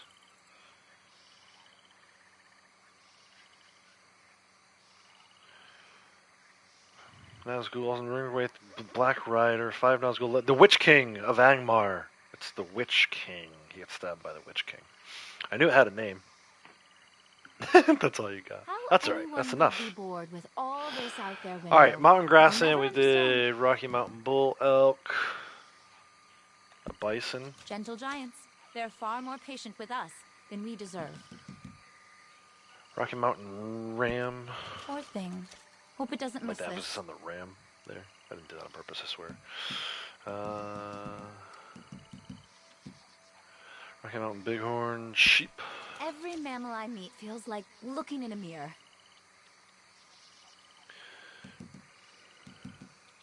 Rocky Mountain Bull Elk. Around animals this magnificent, I am humbled. Still need the and badger, in still need the awe. coyote. Thank you for this. We did get a deer, though. You know, mammal I comes think from that's it rest. for now, except The for giving we need to power turn of the into mother, bull the moose. nurturing breast. And alright, Herd. Take care. Turn into bull moose. I can't believe we got We're two all of those. That's dwarves in the freaking shadow epic, of man. giants like these. You know what, dude?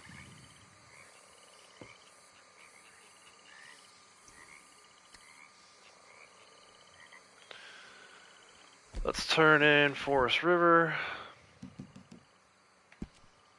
It's 89 now. A trade? What do you propose? And back around on Forest River. Gods among us, I have a these moose and a incredible creatures. bull moose. Might be able to do How two anyone Forest could Rivers in a kill row them, here. Hold wear on. them. I don't understand it. Probably not. We'll be missing something like one of the foxes. Small, but Or often very fast. maybe a beaver. Probably missing a beaver. Gentle giants. But I have the moose They're and the far more western patient with bull us moose. than we deserve. So we'll go back around. This beautiful creature is not so different from you or me. Practically the See same. what happens.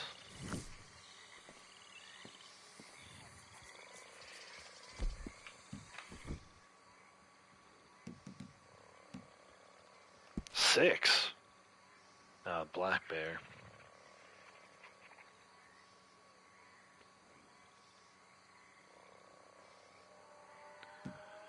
Beaver.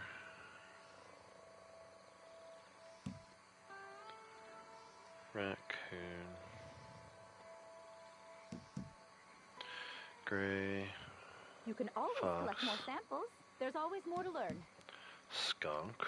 I can't believe I need this many, man. Possum. But we've got the two most difficult ones with the two moose.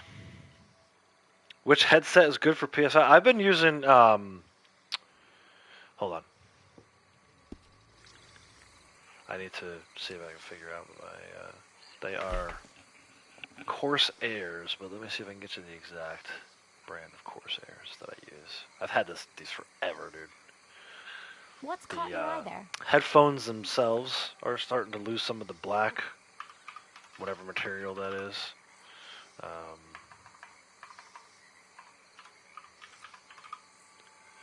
Corsair headset. Let me see if I can figure out exactly which one I have.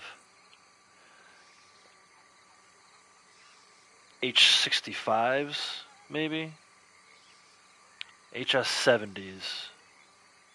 It looks like the HS70s. All this humidity brings out. Hey, you'll love this, Braytech. $69.99 on Amazon right now because it's a Prime Day deal. At least here in the States. I think that's the headset for you, bro. $69.99. Again, the core here. I'll type it in. I love this headset. I've had this headset a long time. Corsair HS70 3 years out here. Pro. It's gone by so fast. Although this is the wireless ones. I plug mine in, so I don't know if it has an option for both. Maybe this isn't the one I have. This looks nice though. I might actually buy one.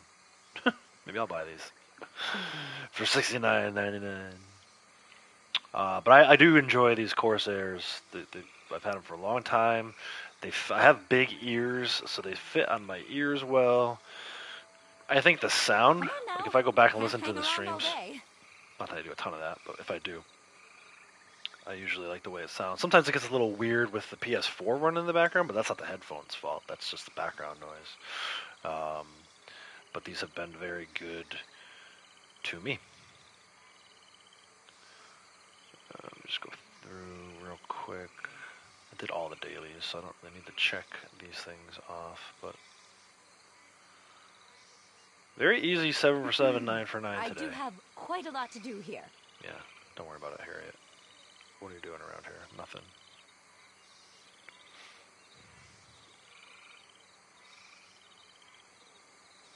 Yeah, do that. It's much better strategy. I just thought it was funny. I was looking up the ones that I have, and I saw this pair for the best price ever. All set then? I think we are, right? We did. I gotta go get a coyote sample. Let's check. I can listen for coyotes as I'm going. Let's check and see what bull option we have here. Since we got the Hereford, now we just need a Devon. At some point, I should probably go look for some snakes too. Good luck. Maybe later. During the valuables run, we'll look for snakes. What time is it? 11:53. Wow, okay. An hour until animal tagging. And after that, we'll do the valuables run, and then after that, if we have time, maybe I'll do a Harriet mission or two. I have a hard stop at 3 o'clock today. But that should give us another 7-hour stream, if we can make it that far. And then while I'm Googling, let's Google. It was like the 90s? When did that come out? Lord. This is going to be like the baseball game thing. We're trying to find that random baseball game. Lord of the Rings. Video games. I think it was like Shadow. Was it Shadow of Mordor? That only just came out more recently than that, though, right? Oh boy. Here we go. It's on.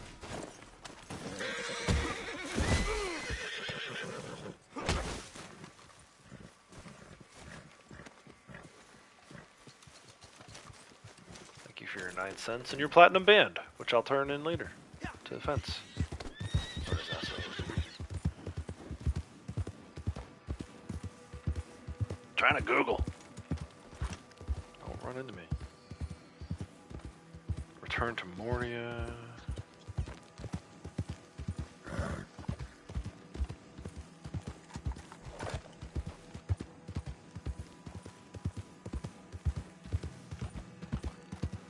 What is this? Yeah, it might have just been Lord of the Rings, Fellowship of the Ring. Like I said, it follows the book Fellowship. That was back on PS2 days, bro. That's crazy talk. Alright, checking for bulls yet again. Come on, Devin. I'll say they're Hereford. Yeah, that's fine. We'll take it. Gonna need it eventually. I forgot to clean my mic. Let's do that while he's falling asleep.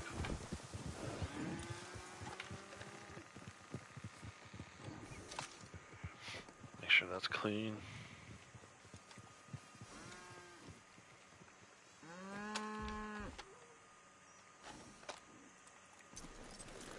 Yeah, so again, just so I'm clear, like, that kind of nonsense with name calling and trying to goad people into saying certain things and attacking other subscribers on the channel, that's not going to fly here. Like, I'm not even going to warn you. Like, you shouldn't need a warning. We're adults. And I'm almost certain that that was a fake account anyway. So, goodbye. You can go somewhere else. Ah, there's some other streamer. Shove off. Exactly what that guy said. I'm gonna go to Valentine. Head on down to Flatneck. Actually, I should see where my camp is. He's in Blondie's camp. She was on Bard's Crossing. Close enough. It's closer than Valentine. I gotta pick up ammo too, though. So we'll fast travel to camp. It's only $1.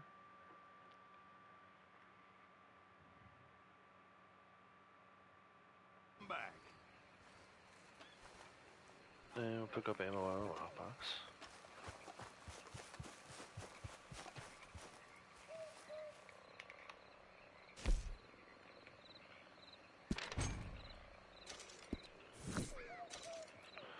Don't need to buy rifle. Express rifle rounds? No.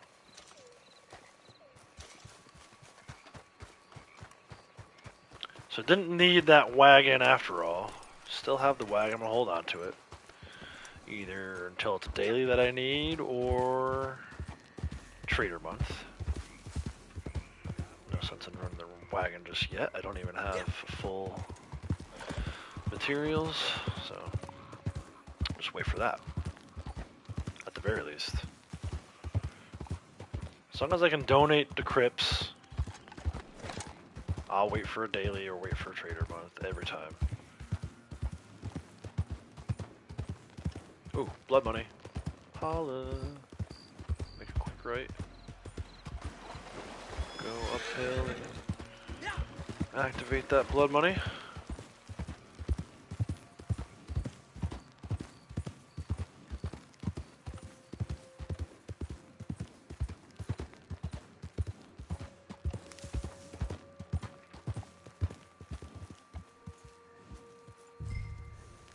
Ten-minute timer on this one. It's not so great, but that's right.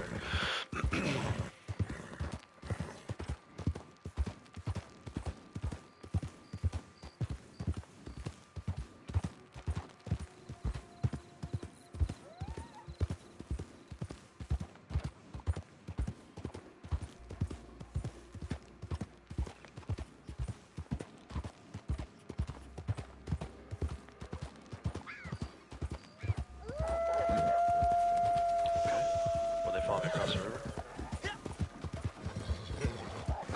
Think I need gray wolf samples, but if one of them wants to follow me across the river and get sedated, we can do that.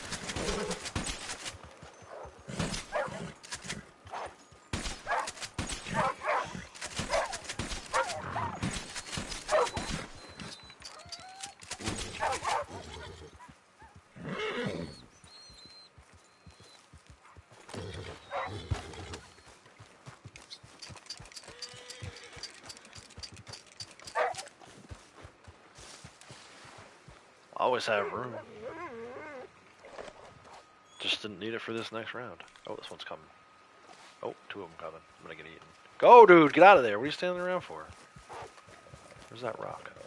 There she is. How you like me now?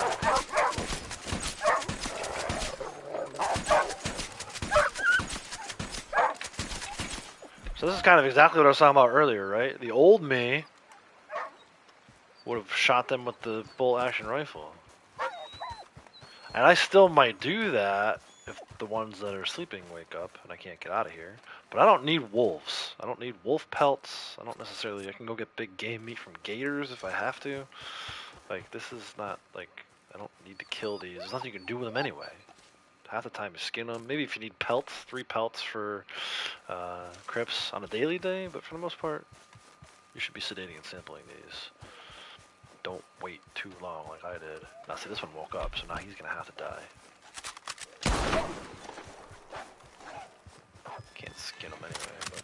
Oh no! I almost shot my horse. Harry's not gonna be too happy about that, but so what? I lived. It's more important. And I got the sample still too.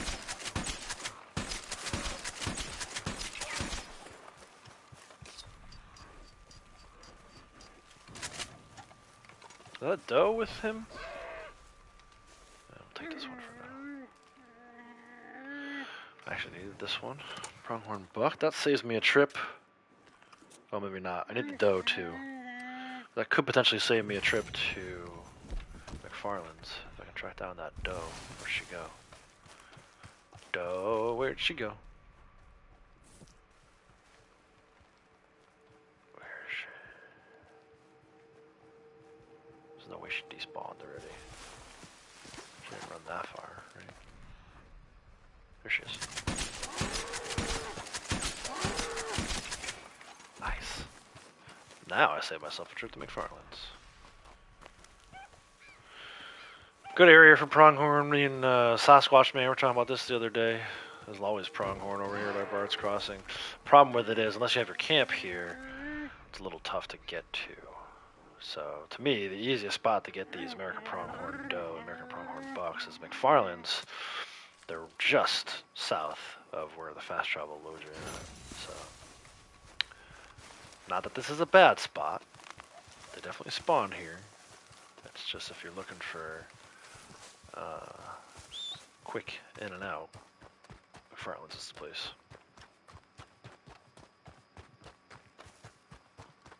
Yeah, even more so the Timberwolves. That I agree. I would not, if you can avoid it, you should not be killing Timberwolves. Greys you encounter a little more often. In fact, you can even look and see how often you encounter them each, and see just what the difference is, right? So there's the gray wolves. I've encountered them 299 times. 3,167 killed.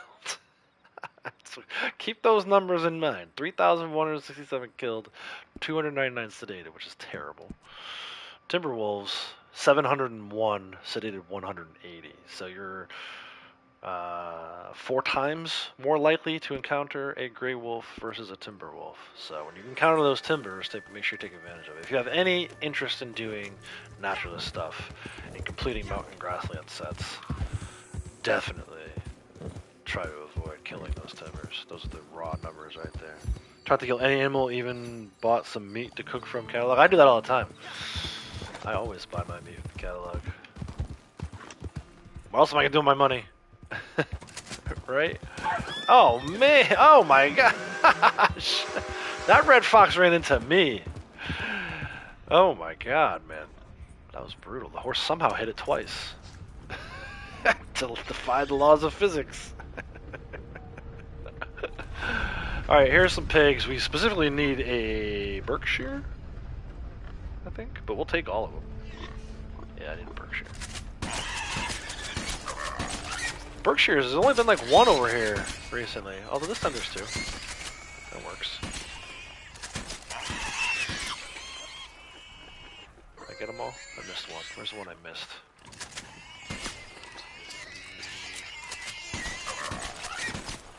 Okay, I think I got them all now. But yeah, great point. Don't kill Timberwolves unless you absolutely have to. For me, usually what happens is I see them over by Furwood Rise on my jewelry run, valuables run, and I'll sedate and sample them, and then they wake up. Sometimes they even follow me into the house, which is crazy. Wolf followed me into a house. But yeah, those timbers are pretty much everywhere. I mean, the grays are pretty much everywhere. The timbers, not so much. The valuables, I'm waiting until 1 o'clock because I'm in the 24 cycle. It's only been like 23 hours, so I'm waiting for them to reset currently. I started my run yesterday after wild animal tagging, so I'll start my run today right around the same time. What I'll probably do is come back from animal tagging, do a couple moonshine deliveries, which will give it more time for the whole map to reset, and then we'll go out and do that. But good question. Yeah. I'm going to do it. I just haven't done it yet. Did like 6 treasure maps while watching me stream. Nice. Yeah, I wish I had more to do. I don't even know if I have any on me right now. But yeah, we'll get to the valuables run for sure. All right, so we got the burger. Did I get a no, I don't have a Devon pig yet. Or a Devon pig. Oh my god, I'll be all right. I didn't get a Devon bull sample. We were hoping for one. And I have 2 Hereford bull samples, but I don't have... I have a Devon ox, yeah, no Devon bulls. 8 Angus bulls at the moment. Alright, so let's go check. We'll ride over to Carmody Dell and check that one again. How's it going? Actually, let's see. I won't be able to open them right now because I'm in the middle of this mission, but I don't think I have it. No, the two I have I don't usually do. But I mentioned earlier, I do only need to, I might be willing to do one of those at the end of the stream here just to kind of reset or pin. I'm at 74. See? 74 of 100. So it'd be nice to do one more, even if it is Brandywine drop. Not preferable, but doable. Let's go to Carmody Dell, see if we can get a Devon Bull, turn in a set of farmlands.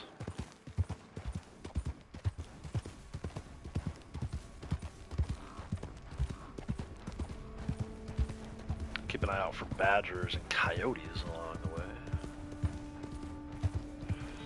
Might need to go to Armadillo for the badgers. Coyotes should still be out. This is a good area for them. Just kind of listen for the little barks.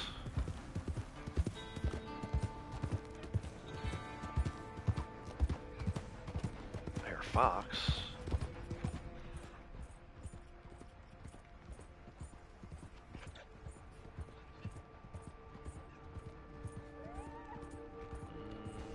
A coyote? That sounded like a coyote. Whoop. Whoop. Yep, got him.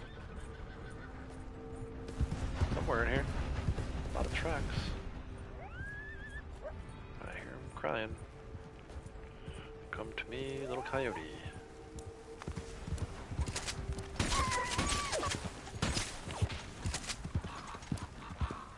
Not the squirrel. Get out. There we go.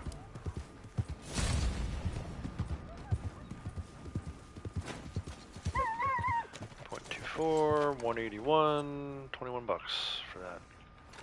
And we got a coyote sample. Alright, so badgers all I need for another mountain grassland. Devon bulls all I need for another farmland. Gonna try and get farmlands maxed out today? Dude, I can't do it, man. I can't grind it like that. You know, I got enough cow samples for 10, but I can't just ride around the map and wait to get 10 bull samples. Harriet is gonna spray the shit out of me for all these animals I've been running over. I like to just do them one at a time, see what comes, you know? I just can't sit there for an extended period of time with Harriet turning in 10 of each. I know that's kind of like, I think Kratos used a similar strategy to that Braytech, where it was like, go get all 10 of them, and then he said you wait for the bulls, and I get it. It's like, just different ways of doing it. But for me, that method won't work. I need to be able to move out of the area too at some point and not just do farmlands. I can't just go back and forth between Carmody and Hillhaven or ride away from Carmody. I gotta like get my 10, go turn them in, and then come back if I feel like it, depending on how many I need.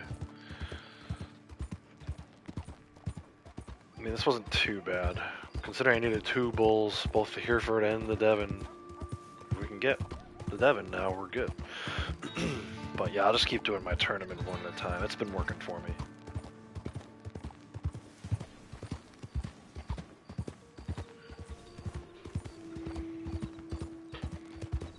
Having me on? Yeah.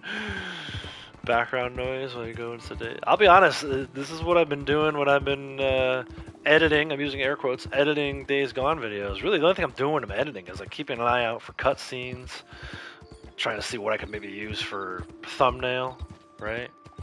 When I'm editing, I'm kind of just watching the playback, and then once it gets to around the hour mark, if I'm done with a mission, I cut it off and save the next portion for the next part of the video. But while I'm doing that, I'm riding around the map like this, either doing treasure maps, moonshine deliveries sometimes sampling animals. It does help to have something else going on that you can watch on TV while you're out sampling.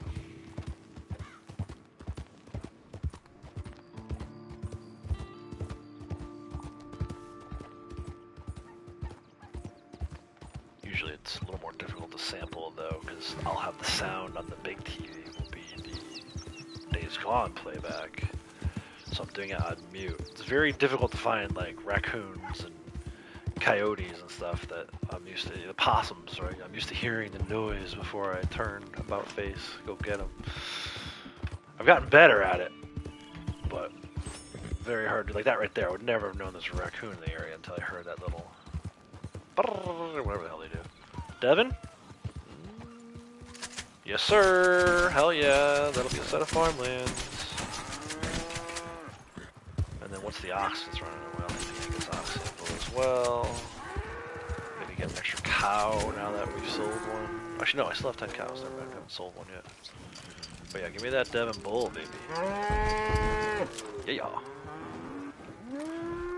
Nice.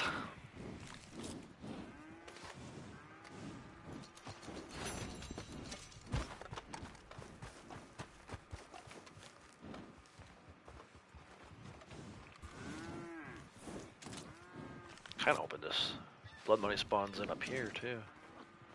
Get 3 of those in one day, plus the Joe mission for 4 total. That would be grand. Alright, I'm actually gonna go to Armadillo and get this badger so we can turn in these farmlands and these mountain grasslands at the same time. I first have to get out of this area. I pretty much know at this point you cannot get a wilderness camp up here for some reason. You have to be south of the tracks, which is kind of a dumb thing, but use some more useless knowledge. Wilderness camp. Plenty of other spots to go for badgers. Rig Station's a good spot. That one though is a little far from fast travel, in my opinion. I would rather go to, like, I wish if Riggs had a fast travel itself, it'd be perfect. But for me, Armadillo, I feel like is the way to go. I almost always see one just north of Armadillo. It might be a little too early in the day. We'll see if it's there. We can keep an eye out for some of these other things we need too. Blacktail rattlesnake. I need a whole new batch of deserts. Desert iguana, armadillo in this area. Keep an eye out for them as we're going up for this badger. Blacktail rattlesnake around here sometimes. I haven't seen this one in a while though.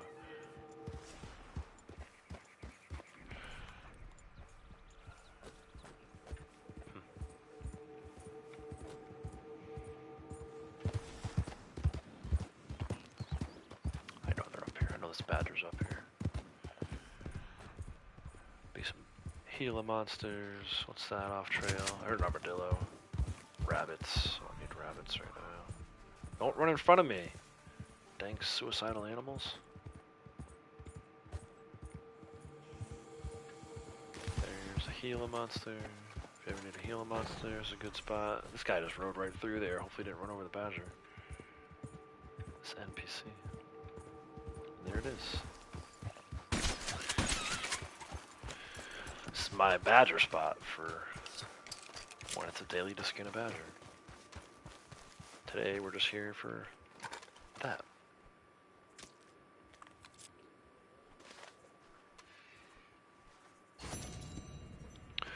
All of the samples needed to complete mountain grassland.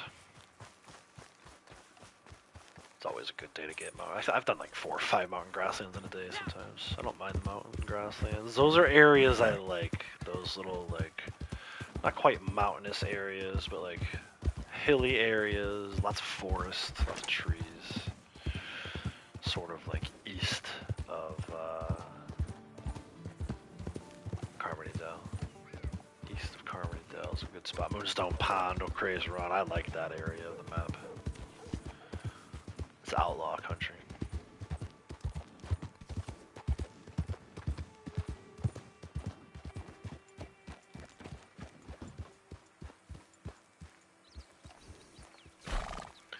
Do I want to go there? Back to LeGras. We'll go back to LeGras, then I can check Hillhaven Ranch for another bull.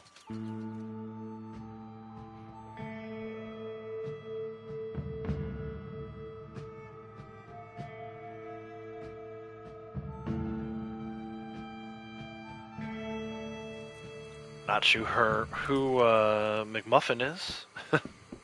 You might be in the wrong stream.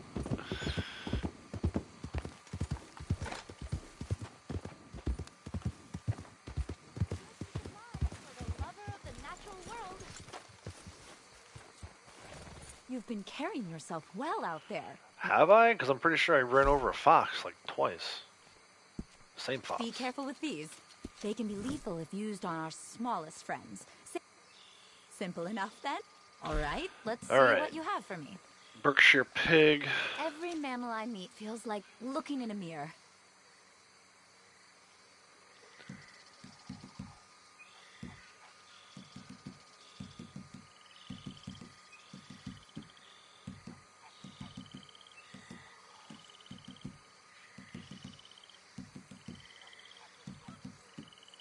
Devon We're bull. all dwarves in the shadow of giants like these.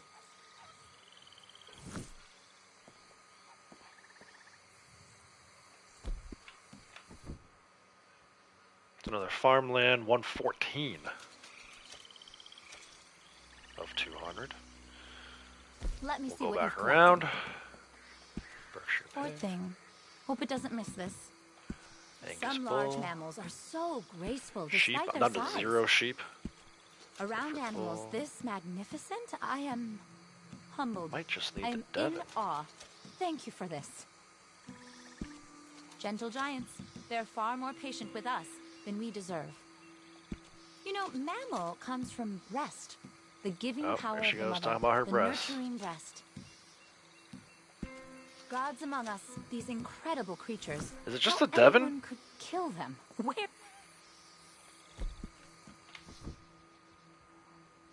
Nope. What's the other one I'm missing? Ah, the goat.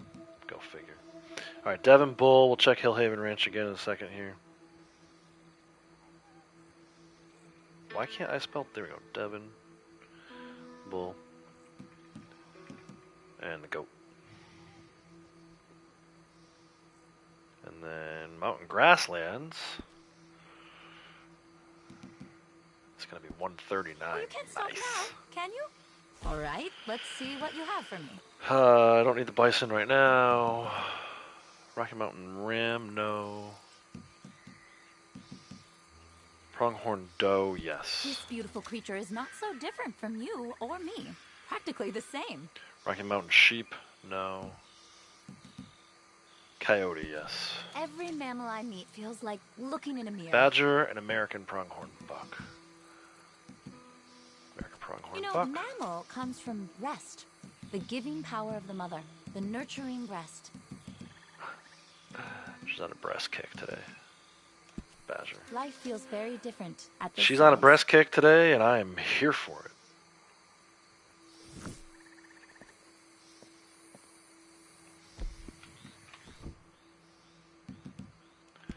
$139, folks.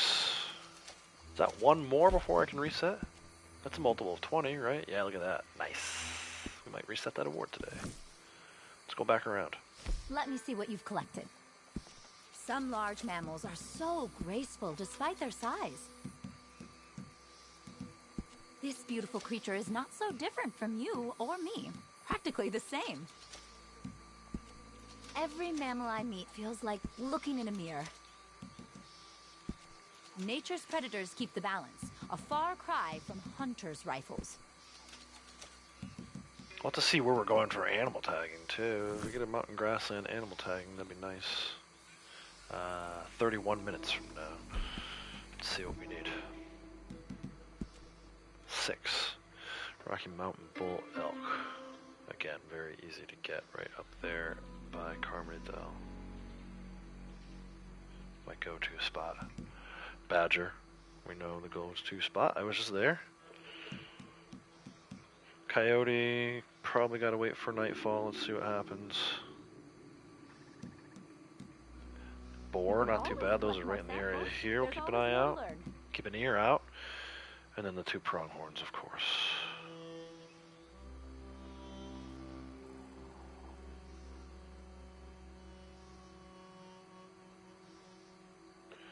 One, two, three, four, five, 6.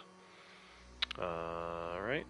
Let's go back over to Hillhaven, see if we get a Devon Bull. Oh, horse is right there. Didn't need to do that. Remember to keep your heart open. On the way over to Hillhaven, we'll listen for boar. I'm actually gonna not even put a waypoint on. Let's just go.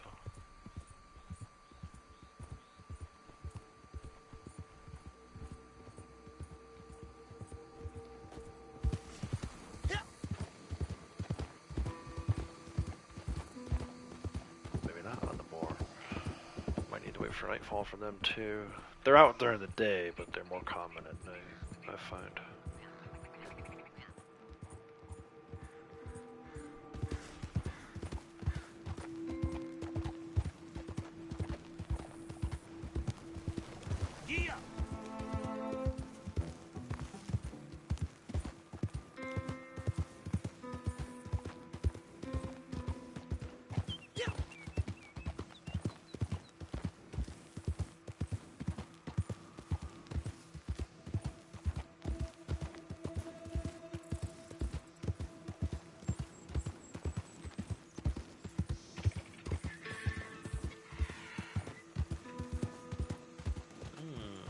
Let's take a little detour.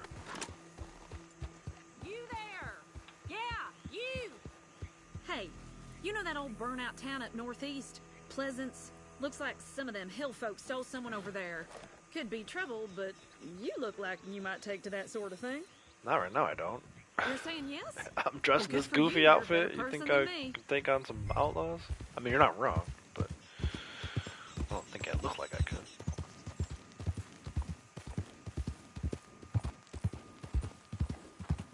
Thanks, man. This is the kind of content creators I've been waiting years for. I love it. I'm not gonna lie. I have converted. I mean, it's something to do, you know.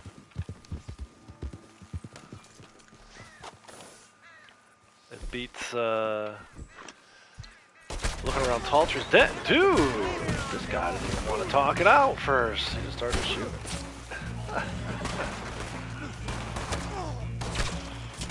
Yeah, it beats those new telegram missions. Which, you know, we'll get back to that too at some point. We'll revisit those, but for right now, spend some time doing some naturalist stuff during naturalist. That's all there is to it.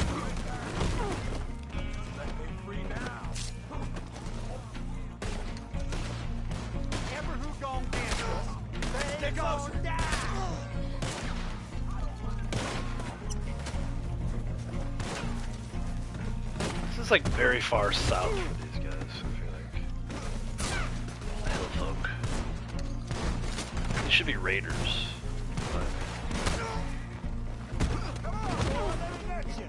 Raiders are just regular enemies. They don't need to be Murphy Brood.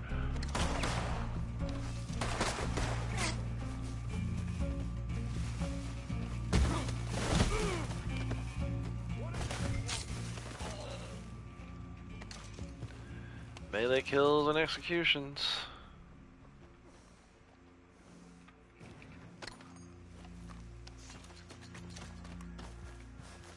Hey, you gonna cut these ropes? Yes, sir.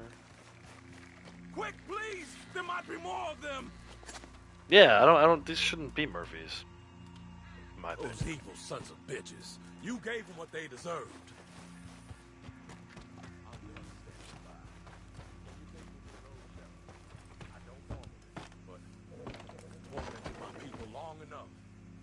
You got a shotgun, so you can ride shotgun for real?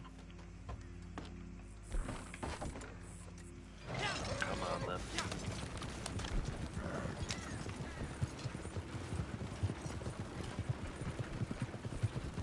We'll get back to Hillhaven. Although, I wonder if I should stop here and check. Yeah, check. I don't want to miss out. The Devon Bull's there and I don't get it. That'd be a mistake.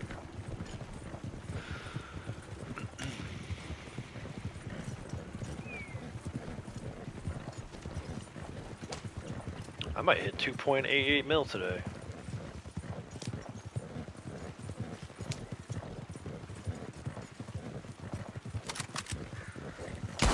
No! What's this now? More of them?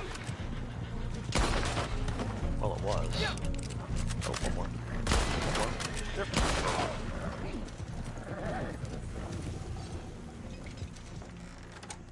Let's just get there. I am done with all this. Let's just get there. Oh, yeah, check for bull. No, there's no bull there. Time to go loot these guys, too. I've never stopped to loot these guys. Whenever I've done this before.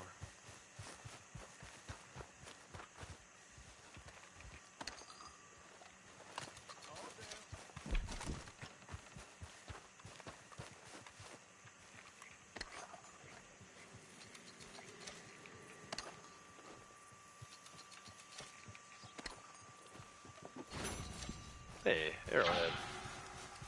Look at that. Alright, come on, Lamar. Back on the wagon. Yeah, hop on the back. I love it. Come on, dude.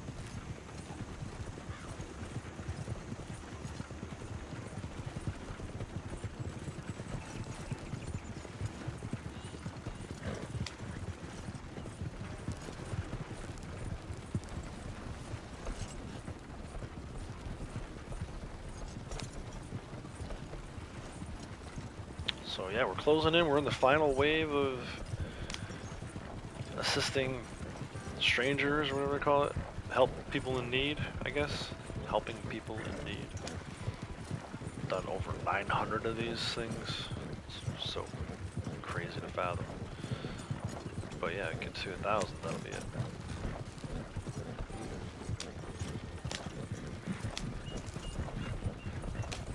We're close now.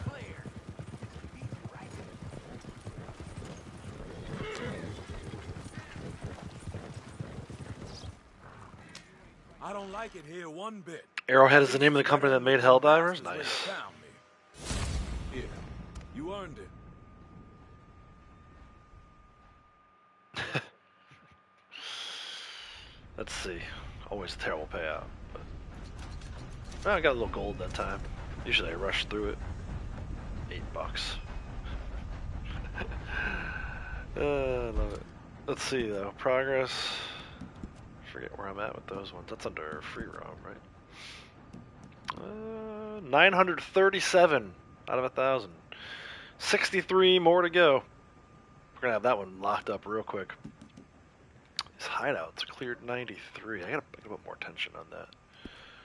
Getting close to 3. So what is that one reset? That'll be 7. This is an 8. And then that's lagging so far behind those defend the campsites. I skipped way too many of those throughout the 20,000 hours of playing. Alright, yeah, let's head back over to Hellhaven Ranch real quick. Check and see if I get lucky enough to have another bull pop in there. We'll go to like here.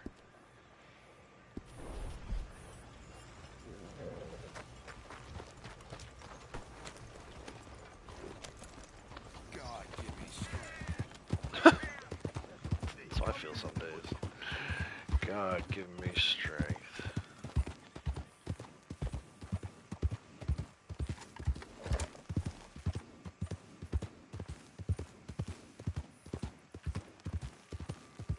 Let's see. Everyone cross your fingers. Cross your collective fingers for a Devon bull and a reset of farmland animal samples.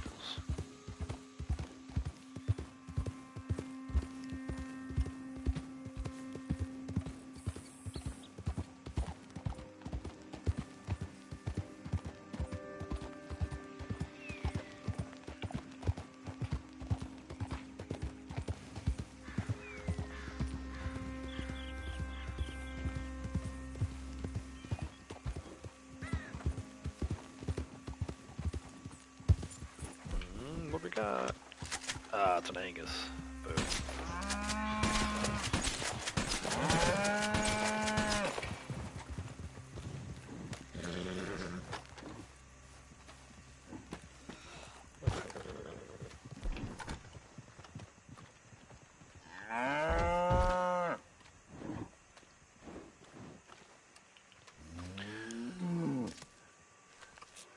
try going inside the house, come back out. Let's see. Get my horse out of there so he doesn't keep that bull locked in.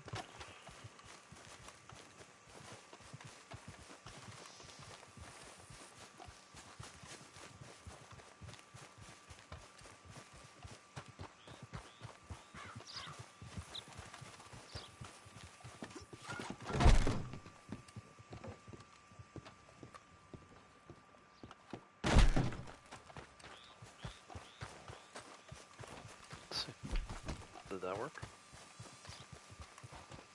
No, looks like maybe just spawned that bull out. Alright. Let's go.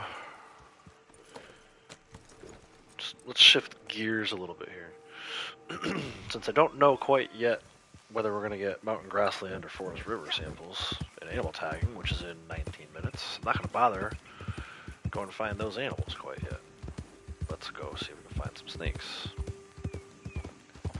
Make sure our guns get good and dirty before animal tagging so I can clean them. I need to stop and get some big game meat somewhere too. Maybe I'll kill some alligators. I do need a boar down here. It's a good spot for boar. Just to the right after you get off the bridge. See if they're over. These days ain't short. Might not be late enough at night. Okay, no worries. Back to the snakes. Check this spot. We'll check the bridge spot. And then maybe I'll hit the Fort Brennan, look for some northern copperheads maybe. This has not been a good spot to me lately though. I feel like when we come over here recently there haven't been any swimming. I could try going in the cabin and come back out. Let's see.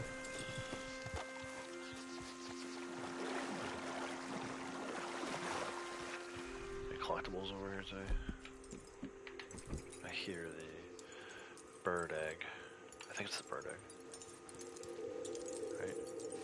I don't know. It's on the inside. Either the card or the alcohol bottle. Or the heirloom. Or some combination of the three.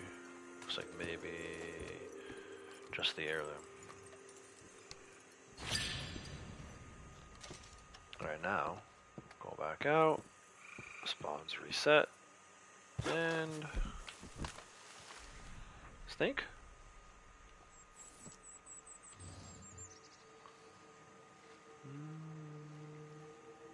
Doesn't look like it.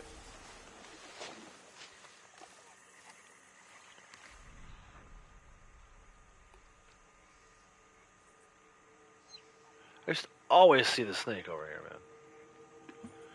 That's one of those things where it's like, I wish I could go back and get a sample of it every time now, because now I don't see it.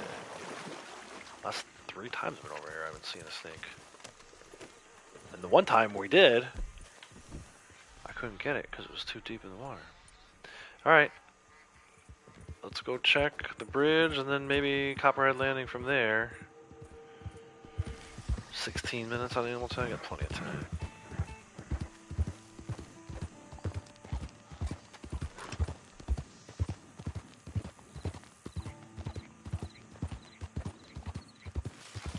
Don't turn into me.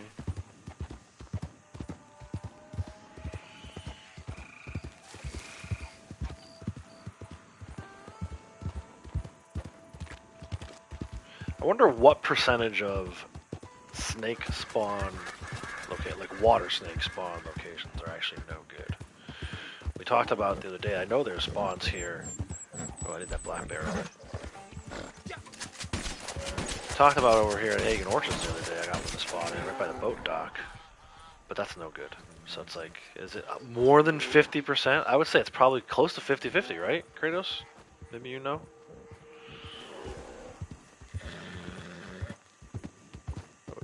Know exactly what percentage. That one at the Strange Man Shack right there is no bueno. The ones we got the other day out at the island, Crab Island, no bueno. I feel like there's more that are no good than that are actually good. 50-50 might be conservative.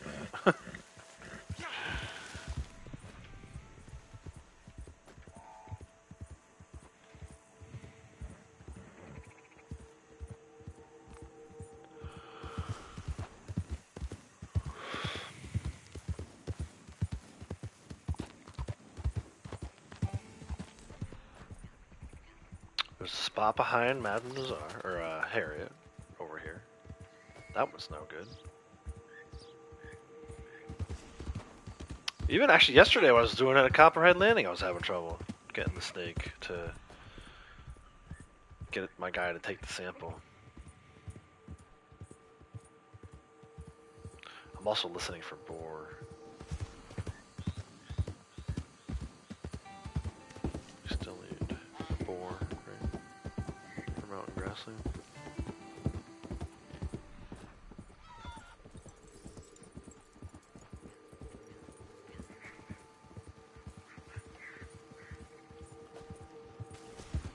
You there? You stopping? Not right now. Oof, that's enough of that. Maybe later. After I get my legendary.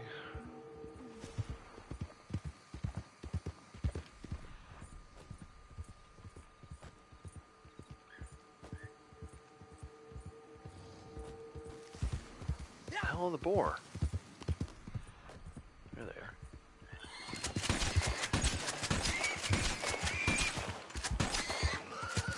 Damn, 7 shots on a boar? That seems excessive.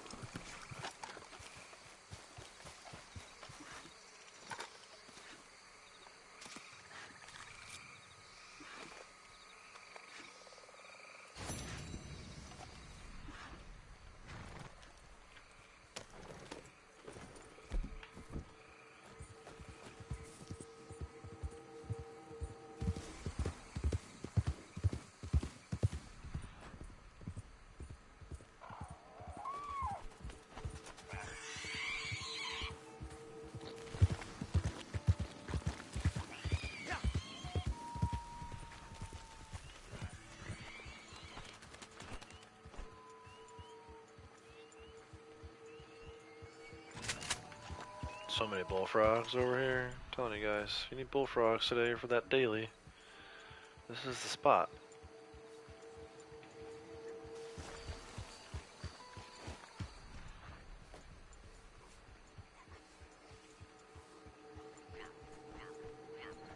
Another one over there.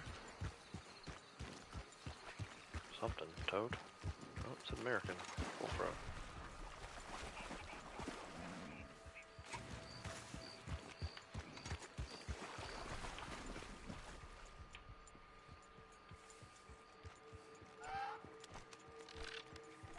Muskrats? I don't think I need muskrat now. I don't need muskrats right now. Maybe later. Turtle.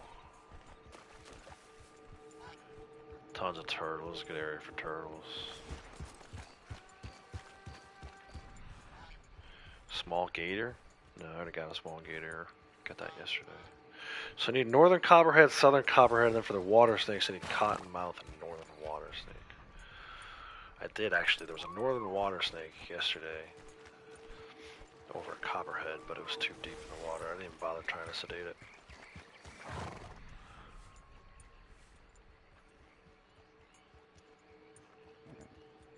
Spawning behind me at all?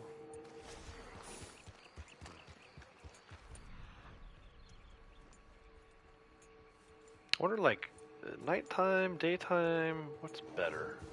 Does it matter?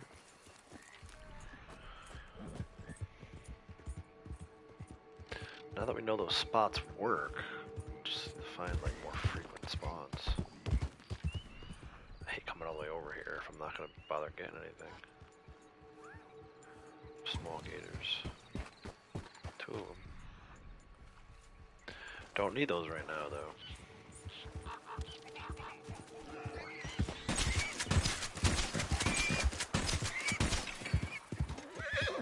Don't kick. Just reload the gun, please. Oh, this lady's over here, huh? Might need to see if this is an ambush. Might need to take her up to the tower. Come back to Copperhead Landing later.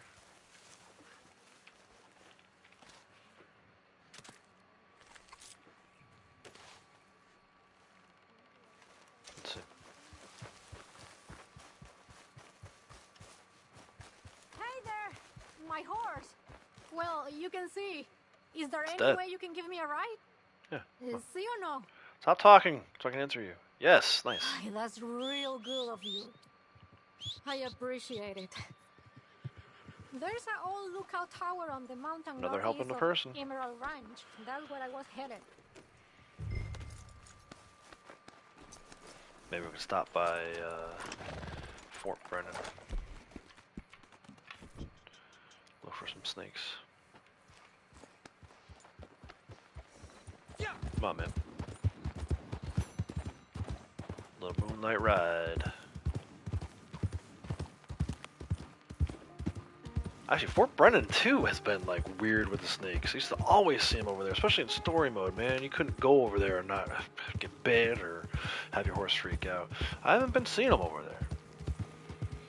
I checked yesterday when I got. Me and Sasquatch Man were over there the other day. Couldn't find it, and then I don't much after that feel like treasure map talking, yesterday, I that's couldn't right. find any.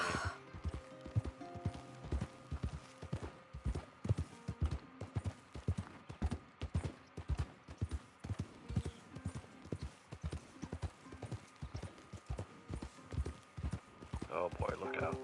Evening. Evening, sir.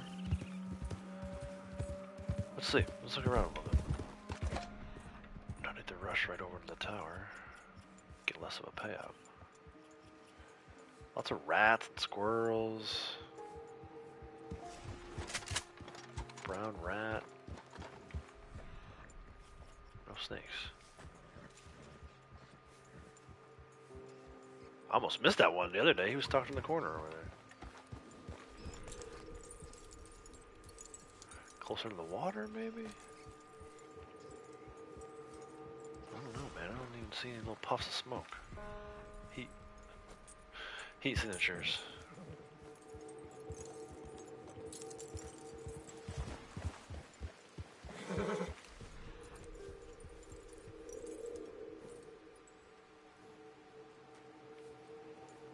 Tons of rats, dude. I need to come over here next time rats is a daily.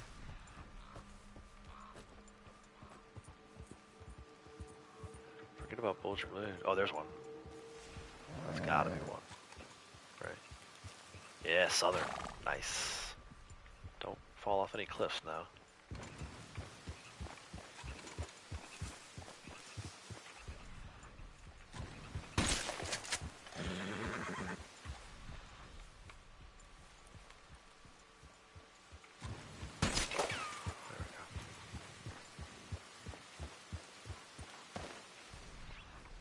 ¿Qué pasa? ¿Qué pasa? Cool. One of the 4 wetlands we needed, we got. Not bad.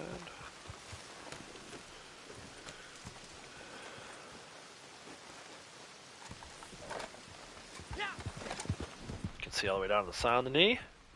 Just above the trees, you can see the lights. Pretty cool. I like that. Like they call that high pointing. Right?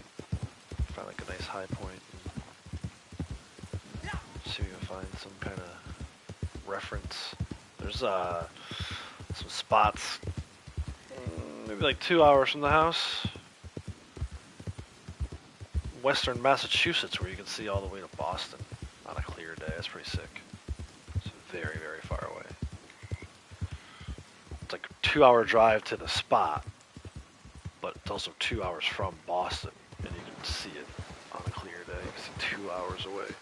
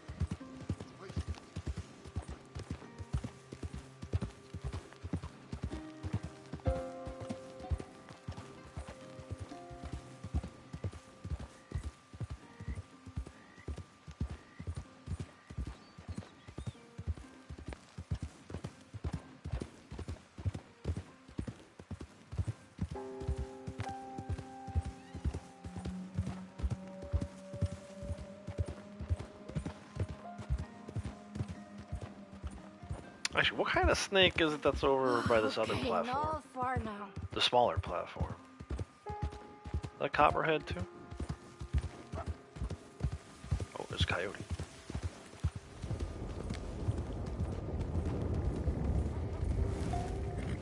Por fin. Muchas gracias. Take this, okay? And then from here, first of all, that lightning strike was cool. From here, what is it? Is that bad? Whoa, the lightning strikes, dude, this is awesome. What is that? Pan sky or something? That must be pan sky, or strawberry maybe. Because that's flatneck, it looks like. Or no, that's the oil fields, and then that must be Valentine. It's cool. I love the way they did this map so you can see that far is insane. Alright, you got a few minutes for tagging. Let's see what kind of snake this is down here, if it's even down here. Raccoon. Yep, something's over here. What kind of snake are you? Diamondback. I don't need that. I'd rather have the raccoon. I know, I need the raccoon.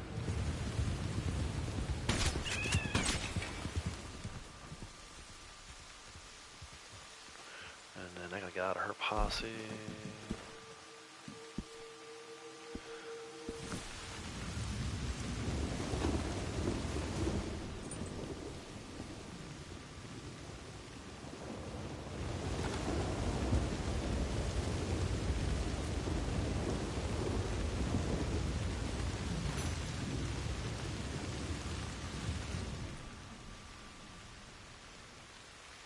2 minutes till tagging. Let's try to see if we can find anything else over here worth sedating and sampling. Sounds like just a bunch of squirrels.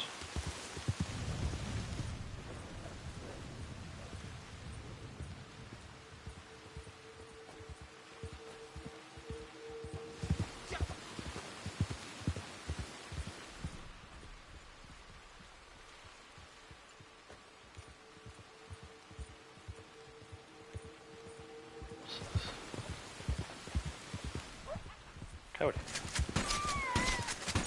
Oh.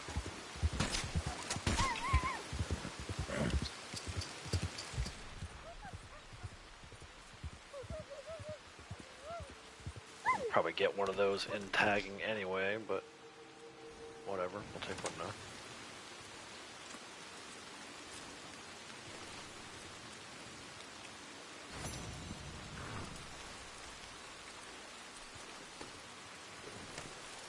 One minute.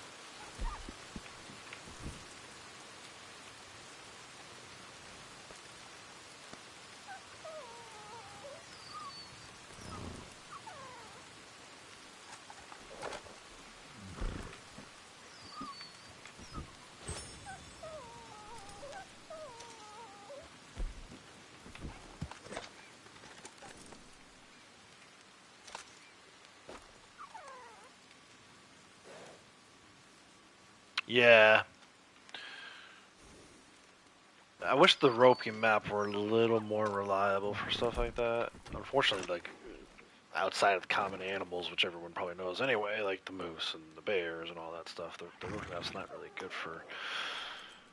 I shouldn't say not good, it's not as good for snake locations. And you never know what you're going to get anyway, but it does kind of feel like, you know, at that little watering hole on each side of the bridge is there. The bridge could be Cottonmouths, could be Midlands. I've got Northerns as far south as Copperhead Landing. Like, you really never know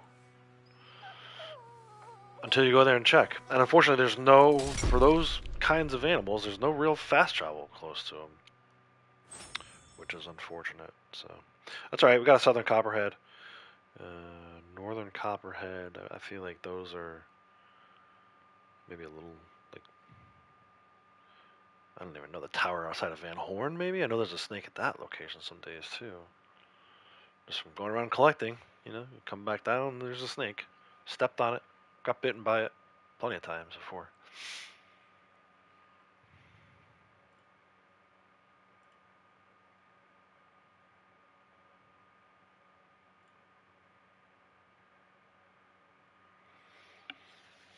What are we thinking about here? Desert? We had a good mountain grassland one yesterday. 2 days actually, Monday and yeah, okay, wetlands. Not gonna be really any wetlands that we need though, unfortunately.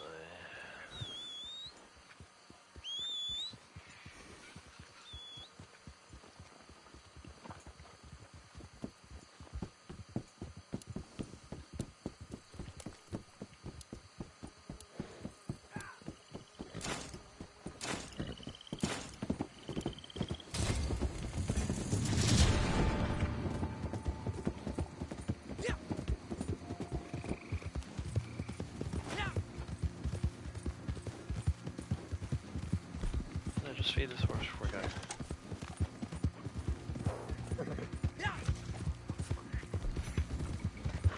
Get around this side or the other side, I forget.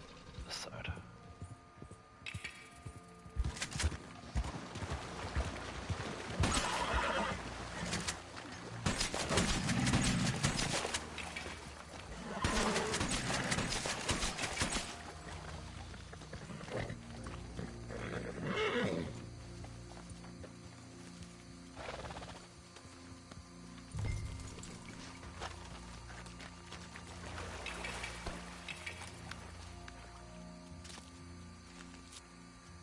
Most chronic.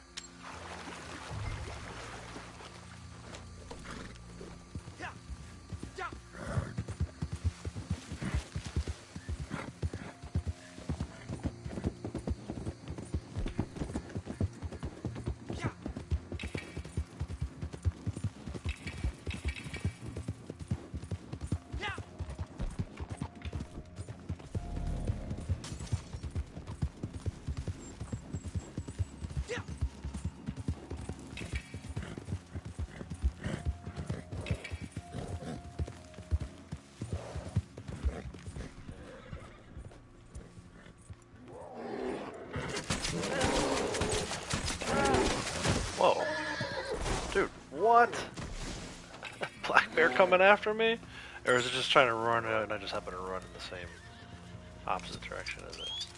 That was very large area. The good spot's near that house where you jump in through the window.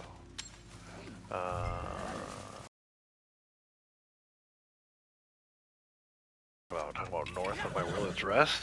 Or you're talking about the taxidermy house by Strawberry? Where did that other dock go? Am I close to the legendary? Oh, hopefully that wasn't. That was probably the person fighting the legendary. Might have to go check out the legendary status after this. Oh yeah, she's over there.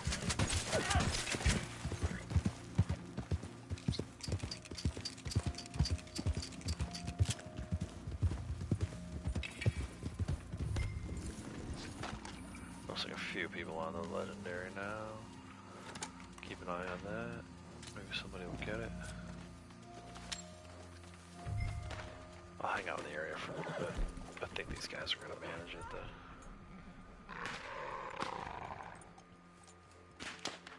Oh, someone got this. Oh, you know what it is? It might be a regular panther and legendary.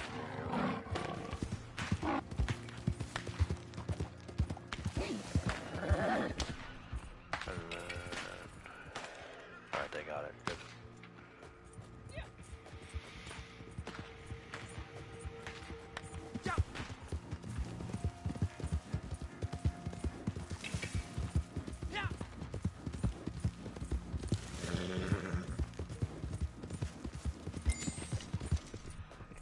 Nightwalker, nice.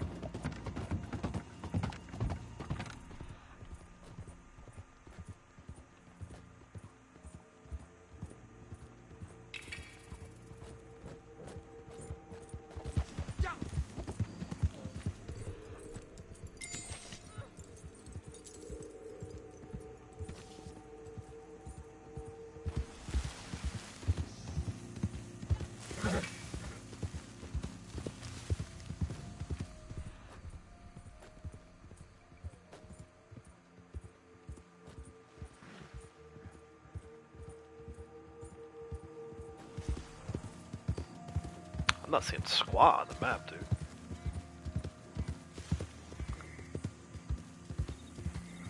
This dude JJ has been killed the fox, now he killed a deer. You out here trolling? First time, you know, assume it was a mistake. It can happen. Twice is a little too big of a coincidence. Might have to report him if he does it again.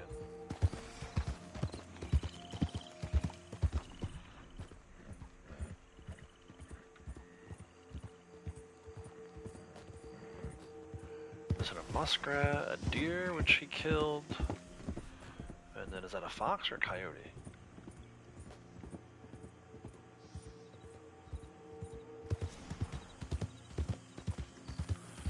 Dude, there ain't nothing.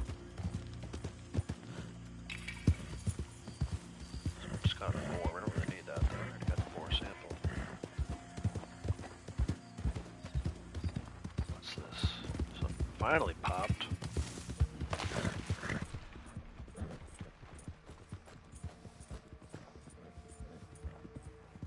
What are you? You are a deer.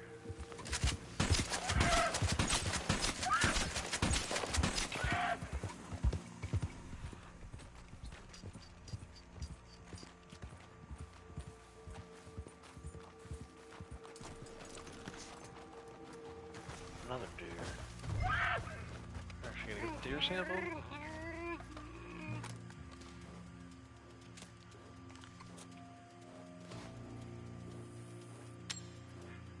You are. Nice. You're welcome, everyone. Muskrat and, man, looks like a coyote.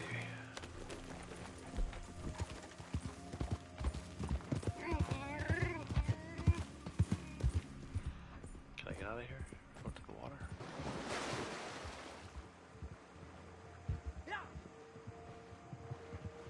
Oh, there's another deer. Or something.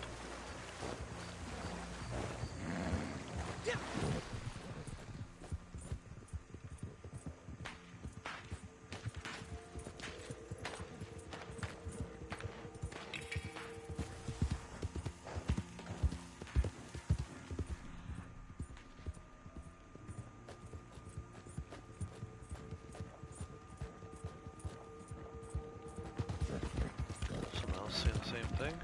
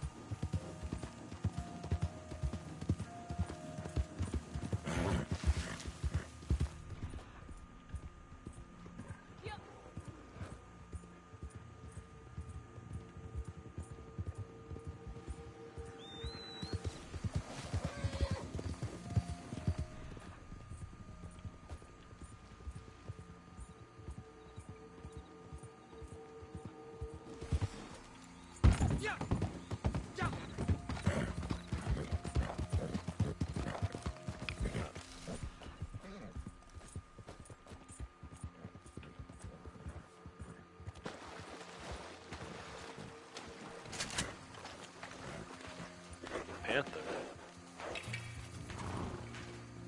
Red panther.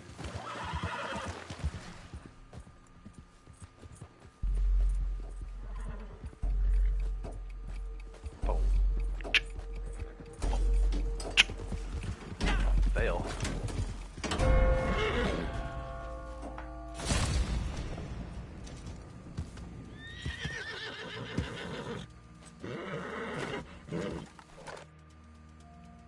Ah, look at this guy. 5? No, I got 5. Freaking spit. I always get the worst celebrations. The other day he did the you stink and everything. Today he did the spit. Why can't I get like a cool when I win?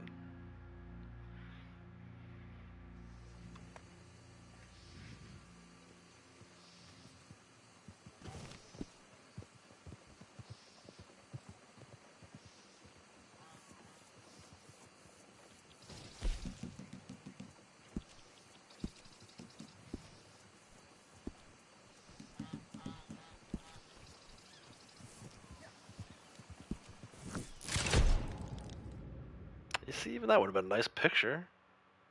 That friggin' moonshine thing is photobombing me. Yeah, give me the fiddlehead. It's equipped, right? It's actually favored right now. Ah! Automatically get the growl fiddlehead without having to embellish or whatever it is. Alright, let's do... Okay, too soon to do the valuables run, right? I started at this time yesterday, so it's not going to be there quite yet. Another few minutes, so let's do some moonshine. Does she have a buyer? She needs to go with me on this delivery. She needs berries for berry cobbler. Hopefully we're going somewhere where there are some.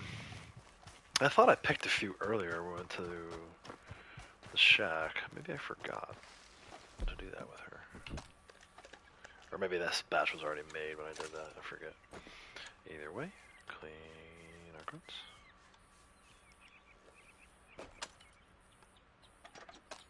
And then I don't know what I got.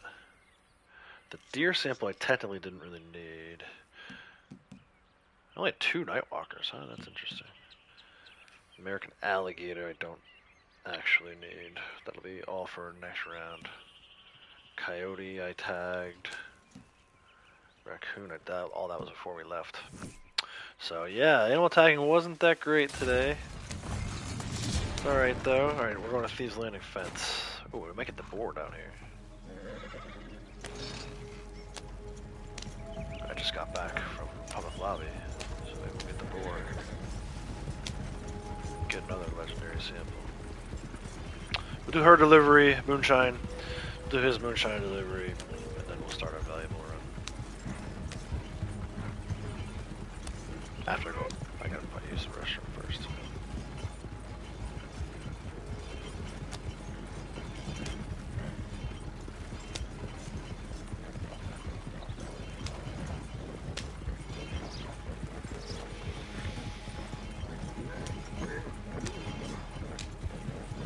I'm surprised I won that one. I didn't feel like I had a very good performance.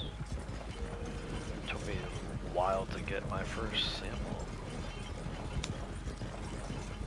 I guess 5 was enough to win, though.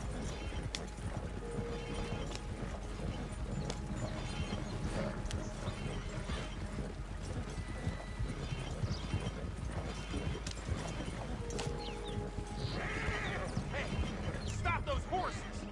We're doing wagon inspections. Easy Yeah, that way. you know what you can expect.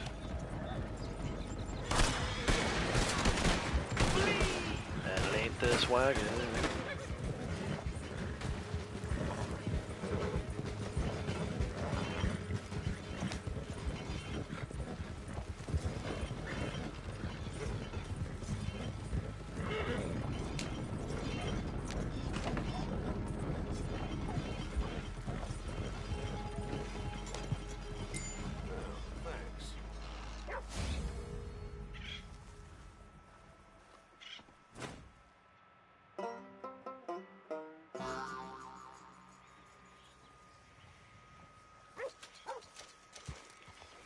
Let's see. Legendary animal over here.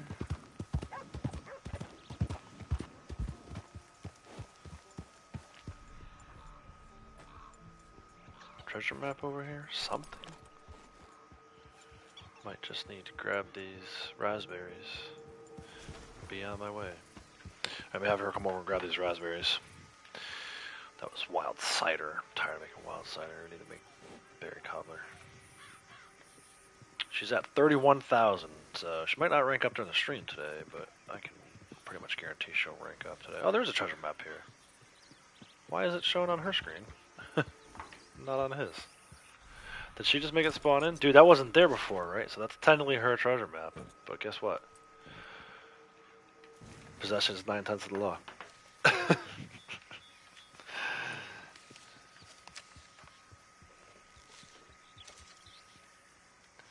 Nice, man. So that'll be 75. We'll try to get that done maybe a little later in the stream if we have time. If not, I'll do it off stream. And that'll be treasure map number 75 for this wave, so we'll pin it up.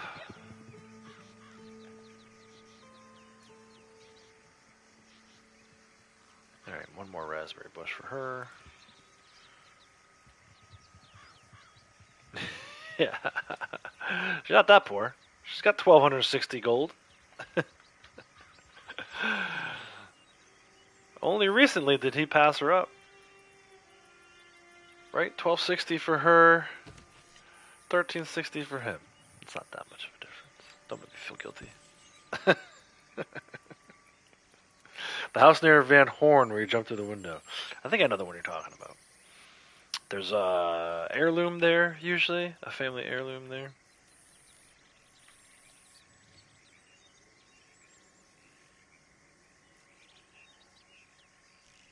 One of the cottages, like Deer Cottage, Reed Cottage. I may not know the house you're talking about, though. Van Horn. The one I'm thinking of is probably closer to Annisburg.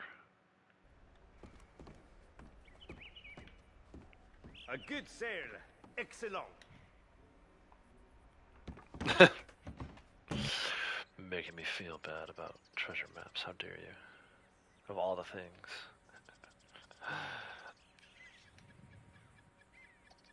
She has so many of them sitting in her freaking lockbox. I could probably go do them and pass him back up for gold. If I had to guess. She just got another one yesterday. 715 rank up. Right? Let's do his moonshine.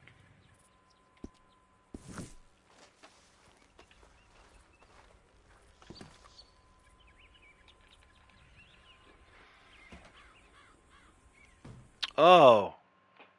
Oh, there's a snake there. Oh, yeah.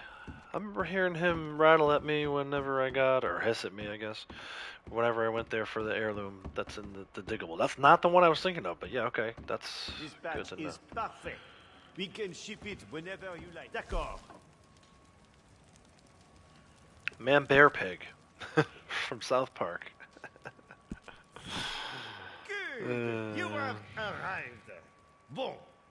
You are ready to drive, yes? Our clients are a little impatient for sure. We wish to make a good impression. These customers have shown they have some good taste. Their palate is simple, of course, but given their lack of culture, I have to admit that they have chosen well. These jugs will arrive quickly and in one piece. Yes?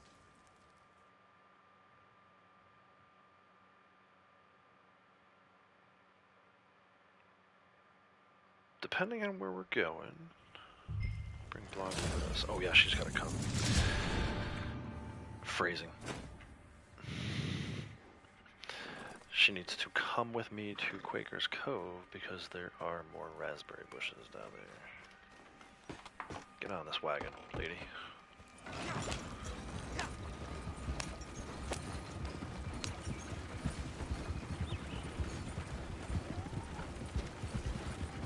Yeah, 2.879193. Chance we might break 2.88 today. You there! Hold up! So that... Move the wagon over there. Where? The hell with you! Over here? Oh my god, you're shooting at me! Now I have to run away. Without stopping. You didn't tell me where to go.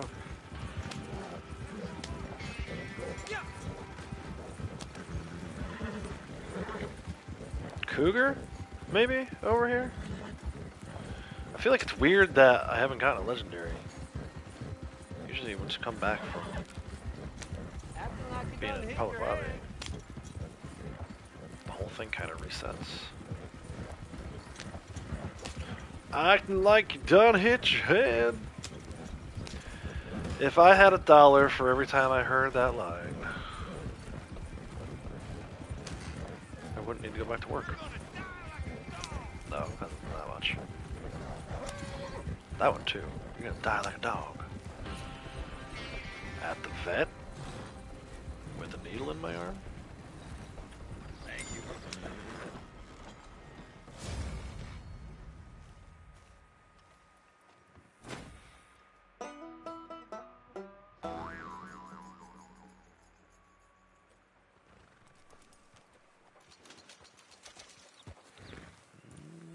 580 more bucks. Alright.